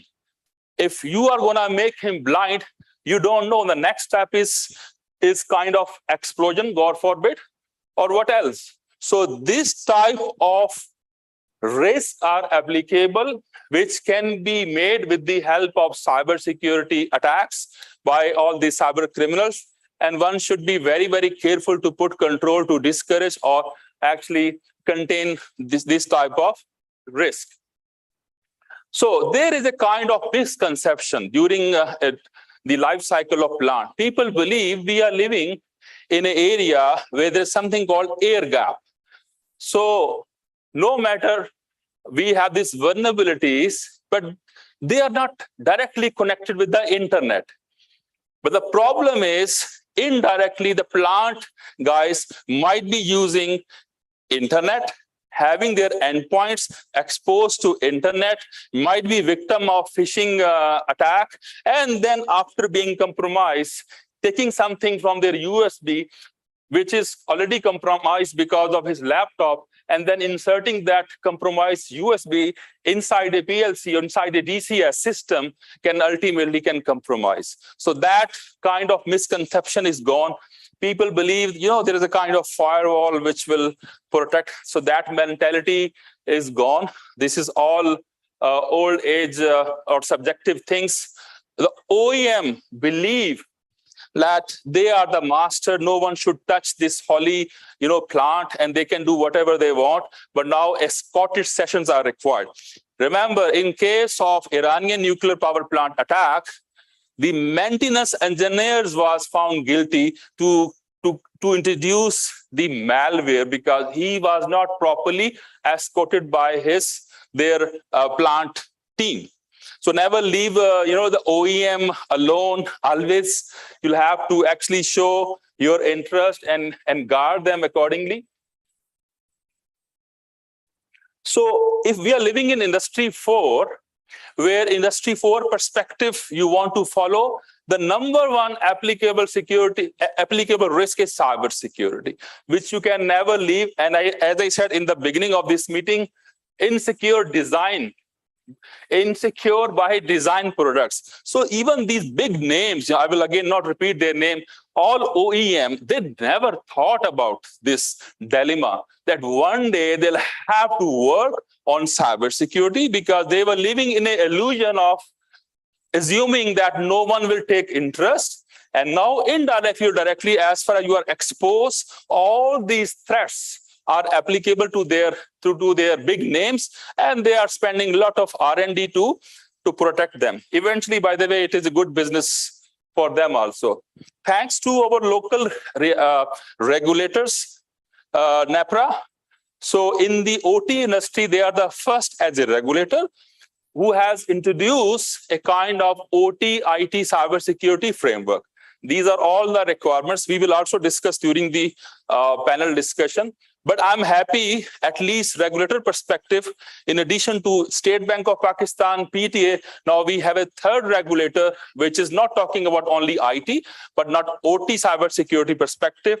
They are paying attention, and this is need of the time. As I said, we are talking about national level infrastructure security, which is not only limiting to banking industry or telco industry, that we all need to realize.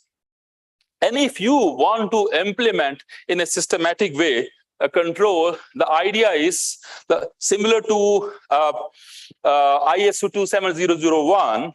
In OT, there is a standard called 62443. It's a very systematic framework. And similar to ISO 27001, you can start certifying your OT plants accordingly in a systematic way, rather than taking a panic call to start where you don't know where to start. Okay. Now, last slide. Is there any way where we can certify or we can tell our organization where it is a combination of OT and IT areas? So there is a kind of maturity model we call C2M2. This is called Cybersecurity Capability Maturity Model. It is the only model which is available to certify you for IT plus OT. Okay, so that is very much applicable. So eventually you can go and say, guys, I have achieved MIL 2 level. So that will actually give a lot of satisfaction to top management that you are not exposed to this type of attacks. And finally, what will happen? So you start your journey with ISO 27001 to certify your IT assets. Then you also start IE 62443 to certify your OT assets. And eventually, if you want to know whether you have really achieved a quite good maturity level, then use this C2M2. It is the only framework globally available to give you this much of satisfaction. And then you can actually follow your path in a more strategic way. This is the summary of my whole presentation, that OT, if you want to work, it is quite similar to IT, where you'll have to introduce the governance structure. You'll have to develop OT-related policy. Small example, a password policy could be a 2-minute job in case you're gonna write for IT. But I remember once I was writing a password policy for an OT, we took more than 9-10 hours. Why? Because all those things which you imagine while talking about security control, not necessarily applicable due to a lot of limitations. So you have to introduce a new governance mechanism, new OT policies. Second thing is and this is what we are doing. You'll have to introduce a penetration testing service to test your OT plants. I can give you assurance, a lot of OEM comes, they do next, and eventually they introduce a lot of vulnerabilities. So unless you have your own in-house resources, no one can go and challenge them properly. So that is also very much required. OT SOC, this is a new idea. So in addition to IT SOC, it is the need of the time that you combine, you consolidate your IT feed with the OT feed, and eventually you should have the bigger SOC, right? And which will tell you where someone has introduced let's say, has bypassed the air gap while introducing some link towards internet, immediately there should be a pop-up in your OT SOC that a big threat has been introduced, which is bypassing your air gap. Last but not the least, awareness. This is again dealing with engineers, not with IT people. It is difficult. The plant people who are running the plant for more than 20 years, they are the guru. You'll have to go and tell them, please listen to us. Start listening, start understanding these vulnerabilities. It's a tough job, but you'll have to maintain this the same way, we go and convey our messages while talking with typical IT people. That is the end of my presentation. Thank you so much.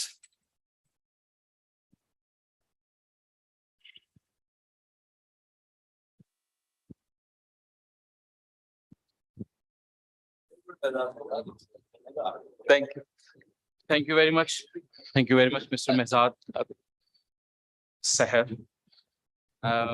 for enlightening us in terms of OT and IT convergence and OT and IT perspective.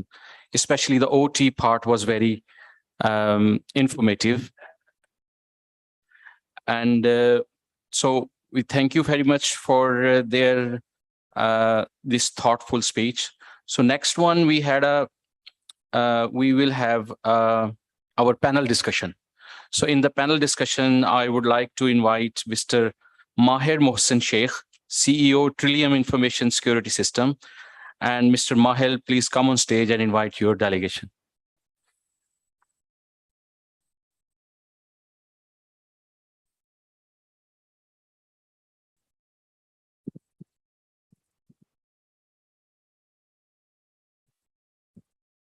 Okay, thank you. Assalamu alaikum, everyone, and good afternoon.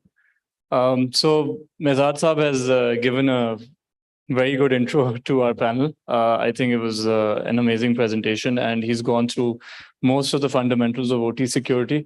So hum log is panel discussion we will try to dig in a bit deeper, perhaps some organizational context and some country context we'll try to bring into this topic.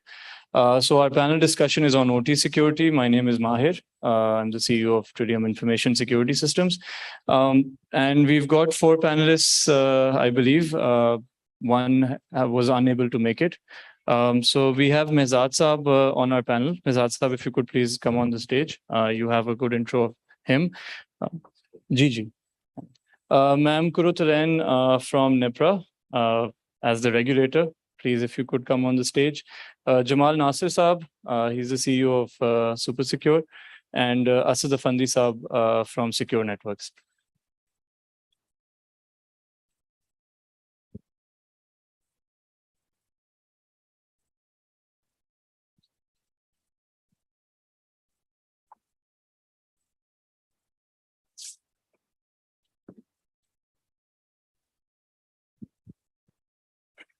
Okay, Ji, thank you. Thank you to the panelists for giving us their time on the panel.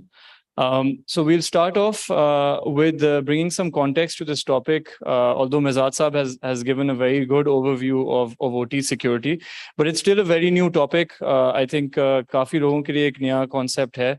Especially in Pakistan, we have not seen too many people, professionals, organizations working on this side.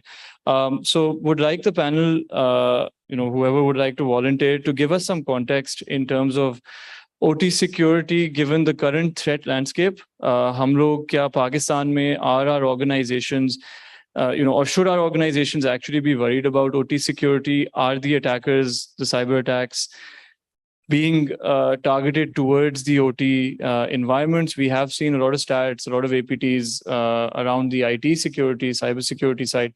But what is the context from an OT point of view? Currently, what is the threat landscape? Going forward, what do you see also in the near future? Are attacks going to be on the rise? Is this something to be worried about?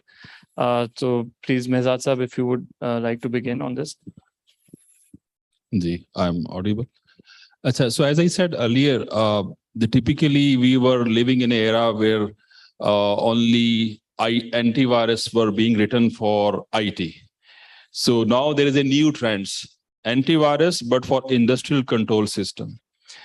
So unfortunately, this type of realization is missing and people still believe that the typical IT related control, they can fulfill the requirement. I think Pakistan perspective, as you ask, we all woke up as an industry once K Electric was in trouble 2 to 3 years back. And that was alarming. And in addition to that, there are some incidents which we can't discuss openly, but we all know that someone is trying to knock at our door for our critical infrastructure, and which is very alarming. The time has come to take it very seriously and don't close eyes. And if you say seriously, but in a systematic way.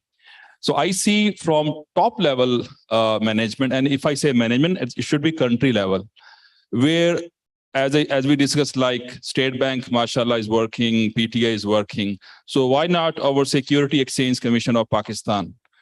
Because most of the industry is coming under them. So they need to introduce the OT cybersecurity framework. So not only NEPRA is enough, and thanks to NEPRA, they have at least, they have introduced this. But as a framework, as I said, the national level, this should be introduced, and eventually it should marry with our national cert, where they should be in a position to forecast tomorrow, God forbid, that if there is an attack just targeting, let's say, our energy sector or our manufacturing sector or our chemical. Right now, we don't have such vision, and this vision should not be taken as a blessing, Why? Because if you don't know, does not mean the threat actors are not there. And until now, unfortunately, we don't have even basic infrastructure to know if there is a security incident across our national infrastructure, the root cause is cybersecurity or not. Mostly we will say there was a fog, there was some other, because in order to do this, you should have some kind of lab, right? If the blood test labs are not available, ultimately you will say heart attack ho gaya, right? But it might be some other disease. So this is very important. These lab setups should be there to know the root cause and then plan accordingly, and not plan in a very unsystematic way. Plan in a systematic way. So you're saying that there are threats out there. We've seen incidents in Pakistan as well, but because we can't really connect it to OT security, this topic has not been a board discussion or a very high agenda. Jamal Nasir Saab, agar aap from you represent the vendor side and you're looking at international reports, vendors would be feeding you information about what's happening around the world. Pakistan context में आप कैसे देखते हैं OT security threats on the horizon currently? Is it something we need to be concerned about? I think OT security is reality. In the West as well, OT security came into knowledge of the Western world, which is the developed world, in the last 15 years. Okay, and since this discussion of IoTs and OTs and machines operating through the computers and integration of OT and IT, visibility, all this has made the Western world realize that they cannot operate in isolation, and they have to, while they are moving in automation and making less and less dependency on human and instead on artificial intelligence. Therefore, it is very, very important to secure their OT infrastructure. And the whole horizon of, Mehzad covered the energy sector. Energy sector itself is one of the most key infrastructure in any country. And God forbid, if energy sector goes down, if the long hauls of the distribution network, the NTDC, let's say, NTDC is compromised and your dispatchers are not able to, route their energy to the different, load centers, what will happen? This will going to create outages.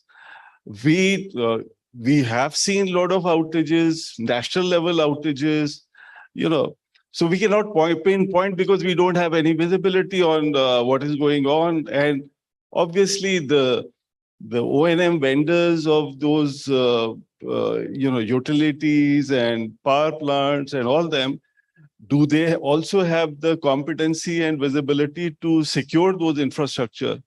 So as I think I'll just repeat what Mehzad said, that it is where, first of all, the first step needs to be taken where the plant managers, the OT owners, the production managers, well, you talk about textile industry, you talk about power plants, you talk about pharmaceutical industry where, this medicines are being prepared.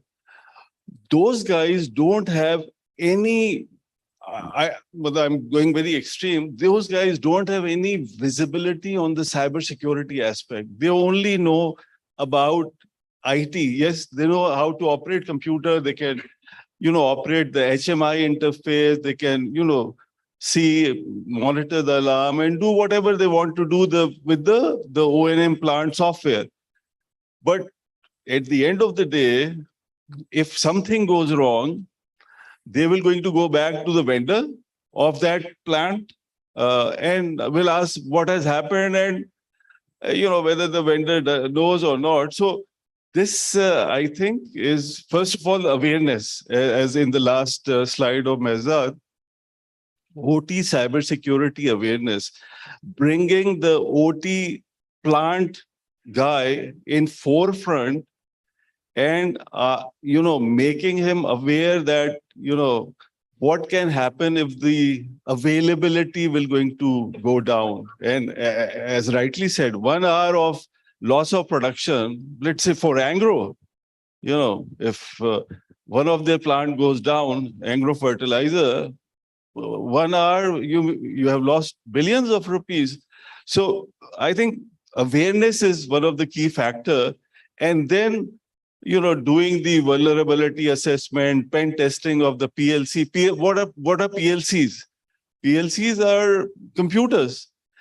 The only thing, the difference between the PLC and computer is that the PLC software is being made by the O&M vendor. And those vendors have their own development and all that. So there needs to be a vulnerability database where the vulnerable, like, in the IT sector, there are a lot of vulnerability databases where any vulnerability, when it gets exposed, it is immediately reported on the threat intelligence. So is there any threat intelligence on OT? Whether that OT threat intelligence is being subscribed? So these are the questions which really need to, brought in front. And as one of the speakers said that, we are always 13 years late in any technology, whether you talk about 3G or 4G or 5G. So I think it's a high time to move into this or in securing the critical infrastructure. Okay, thank you for that insight, ma'am. Pe aane se pehle I'll take some feedback from Asad Saab if he wants to add on to the vendor perspective, and then for government point of view, so I will definitely ask you how you see the landscape. So Asad, if you want to add to Yes, this on the definitely, landscape. thank you very much. As I spoke in my previous panel discussion, it is all about awareness. That is the key job of all our, service providers. And indeed, I'm sure that people would have understood and recognized what Mr. Mizaz Tahir and the gentleman explained regarding the challenges and the kind of issues the OT security, if not taken or considered properly, it can be very, very impactful.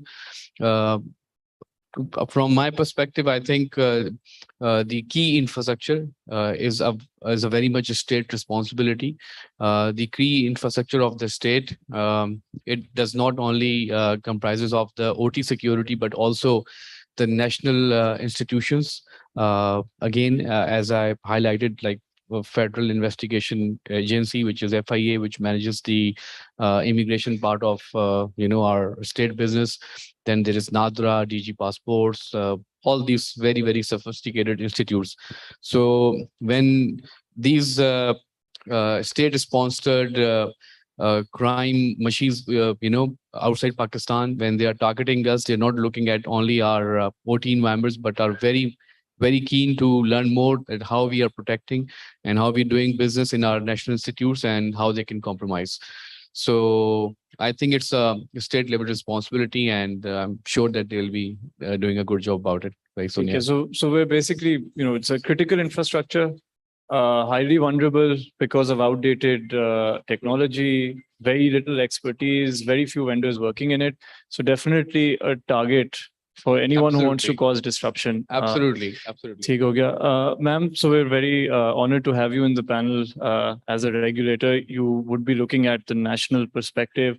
आपको threat point of view से, current present threat इस वक्त पाकिस्तान को OT security की absence या well, how do you see this threat evolving over the next few years? Also present, क्या threat है? How do you look at it? First of all, thank you, Mehzad Saab, for recognizing NEPRA services and NEPRA as a first regulator to introduce the OT regulations specifically in our cybersecurity regulations. In fact, the OT threat landscape is changing all over the world. Previously, if you see 3 or 4 years ago, there were not so much talk about the OT cybersecurity threat lands or OT cybersecurity attacks on critical infrastructure. But if you look at 2021 report, almost in USA, 16 out of 19 critical infrastructure have OT cybersecurity attack. When the world threat landscape is changing, definitely it is also changing in Pakistan. We have to look at our specifically, I will focus on electricity generation, transmission, and distribution network, which is very old, not patched. And one of the important factor which I feel is that incomplete system integration is another one of the biggest threat which Pakistan can face in future. Why? Because we have old installations, we have old PLCs, SCADA system. Basically, when we issue an electricity generation license, we issue it for 20 to 25 years. But OT cybersecurity attacks are changing every day. They are going to be more intelligent every day. So the one biggest challenge which I think the OT cybersecurity or the electricity sector will face is the incomplete integration of system. We may introduce many good controls in our system by placing firewall, but we have to must assure that they are completely integrated with our PLCs, with our SCADAs, with our whatever ICS controls we have. The second thing which I feel, we have a lot of discussion on the certs, but thank you, Mehzad Saab, he has mentioned, you have to be very specific about the OT cyber incidents team, which are totally different from the IT cyber incidents team. So we have to prepare our OT certs as well in line with the IT certs. These are two biggest challenge which definitely Pakistan will face in another 15 to 10 years. Thank you very much for sharing that perspective and sort of brings us into our next sort of phase of discussion. So हम लोगों ने discuss तो किया critical infrastructure किसी भी country के लिए extremely, it's called critical infrastructure, it's very critical. And globally as the threat landscape is changing, so the threat landscape for Pakistan is definitely also changing. And काफी बड़ा gap है in OT security readiness, maturity, knowledge levels, and technology as well. So we are faced with a very major issue. It's a big threat, present day threat, and perhaps going forward, it will be evolving and increasing quite a bit. Now, what do we do about it? Definitely, we need to implement initiatives around OT security. So when organizations are going towards OT security or security heads, CISOs are looking at OT security, what are the major challenges जो organization को face हो रही हैं, currently, and then we perhaps go into solutions or way forward in the third phase. So current present challenges when we say, okay, we want to do OT security in our organization, threats hain, landscape nazar aa raha hai, it's dire. So Mizad Sahab, you represent a very large group, definitely a lot of OT environment in your sort of domain that you have to look at. What are some of the major challenges you are seeing? And perhaps if you could connect that with what others might also be facing in Pakistan.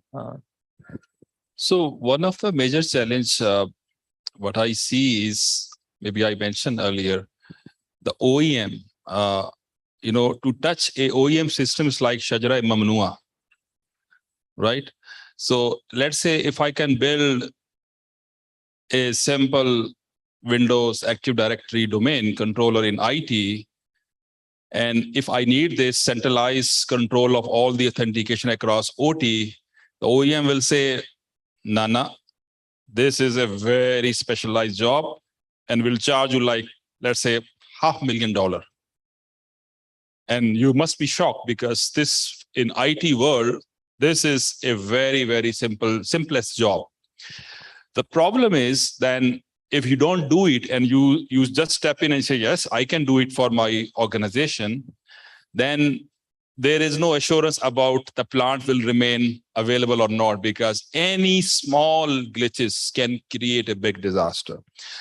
So what I see, the major challenge is it's always, you'll have to think 2 times, 3 times before you go and touch. So this typical IT approach, you can never ever exercise, number one. Number two, you'll have to engage not only IT managers, you'll have to engage the plant engineers, because they know more than you about their baby, because that is their baby and they know it for a decade. Now, if you don't engage and you go and introduce a patch in the name of security, no one will appreciate if there will be some kind of interruption. So you'll have to do a very, very, I will say, close follow-up with plant management, engineers, first convince them about the threat, applicable complications, and then go for a solution. So I give you a small example. Data diode, maybe I don't know whether you people are aware of this technology. Data diode is one of the technology which is more than a firewall. So it's a one-way communication. So I can, if I want to connect my plant towards internet, I can introduce rather than a firewall, because the firewall mostly are known for being also compromised. So you'll have to guard the guard unnecessary. But in case of a data diode technology, the hardware are actually engineered in a way that the communication is only one way from your plant to outside. So no matter on the internet, someone is trying to go inside your network, he can never ever do it because of this traditional, I will say, control. However, these type of control are costly. Like we're talking about $150,000, $200,000, so they're not easy. And if even Pakistan perspective, some are considered like nuclear grade controls. And the situation in Pakistan, so there are some countries, they even don't provide this. So it's a very, it's not only a complex subject, also logistics are also complex. However, I will again repeat, we all OT related industry should remain proactive, never ever wait for an incident, because Khuda na khasta, in case of incident, it is too late, because then you don't know how to handle it. As I said, it's not a Windows servers, guys, which you can just go and restart. So it itself is a humongous machine, which is scattered across, let's say 1 to 2 kilometers. And that machine is interconnected with each other, and where you can't dare to accept these type of threats. So better to invest in this area, if not in hurry, but gradually till you reach some acceptable maturity level. Again, there is no promise, but something is better than nothing. Yeah. Sir, do you face awareness issues and budget constraints, because it's a new topic? When you talk about OT with your board, let's say with management, उस side पे क्या challenge? We are a mature organization, but generally speaking, other organizations, they are living in the illusion of nothing happened. So at least we can afford for next year or coming 2-3 years. Why we should go and invest in this area? Because this is a costly area. Number one. Number two, awareness perspective.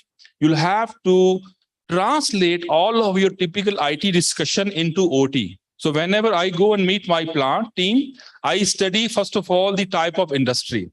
If it is fertilizer, I talk in their language. If it is chemical, I talk according to chemical related incident. If it is energy, then again, my tone is different. You'll have to create the interest. You'll have to put some storytelling inside your awareness, because this is all, as I said, a dry subject.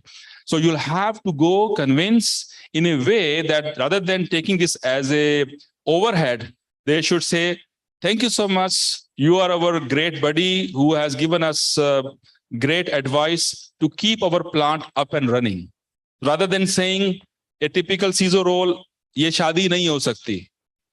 That will not work in case of plant. You'll have to be very vigilant, talk their language, understand their terminology, and then go and meet and then convince them in a way that they should pick up the phone to appreciate about your effort in front of your board, rather than saying that this guy is there just to waste money and he's maybe having a lot of speculations rather than the actual data in hand. So go with good homework, with good statistics in your hand. Don't talk in the air. I used to say, Hawaii fire nahi chalega.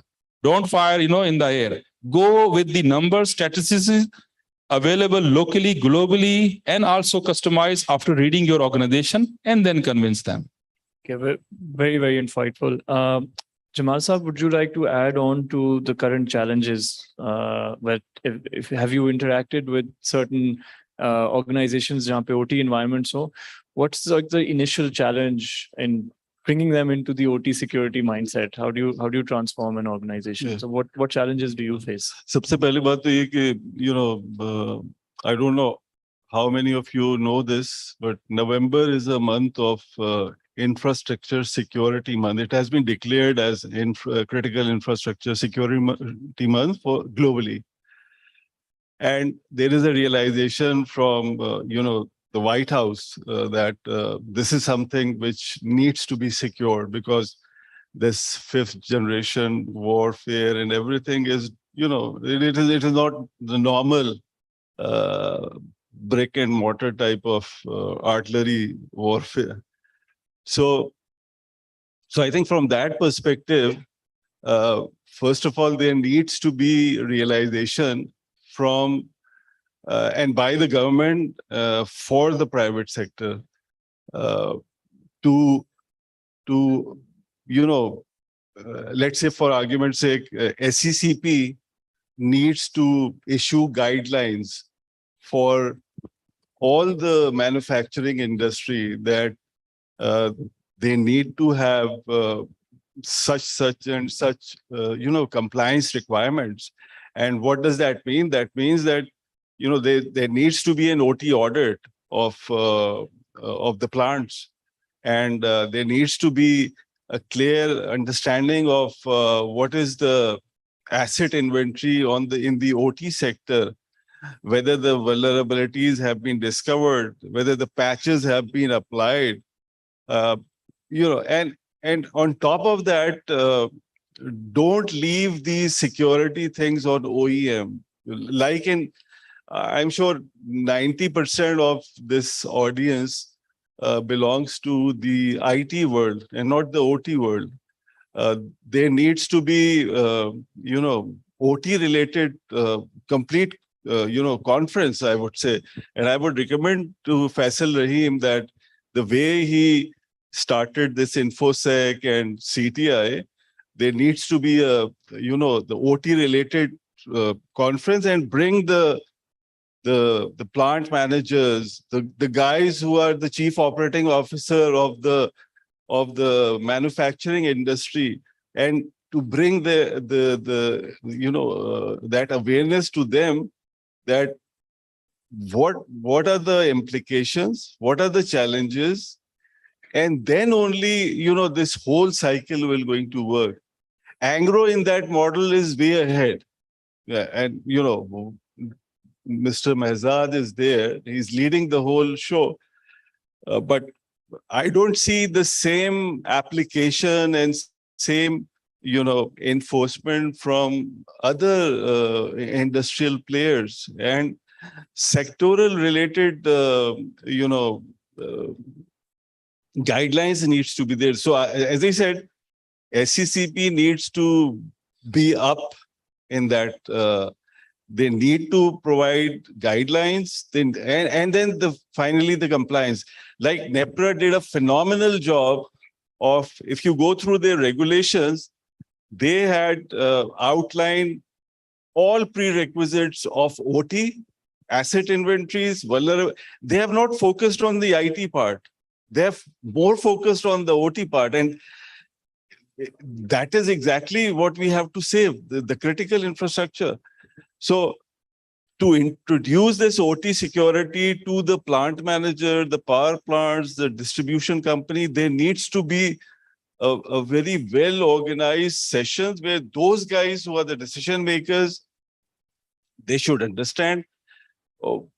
NEPRA is also moving ahead in terms of, not only issuing regulations, but also asking for compliance, and they are setting up some deadlines as well to make sure that, as the C2M2 model compliance is concerned, that is the end of the roadmap. So I think these are the challenges which we need overall as an industry, and regulators will going to be having more focus in this area. Ji, please. I would like to add one thing. Chairman NEPRA is in front of us. It's not appreciating because he is sitting in front of us. But if you compare State Bank of Pakistan or PTA, at the chairman level, I have not seen the people are directly interacting with public and introducing cyber security on such forum and enforcing and giving education awareness about this critical subject. But I think in this case, credit goes to him. At least at the chairman level, some regulator is raising the voice, and of course, things from top to down. If he's raising, then of course, all other will learn the lesson, and that needs to be replicated. So we need to clone this type of behavior across all regulators, because we as a CISO, yes, we work, but if it comes from the top voices, it has really big meaning. Thanks. Thank you for that. Definitely important point. So basically, jo consensus ek build ho raha is we have a lack of awareness and we have a lack of regulations. And these are the two basically major drivers jo OT security ke subject ko aage leke chalenge. So, we'll move into the second phase of our discussion, which is our way forward. What do we propose to do? We've definitely seen from a regulation point of view that NEPRA is the only regulator that has regulated OT security. Is a massive step, a big way forward for the industry. And they are leading from the front in terms of narrative, raising the awareness. Jamal Sahab, you mentioned that perhaps SCCP also needs to step in because NEPRA is only power generation. OT is a wide spanning sort of subject. Yeah, OGRA is one entity. Yes. So definitely two major points that we need to work on awareness and we need to work on the regulations part to push organizations going forward. Now, in terms of, moving forward further, smart solutions to doing it. Mehzad Saab has a lot of experience in working on it. He said that work with the plant team very closely. The plant managers are key. You need to talk their language. You need to bring security into their perspective. I believe budget is not a big issue because we're talking about major infrastructure at risk. There's lives at stake also, because this is one of those areas where a cyber incident can lead to a major physical disaster as well. Chemical plants, fertilizer plants, So definitely, I think after awareness is done, budget, and those are not our challenges. Generally in IT, we face those issues, but in OT side, it's an awareness and regulatory gap that we are seeing in the country.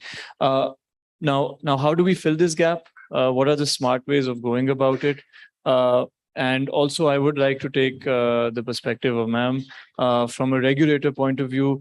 Going forward, how are you planning to sort of cover this gap? We've seen a lot of webinars, a lot of work being done from NEPRA. Anything else you would like to share that where we can, how these gaps can be bridged being faced by the industry? You have asked about the awareness. What I believe is the new mantra in the cybersecurity is that cybersecurity is not only the responsibility of IT or OT guys. Cybersecurity is the shared responsibility of everyone. It's the responsibility of even that plant engineer who is using emails. If you have seen, the worst and the most of the time ransom attacks are initiated by the spear phishing email, and it's not from the top IT guy or top OT guy. It's always from some third person who has nothing to do with IT and OT, but he is using the email. The second gap is our about the auditing and certification. If you talk about the IT security, you may have a lot of training opportunities and like CISP certifications and other certifications. But when you talk about the OT security, I didn't find anyone in Pakistan who is doing training on the specifically OT and ICS specific trainings or the certifications. That is my another problem which we think we should need addressed. Okay, only IT security professional is not required when you talk about the critical infrastructures. OT cybersecurity is another trainings and other is the big issue and big concern. And the second thing is that Mehzad Saab has mentioned many times OEM. Be vigilant about the OEMs. Mostly the remote access is the top threat when you talk about the critical infrastructure. Please, whenever you have given any VPN access to any of your OEM, please ensure the identity and access management and block the unused accounts at once at the same time. Because recently, in 2019, some attacks on the electrical grids in Italy and the other areas are just caused by because they have issued some VPN access to their OEM, and then the data was sale on the dark web. Some other guy get that VPN code, which should be blocked at that time. It used to initiate the attack. So we need our OT certified security people if we need to protect our critical infrastructures. Thank you for sharing that perspective. Asit, do you want to add something to this? Because we're definitely. running out of time now. About building the capability, I think it is very important, as Madam mentioned, that the training institutes play a key role. We have seen this in our cybersecurity space. And obviously, things that we have learned from our cybersecurity space is the incident response, remediation, and forensics capabilities. So if we build these capabilities, I think that is the way forward. So there's a very big sort of green field, I believe, and a lot of people need to step into this side. From the vendor side, as ma'am mentioned, there needs to be more trainings, maybe perhaps certifications on the OT side.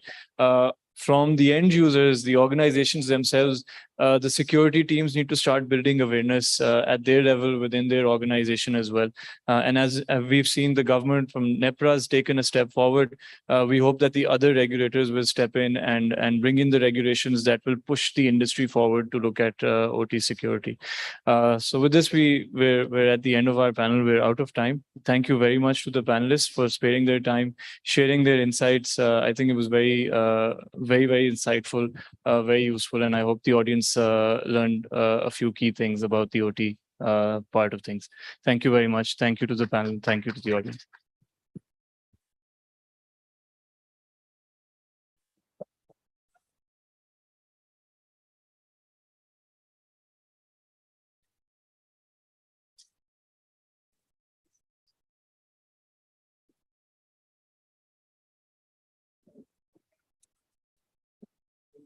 So thank you very much, Mr. Maher, for hosting this panel discussion, which is very informative.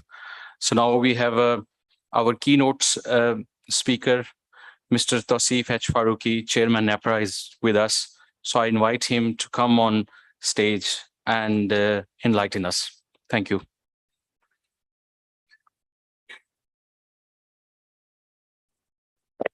Bismillah Rahman Rahim.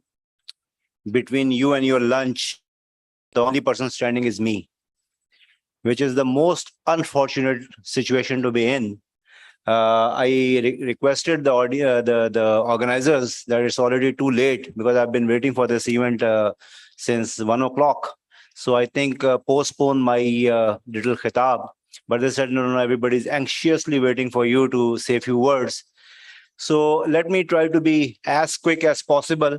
First of all, let me say thanks to the organizers for having me today.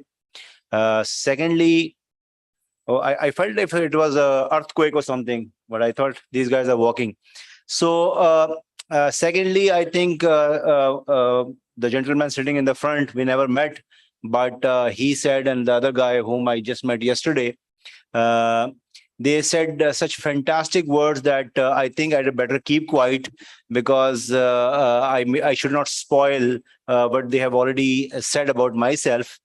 But since I've been requested to say a few words, I joined NAPRA as chairman about 3 years and 3 months back. And before that, I was in Abu Dhabi for 20 years. Those who have already heard me, probably this is a repetition, but almost first year, I was so ingrained in my job. I was trying to get into grips with whatever was happening. And when I felt I had some control, I felt as if my job was extremely easy. I wanted to give more challenges to myself because all my life, I have now almost 31 years of work experience, 24 years private sector and almost 7 years now in public sector. So I always felt that whatever I've done as an additional job over and above my core job, that always fascinated me, that always kept me going. So I gave myself 5 challenges, in fact, 6 challenges in NAPRA. Before I come to cyber security, I would like to touch upon that because I don't know if I get a chance to speak with such a worthy audience. First one is called Power with Prosperity, which meant is basically I asked all the licensees all over Pakistan, what exactly are you doing in the community you're operating for the betterment of the community, like women empowerment, health, education, cheaper electricity, clean water.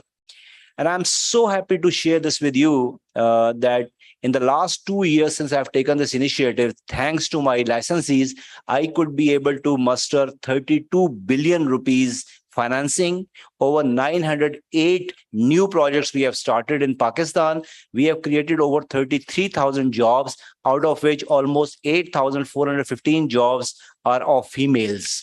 So it's a huge, huge impact. And we are going to celebrate 25th birthday this December.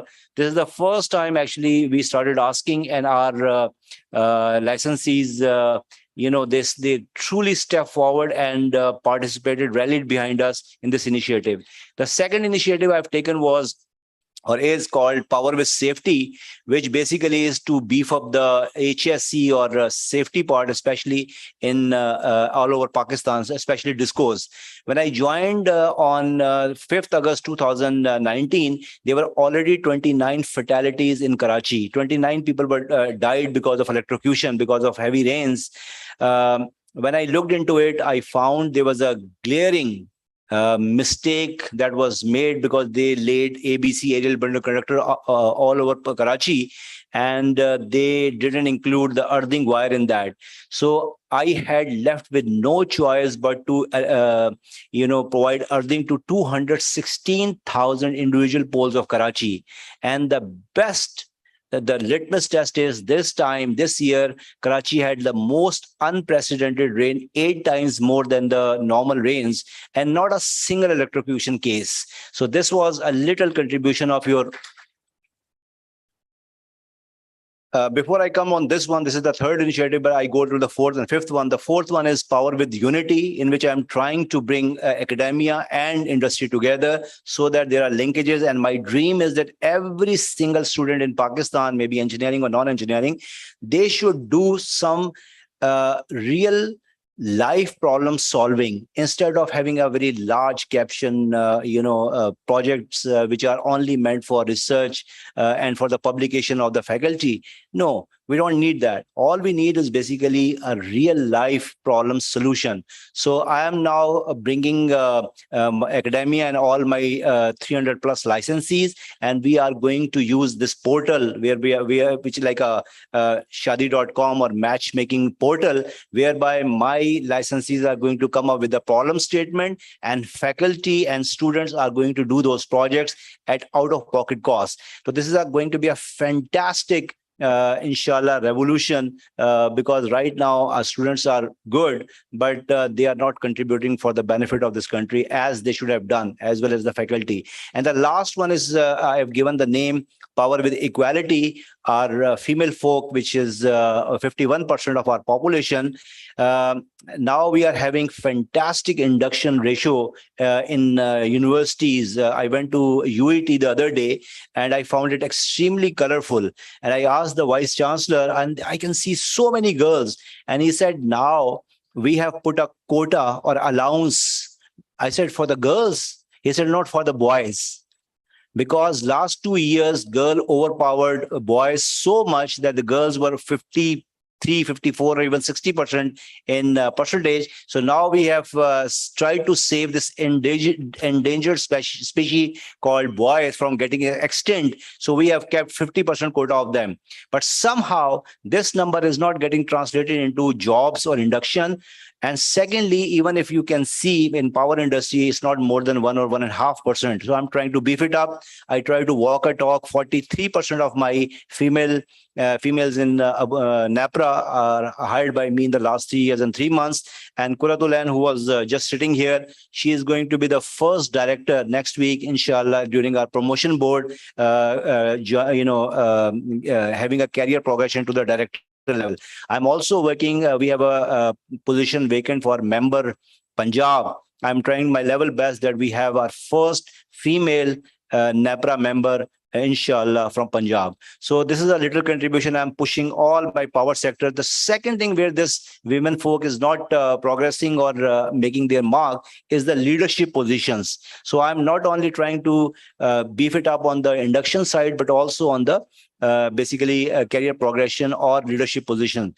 So last one is basically power with the security. There is a reason we say that it has become a global village. We have come extremely close to each other. It's not that distances have reduced, but we have now more easily accessible communication systems, because of which we have come extremely close. Now we probably don't know what is happening next door, but we exactly know what is happening in our family, what they are eating in the breakfast or lunch or dinner, those who are in the far-flung areas in this world, actually, the US or UK or wherever, only because of this connectivity.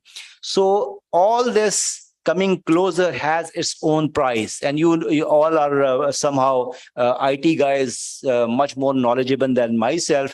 We are running the power industry of Pakistan, which entails generation, transmission, and distribution. And I'm also working on the innovation. We are bringing the most modern EV, electric vehicle regulations. We have very recently brought microgrids license. Very first time in the history of Pakistan, I've brought microgrid license. And you'll be extremely happy to know that very first company has applied for this license. They are going to provide electricity to 11 villages, illuminating almost 500-600 houses, which is going to have at least 4,000 or 5,000 people. This is something which is unprecedented, because almost 26.5% of Pakistanis, we could never give them electricity. So they are almost 55 million, 5.5 crore log. So I've given this target, the sixth target I've given to myself, to bring electricity to their doorstep. So microgrid is a fantastic opportunity. And microgrids is again very highly IT intensive, because we have smart metering, we have load side management, demand side management, and all this makes us extraordinarily exposed to hackers or hacking. So plus our rotating equipment like these mega turbines that we have, we are fully exposed. So I was very lucky to have an exposure on the business continuity side in Abu Dhabi, and cybersecurity is a part of that. So when I came here, I realized that we are fully exposed because this nation has spent billions of US dollars to come up with these very vital national critical infrastructure which needs to be protected. So I was again waiting for the right ministry or the right government bodies to come up with their regulations, because I was told they are going to make cert, they are going to come up with the regulations. But after failing to receive something from them, I decided to take my fate in my own hands. And again, seeing the very phenomenal response from my licensees on the CSR front and HSE front, I decided to go on have a solo flight. And thanks to my IT team, and we have come up with our first round of regulations. Regulations is something which we can change many times in a day even. So this is the first time, and as my friend said, the focus is on OT. IT, everybody is probably already taking care of. And the idea is that we have generation, we have transmission, we have distribution, we have SCADA system to connect all them. Then we are coming with innovations like electric vehicles. Each electric vehicle is prone to be attacked and can go haywire as far as the hacking is concerned. And then this microgrids, because microgrids, again, as I said, sounds very small, but it is probably the best example of state-of-art technology, and it has the most modern IT systems in that. So we have come up with this. The last topic of your discussion was way forward. So my message to my licensees through today's this event, that we have already come up with these regulations. Now we are all geared up to go and go to the second gear, and which is basically to give you targets so that you put your house in order. We can afford few things, but there are few things which we absolutely can't afford, and that is basically somebody turning our very expensive, very again, as I said, this is a national asset, to start rotating our machines in the reverse direction. This is simply unacceptable for us. So for that, we have to prepare ourselves. So we are planning to have our cert, first NAPRA cert, then power industry sectoral cert, and then we are also planning to have audits. Once we are going to give our a deadline to all our licenses, the next round will be that we are going to engage, because we don't have such resources within NAPRA, but definitely we have resources outside, which we are going to use as an outsource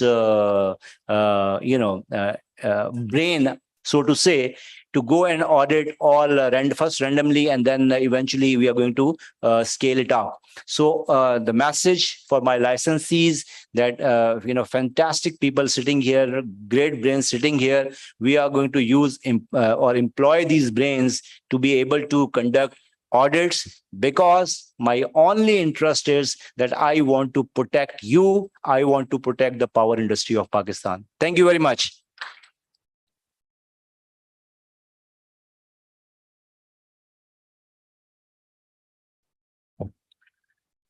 Thank you very much. We are just last break. We are just edge of our lunch break. But I will just take 5 more minutes, 5-6 minutes more to present our memento to our honorable delegates. For that one, I will invite, first of all, Mr. Tausif. Please come on stage and present a mementos. I would also like to invite Faisal Rahman, who is actually a man behind this whole show, to just come on the stage and present some mementos. So the format will be, I'm just going to announce the delegate's name. And if they can just near to this stage, come to this side and then leave on that side. So our first delegates would be Noman Abdul Qadir. Mr. Noman Abdul Qadir, please come and have your momentum.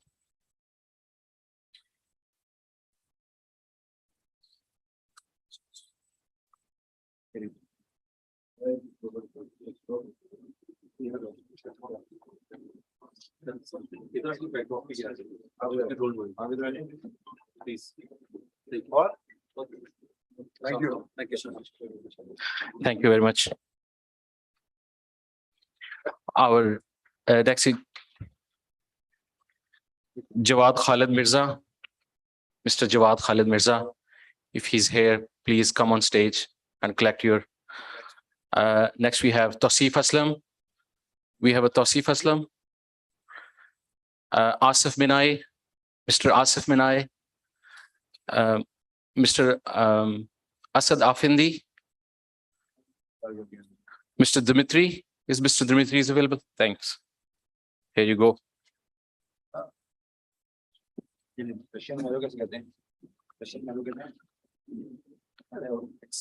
Thank you.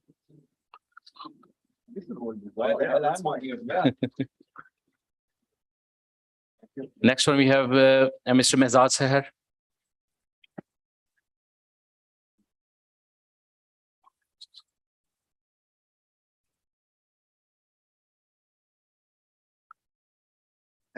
Thank you very much. We have Maher Mohsen Sheikh. Mr. Maher. Next one we have Ms. Kuratulan.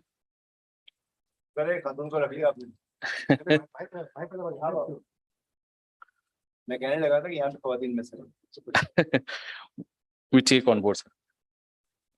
Thank you.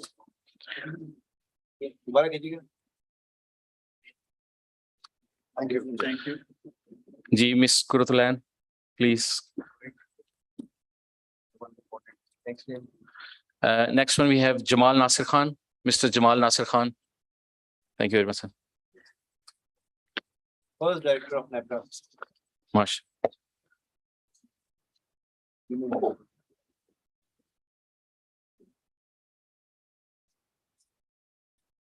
Next time it was. No. Next one we have Nusrat Khan. Mr. Nusrat Khan. He left. Okay. Okay, that's it for this session. Thank you very much, Mr. Faisal. Thank you very much, Mr. Tausif. Yeah. Yes. So Mr. Faisal will present the memento to Mr. Tausif. Thank you. Thank you very much, sir. Thank you very much. Well, now the most awaited event, the lunch, is just on the break. So we will take a break of 30 minutes of lunch. And we have a very excited session after the lunch, which is the most awaited and the most talk in the town is a cert role. So please get together after 30 minutes. So sharp up 30 minutes so we can start over. We have a Kaspersky stall on your left. Please touch them and then have a word with them as a technical persons. It will be very enjoyable discussion with them. I'm pretty much sure. Because the guy which is from Kaspersky is very knowledgeable and he can actually give some of our insight in terms of our cybersecurity postures. So yeah, so ladies and gentlemen, we will meet after 30 minutes and take your lunch. Thanks.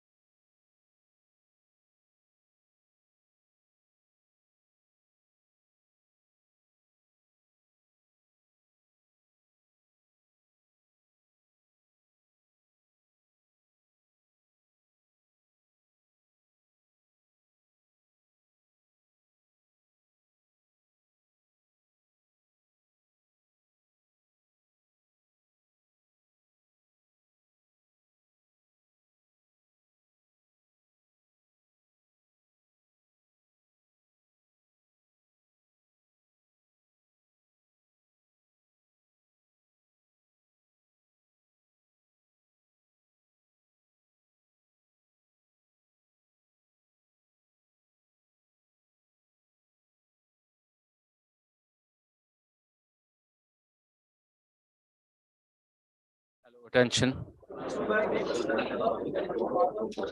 Hello, testing. Attention. Attention to all participants, please put together and then come into the main hall. We have a very awaited session is on his way. So I would request all the participants to come and join our main on the main hall, please.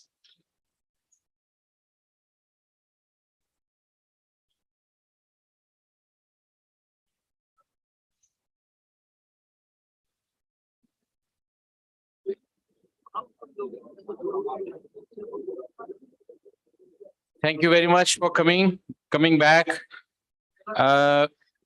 We have now a panel discussion on a most awaited and a most amazing, which is the talk of the town topic, which is a cert, in which Mr. Amar Jafri, Director General, Center of Information Technology, and the former Additional General FIA, he is going to moderate this event and this talk.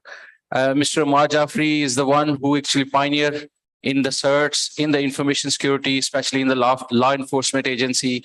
And he is the man who actually bring this information security awareness into the outside of the law enforcement.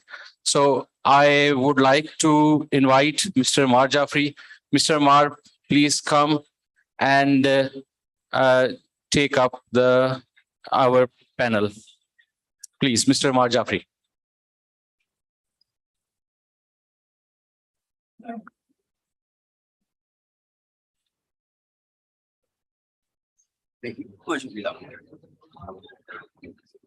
अच्छा जी, मैं request करूंगा कि जितने ये side पे लोग खड़े सब हाल में आ जाएं। अभी मेरे साथी ने एक बात की है, वो बताऊंगा कि अगर ये सर्ट के बजाय कॉन्सर्ट होता तो बड़ी अच्छी बात होती, मेरा ख्याल है। तो मेरा ख्याल है फिर सब लोग बैठे होते हैं यहाँ पे ना।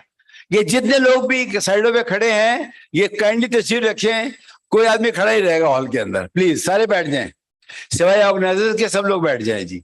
बहुत शुक्रिया आप लोगों का जी, थैंक यू वेरी मच।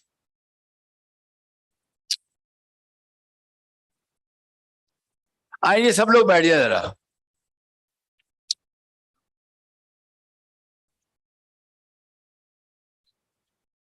क्योंकि जो हॉल में रह जाएगा वही हमारा साथी है, बाकी जो है वो जो हम 20 साल से कर रहे हैं वो उसी का बूढ़ा उनका करने का ना। जो हॉल में रह जाएगा वही साथी है हमारा, और उन्हीं को हम बात समझाने की कोशिश करेंगे। जी जनाब, सब लोग बैठ जाए जरा काइंडली। ये जितने हमारे स्टॉल्स हैं ये जरा लोगों को फारिग कर दें, अभी जरा सब लोग बैठ जाए हॉल के अंदर जी।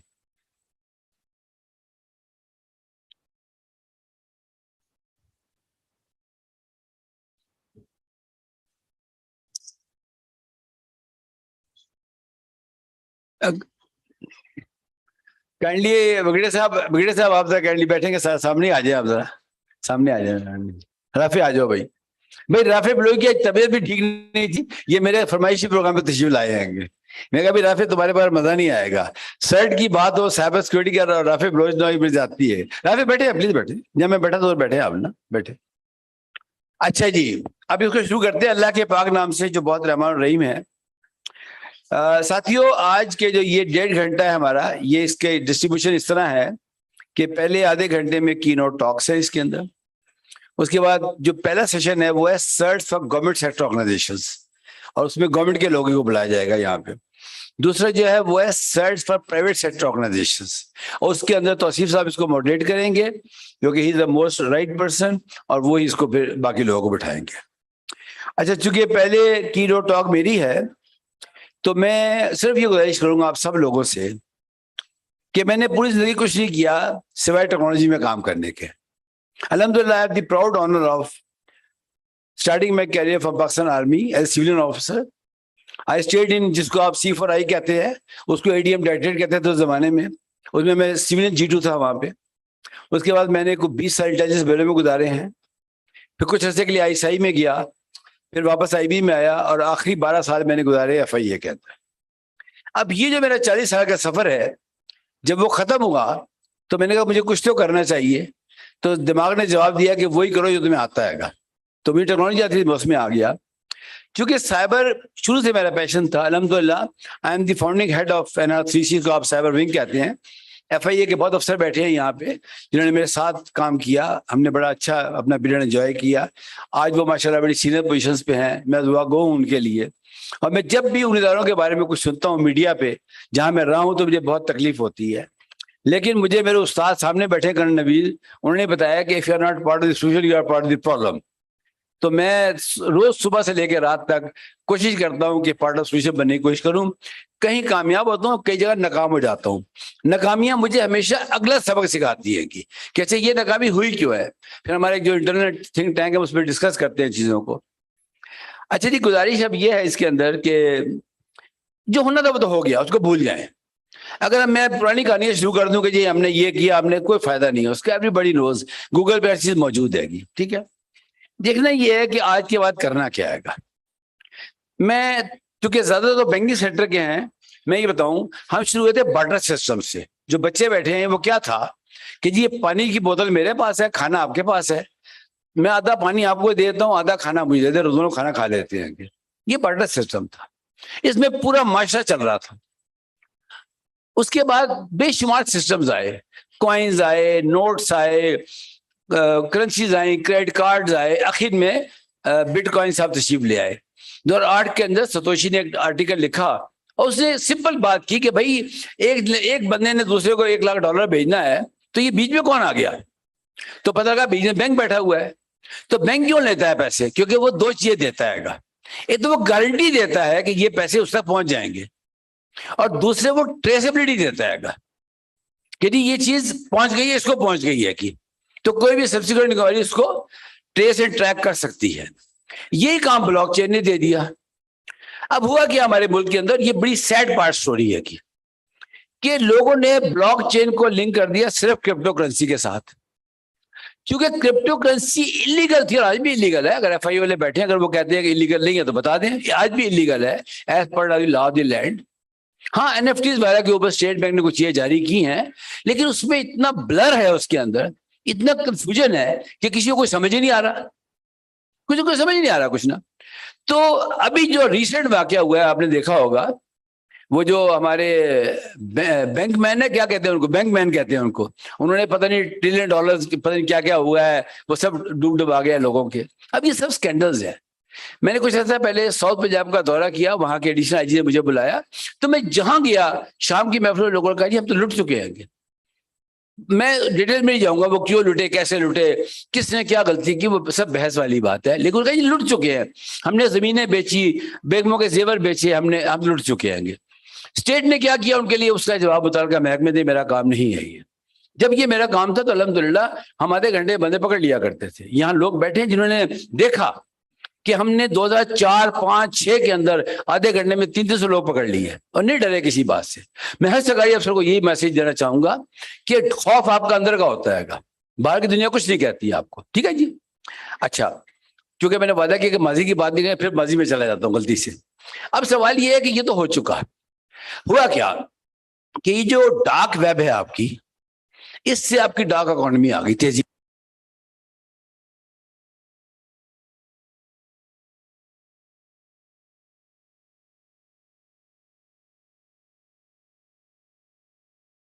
کہ چونکہ ہم نے قوانین ابھی بنائے ہیں, ابھی نیشنل سیٹ بنی نہیں ہے ہماری, یہ بات بہت سمجھنا ضروری ہے گا.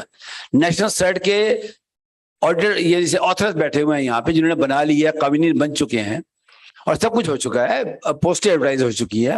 ہم دعا گو ہیں بریگیڈیئر منصور صاحب کو, ان کی پوری ٹیم کے لیے, اور بالکل ہم ساتھ رہیں گے ان کے.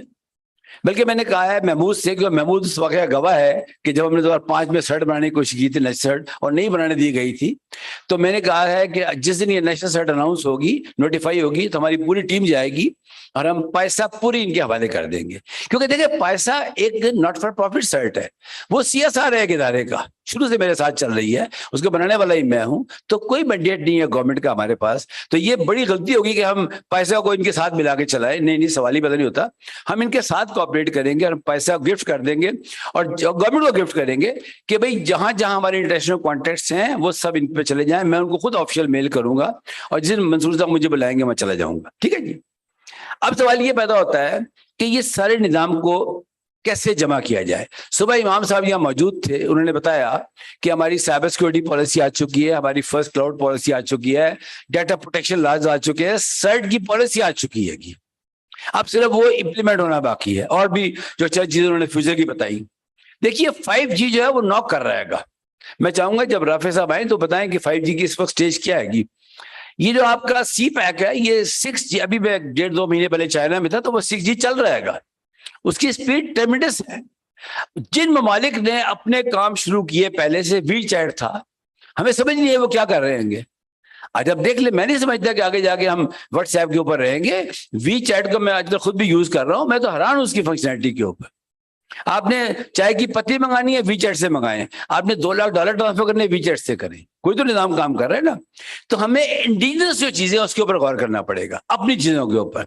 इसके ऊपर गवर्नमेंट को आगे आना पड़ेगा, रिसर्च एंड डेवलपमेंट में करना पड़ेगा। मेरे को साथी बैठे हैं यूनिवर्सिटी से, उनको लोगों को आगे लाना पड़ेगा।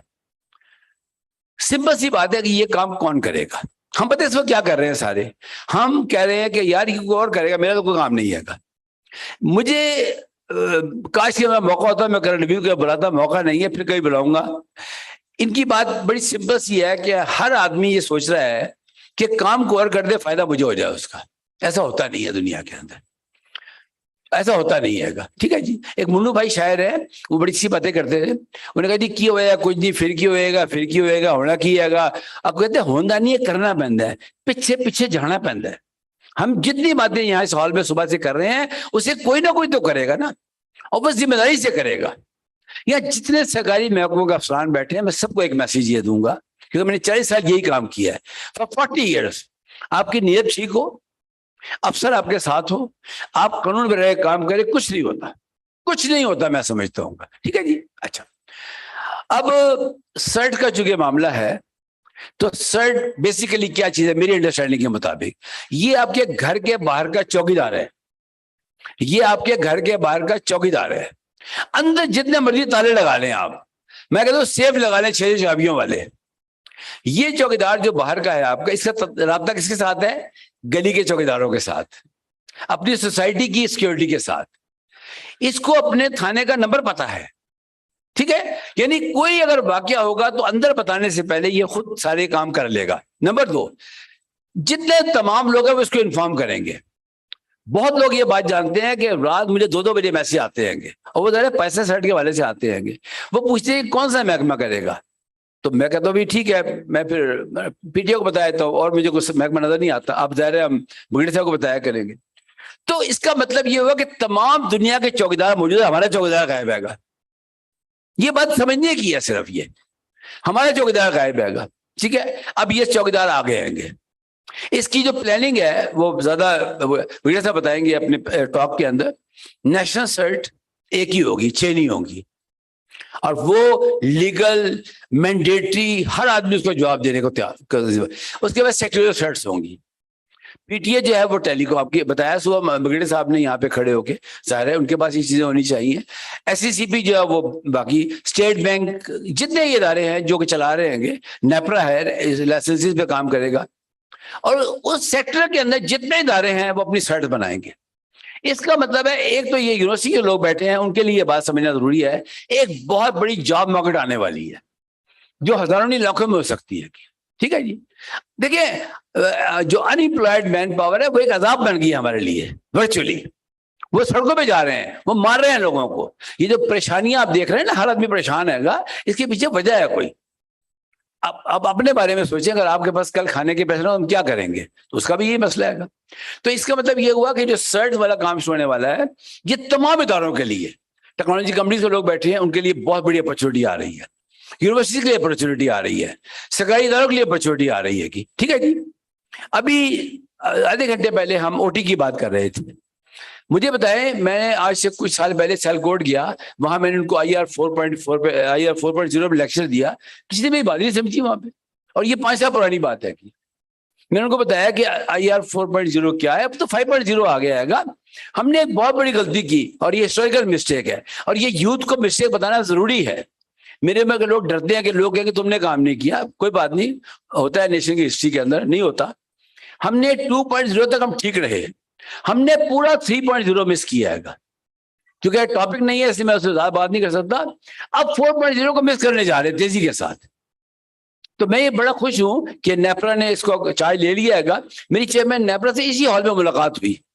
انہوں نے مجھے بلایا کوئی ایوارڈ وغیرہ سے, تو جب انہوں نے مجھے ایوارڈ دیا تو مجھے کہا کہ آپ مجھے ملیں. ان کے لوگ بیٹھے ہیں. نیکسٹ ڈے میں ان کو کال کی, انہوں نے کہا آ جاؤ. تو انہوں نے کہا یار ہمیں تو آپ کو ایوارڈ دینا چاہیے, یہ ساری جو میں دیکھ رہا تھا آپ پہلے کام کرتے رہیں گے. اس کا مطلب یہ ہوا کہ ہم نے آواز اٹھائی ماضی کے اندر, لیکن غالباً وہ کنڈیسو انوائرمنٹ نہیں تھے اس وقت, انیبلنگ انوائرمنٹ نہیں تھے. تو وہ غلطی آج نہیں کرنی چاہیے ہمیں. ایک اور بات سمجھنے کی کوشش کروں گا. 1970 میں پوری دنیا ایک لائن پہ کھڑی تھی. پلیز میری بات یہ غور سے بہت سنیے گا. پوری دنیا ایک لائن پہ کھڑی تھی, کوئی بھی آگے جا سکتا تھا. ہم آگے نہیں گئے. جو مالک آگے گئے وہ اس کا فائدہ اٹھا رہے ہیں. کہ یہ تو ہو گئی بری بات. آپ کیا کریں جی, اب تو مارے گئے. اچھی بات یہ ہے کہ artificial intelligence, IoT, IR 4.0, metaverse, 50 میں نام لے سکتا ہوں گا, ان تمام نے آج پھر موقع دے دیا ہے گا اور پوری دنیا کو ایک لائن پہ کھڑا کر دیا ہے گا. آپ یقین کریں جو ایڈوانٹیج آج پاکستان کو ہے نا, وہی امریکہ کو ہے, وہی چائنا کو ہے, وہی رشیا کو ہے. کیا جو غلطی ہم نے ماضی میں کی تھی پھر وہ غلطی کرنے جا رہے ہیں؟ ایسا نہیں ہونا چاہیے. شاید اس وقت ہم اتنے اویئر نہیں تھے, آج ہم سب اویئر بھی ہیں اس کے اوپر. تو یوں سمجھے کہ یہ جو نسل بیٹھی ہے یہاں پہ, یہ رسپانسبل ہے اگلے 30 سال کی, 50 سال کی. تو پلیز جو غلطی 70 میں کی, جس نے بھی کی, ماضی کے لوگوں کو معاف کر دیں. مجھے اسلامک یونیورسٹی نے بلایا تھا, کچھ لوگ بیٹھے ان کے یہاں پہ, میں نے کہا تھا ہم مجرم ہیں اس نسل کے, لیکن مجرم کو بھگنا نہیں چاہیے. ہم ہی آگے آئے ہیں گے, ہم کہہ رہے ہیں کہ جی ماضی غلطیوں کو بھول جائیں, بلیم گیم سے تو باہر نکل جائیں نا. ہمیں بڑا آسان ہے کہ جی نیپرا نے کام نہیں کیا, PTA نے کام نہیں کیا, منسٹری آف IT نے کام نہیں کیا, FIA نے کام نہیں کیا. بلیم گیم سے باہر نکل جائیں. آپ کہیں کہ جو میں کر سکتا ہوں گا.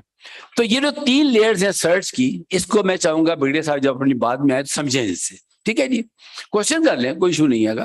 ٹائم اس کا آدھے گھنٹے ہے, لیکن اب آپ پھنس گئے سارے, اب جائیں گے اپنی مرضی سے. مطلب آپ کو اتنا انگیج رکھیں, یہ میرا کام ہے کہ آپ دل نہیں لگ رہے آپ کا باہر جانے کے لیے. چائے بھی ہے ویسے اس کے بعد, چوش لا کے روٹی شوٹی کھا کے جانا, چائے بھی ملے گی اس کے بعد. کہنے کا مقصد یہ ہے کہ یہ ایک اچھا موقع ہے, اس کے اوپر ہمیں بات کرنی چاہیے. FIA کے افسران بیٹھے ہیں یہاں سارے, اور ایڈیشنل DG FIA کا میسج آیا تھا, وہ کسی بہت ضروری میٹنگ کی وجہ سے نہیں تشریف لا سکے. انہوں نے مجھے کہا کہ چونکہ آپ رہے ہیں, تو انہوں نے کہا یار بورڈ پہ سب سے اوپر آپ کا نام لکھا ہوا ہے تو آپ ہی بول لیں. دیکھیے میں پھر ریپیٹ کروں گا اپنی بات. NR3C جس کو ابھی یہ سائبر ونگ کہتے ہیں, میں ابھی بھی NR3C کہتا ہوں, جو مرضی کر لیں, اور قانون نام تمہارا آج بھی NR3C ہے, یاد رکھیے گا. ٹھیک ہے, جب یہ کنسیو کیا تھا میں نے اس لیے کہہ رہا ہوں کہ میں نے کنسیو کیا تھا, میں تو ایئرپورٹ پہ کام کرتا تھا. اس کا نام تھا national response centre for cyber crimes. کیونکہ 3 C آ رہے تھے اخیر کے اندر, تو میں نے 3C کر دیا. دنیا میں ایسی بہت ٹیڈیشن موجود ہیں. تو NR3C کنسیو ہوا تھا کہ یہ نیشنل سیٹ بھی بنائے گا اپنی, اور یہ منسٹری آف IT کے ساتھ مل کے کام کرے گا, اور یہ کاگنیزنس بھی لے گا کرائم کی. خیر وہ ایک ہسٹری ہے, وہ نہیں ہوا. چلے بات ختم ہو گئی. آج کیا صورتحال ہے, نیشنل سیٹ بن چکی ہے ہماری, ہمیں ان کا ساتھ دینا چاہیے, پہلی بات. اس کے بعد FIA کے لاز بن چکے ہیں, FIA اپنا کام کرے, بندے پکڑے. ٹھیک ہو گیا جی. ایک مسنگ لنک ہے اس میں, اور وہ پولیس کا. پولیس فرسٹ رسپونڈر ہے ہر جرم کی. میں وہاں پہ بہت بڑا ایک گیپ دیکھ رہا ہوں. مجھے جتنے بھی فون آتے ہیں اپنے دوستوں کے مسائل کے, تو کہتے ہیں ہم پہلے تھانے گئے تھے. بھائی تھانے کیوں گئے تھے؟ جی ہمیں نہیں پتا کہاں جانا ہے گا. میں مانتا ہوں کہ FIA کا کال سینٹر ہے, وہ کہتے ہیں 24/7 ہے, وہ سب اپنی جگہ باتیں ہیں گی. لیکن یہ حقیقت ہے کہ اگر کسی کی بچی کا فیس بک اکاؤنٹ ہیک ہو جاتا ہے اور اس کو غلط چیزیں ڈالتا ہے, تو وہ کہاں جائے؟ تو ہیر پھر کے وہ تھانہ نظر آتا ہے اس کو. تو ہمیں تیزی کے ساتھ پولیس کی کیپیسٹی بلڈ کرنی چاہیے. اب وہ کیسے ہوگی, کیا ہوگی, وہ میں گفتگو کر رہا ہوں گا. میں نے بڑی کوشش کی ہے کہ جو نیشنل پولیس بیورو ہے, کیونکہ وہ پورے ملک کی پولیس کو دیکھتا ہے, ان کے DG کو میں نے ریکویسٹ کیا ہے کہ آپ سب IGs کو بلائیں, اور ہم ان کو بتائیں کہ جی اپنے دور میں ہم سارے کر رہے ہیں, FIA بھی کر رہی ہے, میں بھی کر رہا ہوں, سب لوگ کر رہے ہیں, لیکن ایک بڑے آرگنائز طریقے سے, اور ان کے ASPs کو آگے لائیں, ینگ لوگوں کو آگے لائیں. ٹھیک ہے جی. اچھا, اب جب یہ سارا کام ہو جائے گا, اس کا مطلب ہے اگلے 4 سے 6 مہینے کے اندر ہماری ہر چیز ان پلیس آ جائے گی. ٹھیک ہے. اب یہ بہت ضروری بات ہے, وہ ہے ہیومن ریسورس ڈیولپمنٹ. دیکھیے اس ملک کے اندر اتنی ٹیلنٹڈ یوتھ موجود ہے, اور میری موٹیویشن یہ ہے. مجھے اکثر لوگ پوچھتے ہیں آپ کی کیا موٹیویشن ہے؟ میں کہتا ہوں میری موٹیویشن یہ ہے کہ اگر یوتھ کو ایک دم ٹریگر کر دیں تو پھر یہ اپنا کام خود سے مان لیں گے. اور اتنی برائٹ ہے وہ. اب میرا اپنا ٹائم ختم ہو گیا, میں نے FI کا ٹائم لینا شروع کر دیا ہے. ٹھیک ہے محمود, اب میں نے FI کا ٹائم لینا شروع کر دیا. اچھا جی, اب وہ اتنی برائٹ ہے وہ یوتھ اس وقت کہ ہمیں صرف ایک نظام کے ذریعے ان کو امپاور کرنا ہے. اب میں سرچ کی بات کروں گا. دیکھیے میں یہ کام 12 سال سے کر رہا ہوں. سائبر ڈیلز میں حصہ لیتا ہوں گا, انٹرنیشنل لیول پہ حصہ لیتا ہوں گا. ٹھیک ہے جی. سائبر ڈیل کیا ہوتی ہے آپ سب کو پتا ہے گا. ہم شروع ہوئے تھے سینڈ باکس سے, ہوتے ہوتے ہم CTI پہ آئے, پتہ نہیں کہاں سے گزرے, اب آگے سائبر رینج. لیکن وہ اتنی مہنگی ہیں چیزیں, وہ $32 مانگتے ہیں گے. ٹھیک ہے, ایک ادارے نے گورنمنٹ کے اناؤنس کر دیا, پیسے تھے انہوں نے کر دیا, جنہیں کانٹریکٹ ملا وہ اپنا کام کر دیں گے. That is not the issue. میں کہتا ہوں ہمیں ڈسٹرکٹ وائز سائبر ڈیل کرانی چاہیے, ڈسٹرکٹ وائز. کرکٹ کے میچ ہوتے ہیں گے, and Rafi I need your support here. ہم کہیں جی ملتان کا مقابلہ کراچی کے ساتھ ہے, کراچی کا سر یہ نیسیسری بھی ہمارے ساتھ آئے گی اس کام کے اندر. ہم نے اب کو اچھا نام سوچے گا نا, وہ زلمے جو نام ہوتے ہیں اچھے. اچھا اس میں نا ہم نے کچھ سیریس بات نہیں کرنی. ایک کہتے ہیں سائبر سیکورٹی ود فن. بچہ جو بھاگتا ہے بہت زیادہ سختی سے, تو ہم نے اسکول کے بچوں کو سائبر اسکاؤٹس بنانا ہے, ہم نے کالج یونیورسٹی کے بچوں کو انوالو کرنا ہے, اور اپنے سینئر لوگوں کو انوالو کرنا ہے گا. یہ ڈیٹیل کی باتیں ساری میں چاہوں گا پینل میں لوگ کریں. میرا کوشچن ہوگا ان چیزوں کے اوپر کہ ہم اپنے آپ سے وعدہ کریں, کوئی باہر کا بندہ نہیں بیٹھا یہاں پہ, کہ جی ہم 5 لاکھ سائبر ورک فورس تیار کریں گے 2023 کے اندر, which is doable. اس کے پلیٹ فارم موجود ہیں, اوپن سورس موجود ہے. میں اپنی ذاتی انویسٹمنٹ کرنے کو تیار ہوں اس کے اندر. میں نے صبح امام صاحب کو یہی کہا ہے کہ میں پرائیویٹ لمیٹڈ کمپنی ہوں اس وقت, میں یہ کام کرنے کو تیار ہوں. مجھے آپ سے کوئی پیسہ نہیں چاہیے, کوئی فیور نہیں چاہیے, بس ایک ایسا فریم ورک بنا لیں, ساری IT کمپنی جمع ہو جائیں, اور ہم اپنے آپ سے وعدہ کریں کہ جی Pakistan 5 lakh cyber security work force تیار کرے گا. دیکھیے انٹرنیشنل اسٹیٹسٹکس یہ کہہ رہی ہیں, یہ میں چاہوں گا کہ توصیف اس پہ آپ بات کریں کیونکہ آپ کافی پیسہ اس کے بارے میں کام کرتے ہیں, کہ میکسیمم جاب جو ہیں وہ 3 جگہ اویلیبل ہیں اس وقت. سب سے زیادہ سائبر سیکورٹی میں ہے, پھر آرٹیفیشل انٹیلیجنس میں ہے, اور پھر یہ IoT اور بلاک چین وغیرہ کے اندر ہے. ہم کیا کر رہے ہیں گے؟ میں مانوں گا یونیورسٹی کے جو صاحب آئیں گے کہ ہم BS کرا رہے ہیں, MS کرا رہے ہیں گے, وہ کتنے لوگوں کو فیسلٹی اویلیبل ہے, وہ یہ سوچے ذرا کتنے لوگ وہاں پہنچ سکتے ہیں گے. تو اس کے اوپر کوئی کوہیسو قسم کی نیشنل پالیسی بنائی جائے ہیومن ریسورس ڈیولپمنٹ کی. اس سے فائدہ کیا ہوگا؟ ہماری جاب اپرچونیٹیز بہتر پیدا ہوں گی. اور ابھی کینیڈا نے 5 لاکھ لوگ مانگے ہیں امیگرینٹس کے لیے. میں کسی فورم پہ ان کے ساتھ کام کر رہا ہوں, پتہ ہی نہیں ہے کسی کو بیچارے کو. پھر میں نے I spoke to the ambassador there, میں نے کہا جناب یہ مہربانی کرے کو معلومات دے. یہاں پہ بیورو آف امیگریشن والوں سے بات کی ہے گی. میں نے کہا نا وہ ایک شعر ہے کہ دھرتی کی محبت میں ہم نے افراز وہ قرض اتارے جو واجب بھی نہیں تھے. یہ میرے پہ قرض نہیں ہے, یہ اداروں پہ قرض ہے. تو کیا بگڑے صاحب مجھے بتائیں اگر وہ ادارے سلو ہو گئے ہیں تو ہم بھی سلو ہو جائیں. ہم اویئرنیس کو کریٹ کریں. میں اس کو کہتا ہوں ایڈوکیسی. آپ کچھ بھی نہ کریں, اسٹیج پہ کھڑے ہو کے بات کر دیں آپ نا, تو آپ یقین کریں خدا کا نظام ہے, میرا نظام نہیں ہے. آپ حق کی بات کریں لوگ آ جائیں گے آپ کے ساتھ نا, لوگ آپ کی بات سننے کو تیار ہوں گے. اچھا جی اب میں اس کو ریپ اپ کرنا چاہوں گا پہلے سیشن کو. بگڑے منصور صاحب آپ سے درخواست ہے کہ آپ تشریف لائیں اور اپنے ادارے کی اغراض و مقاصد, قوانین. دیکھیے میں پھر ریپیٹ کروں بیفور یو کم, اس وقت نیشنل سرٹ پہ ایک بلر ہے, لوگ کنفیوز ہیں کہ FI کیا کرے گا. سب سے بڑا ایشو آئے گا آپ کو, میں آج بتا رہا ہوں گا, انفارمیشن شیئرنگ کا سب سے بڑا آئے گا. ایک بینک ہیک ہو جاتا ہے گا, وہ بتائے گا اپنی سیکٹریل سرٹ کو, اور بتائے گا تو کیا معلومات دے گا وہ اس کو؟ کیا وہ سیکٹریل سرٹ آپ کو بتائے گی؟ آپ کے پاس رسپانس ٹائم مشکل سے 1-2 گھنٹے ہوتا ہے. اگر آپ کو بنگلہ دیش کی کیس اسٹڈی موجود ہے, میں گیا تھا بنگلہ دیش, میں نے پورا اسٹڈی کیا تھا.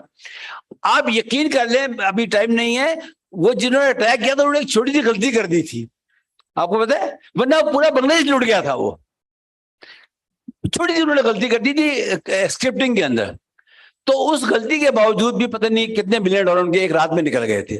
اس کا مطلب یہ ہوا کہ جتنے بینکنگ انڈسٹری کے لوگ بیٹھے ہیں, چاہے آپ کے سیزو ہیں, جو بھی آپ کے پاس پوزیشن ہے وہاں پہ, یہ شیئر رسپانسبلٹی ہے. میں پھر کہوں گا cyber security.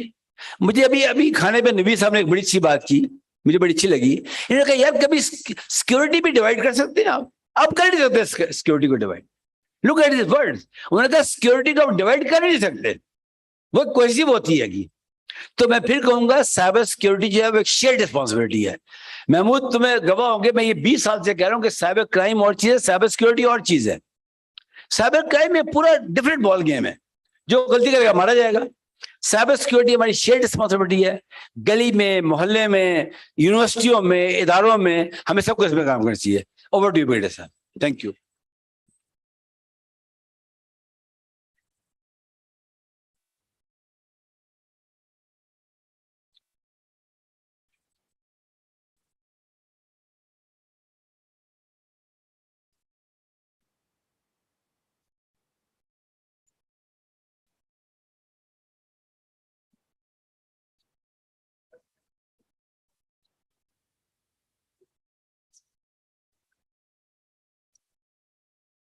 Thank you very much, Jafri Sir, for inviting me to this August forum and providing me opportunity to express my point of view on this very important subject of national security. Jafri Sir, mashallah, he is a legend and pusher in government sector, और इनकी काविशों को किसी भी सूरत जो है वो हम लोग भुला नहीं सकते। गवर्नमेंट अभी मतलब गो के we are delayed, but wherever we are because of his efforts. So ये कि हम will remain indebted to you, sir. Before I start, just a brief introduction about National Telecom and IT Security Board. National Telecom and IT. Kindly silent meeting करेंगे, I'm sorry, ये जरा silent meeting करेंगे, please उनको बताएं। कोई आदमी खड़ा जाएगा, प्लीज आप बैठ जाइए, बाहर चले जाए, I'm sorry, ये बहुत important topic, more than your discussion, I'm sorry. चलें। Thank you, sir. National Telecom and IT Security Board is an epic national body. It has representation from all major stakeholders who are dealing with the subject of communication and IT security. We have 16 permanent members from, you name it, any department, and we have had in our board. Secretariat of this board is in Cabinet Division. Secretary Cabinet Division, he is chairman of the board, and I am acting as secretary of the board. Now coming over to the issue of national CERT. Sir, as you know, in order to harness the benefit of ICT, Pakistan has also adopted the path of digital transformation. The increased use of ICT exposes information assets to evolving cybersecurity threats, and accordingly, a very significant increase in cyber attack on government and private sector organization setups is seen in the recent past. Unfortunately, on the other hand, Pakistan's cybersecurity posture is very weak, and it is vulnerable to so many groups, people, nation state actors, non-nation state actors, third-party groups. While talking about the national cybersecurity index, at global level, which measures the relationship between digital journey of the nation and cybersecurity commitment. And let me tell you, it is not very encouraging. At Global Cybersecurity Index, which is called GCI, and this data is of 2020, we were ranked 79 out of 194. And another index, that is National Cybersecurity Index, again, data is from 2020, and here we stood at 72 out of 160. So you can see the state of affair. In order to ensure the online safety of the citizen of Pakistan and to ensure the safety of the digital systems, various initiatives in the realm of cybersecurity are already in place by different federal and provincial bodies and at sectoral level as well. However, at national level, there was a vacuum. और जैसे जाफरी साहब ने बताया कि vacuum बहुत अरसे तक रहा। Alhamdulillah, Pakistan first ever national cybersecurity policy was approved in July 2021 by the cabinet. It has a 3-tiered implementation framework. ये kindly important है, देख लीजिए इसमें मैं आपको बता दूंगा, जैसे जाफरी साहब भी बता रहे थे कि there is a blur. It has a 3-tiered implementation framework. At national level, there would be one national CERT. I have named it as PK CERT. उसके बाद sectoral CERTs होंगी. This CERT would be one of the CERT. PTA CERT would be taking care of telecom sector. इसी तरह power CERT है, वो power का जितना भी department है उस. Then there would be a fin CERT. जो कि जितने भी फाइनेंशियल रेगुलेटर्स हैं, बैंक्स हैं, उनको लुकअप निकालिए। और सेकंड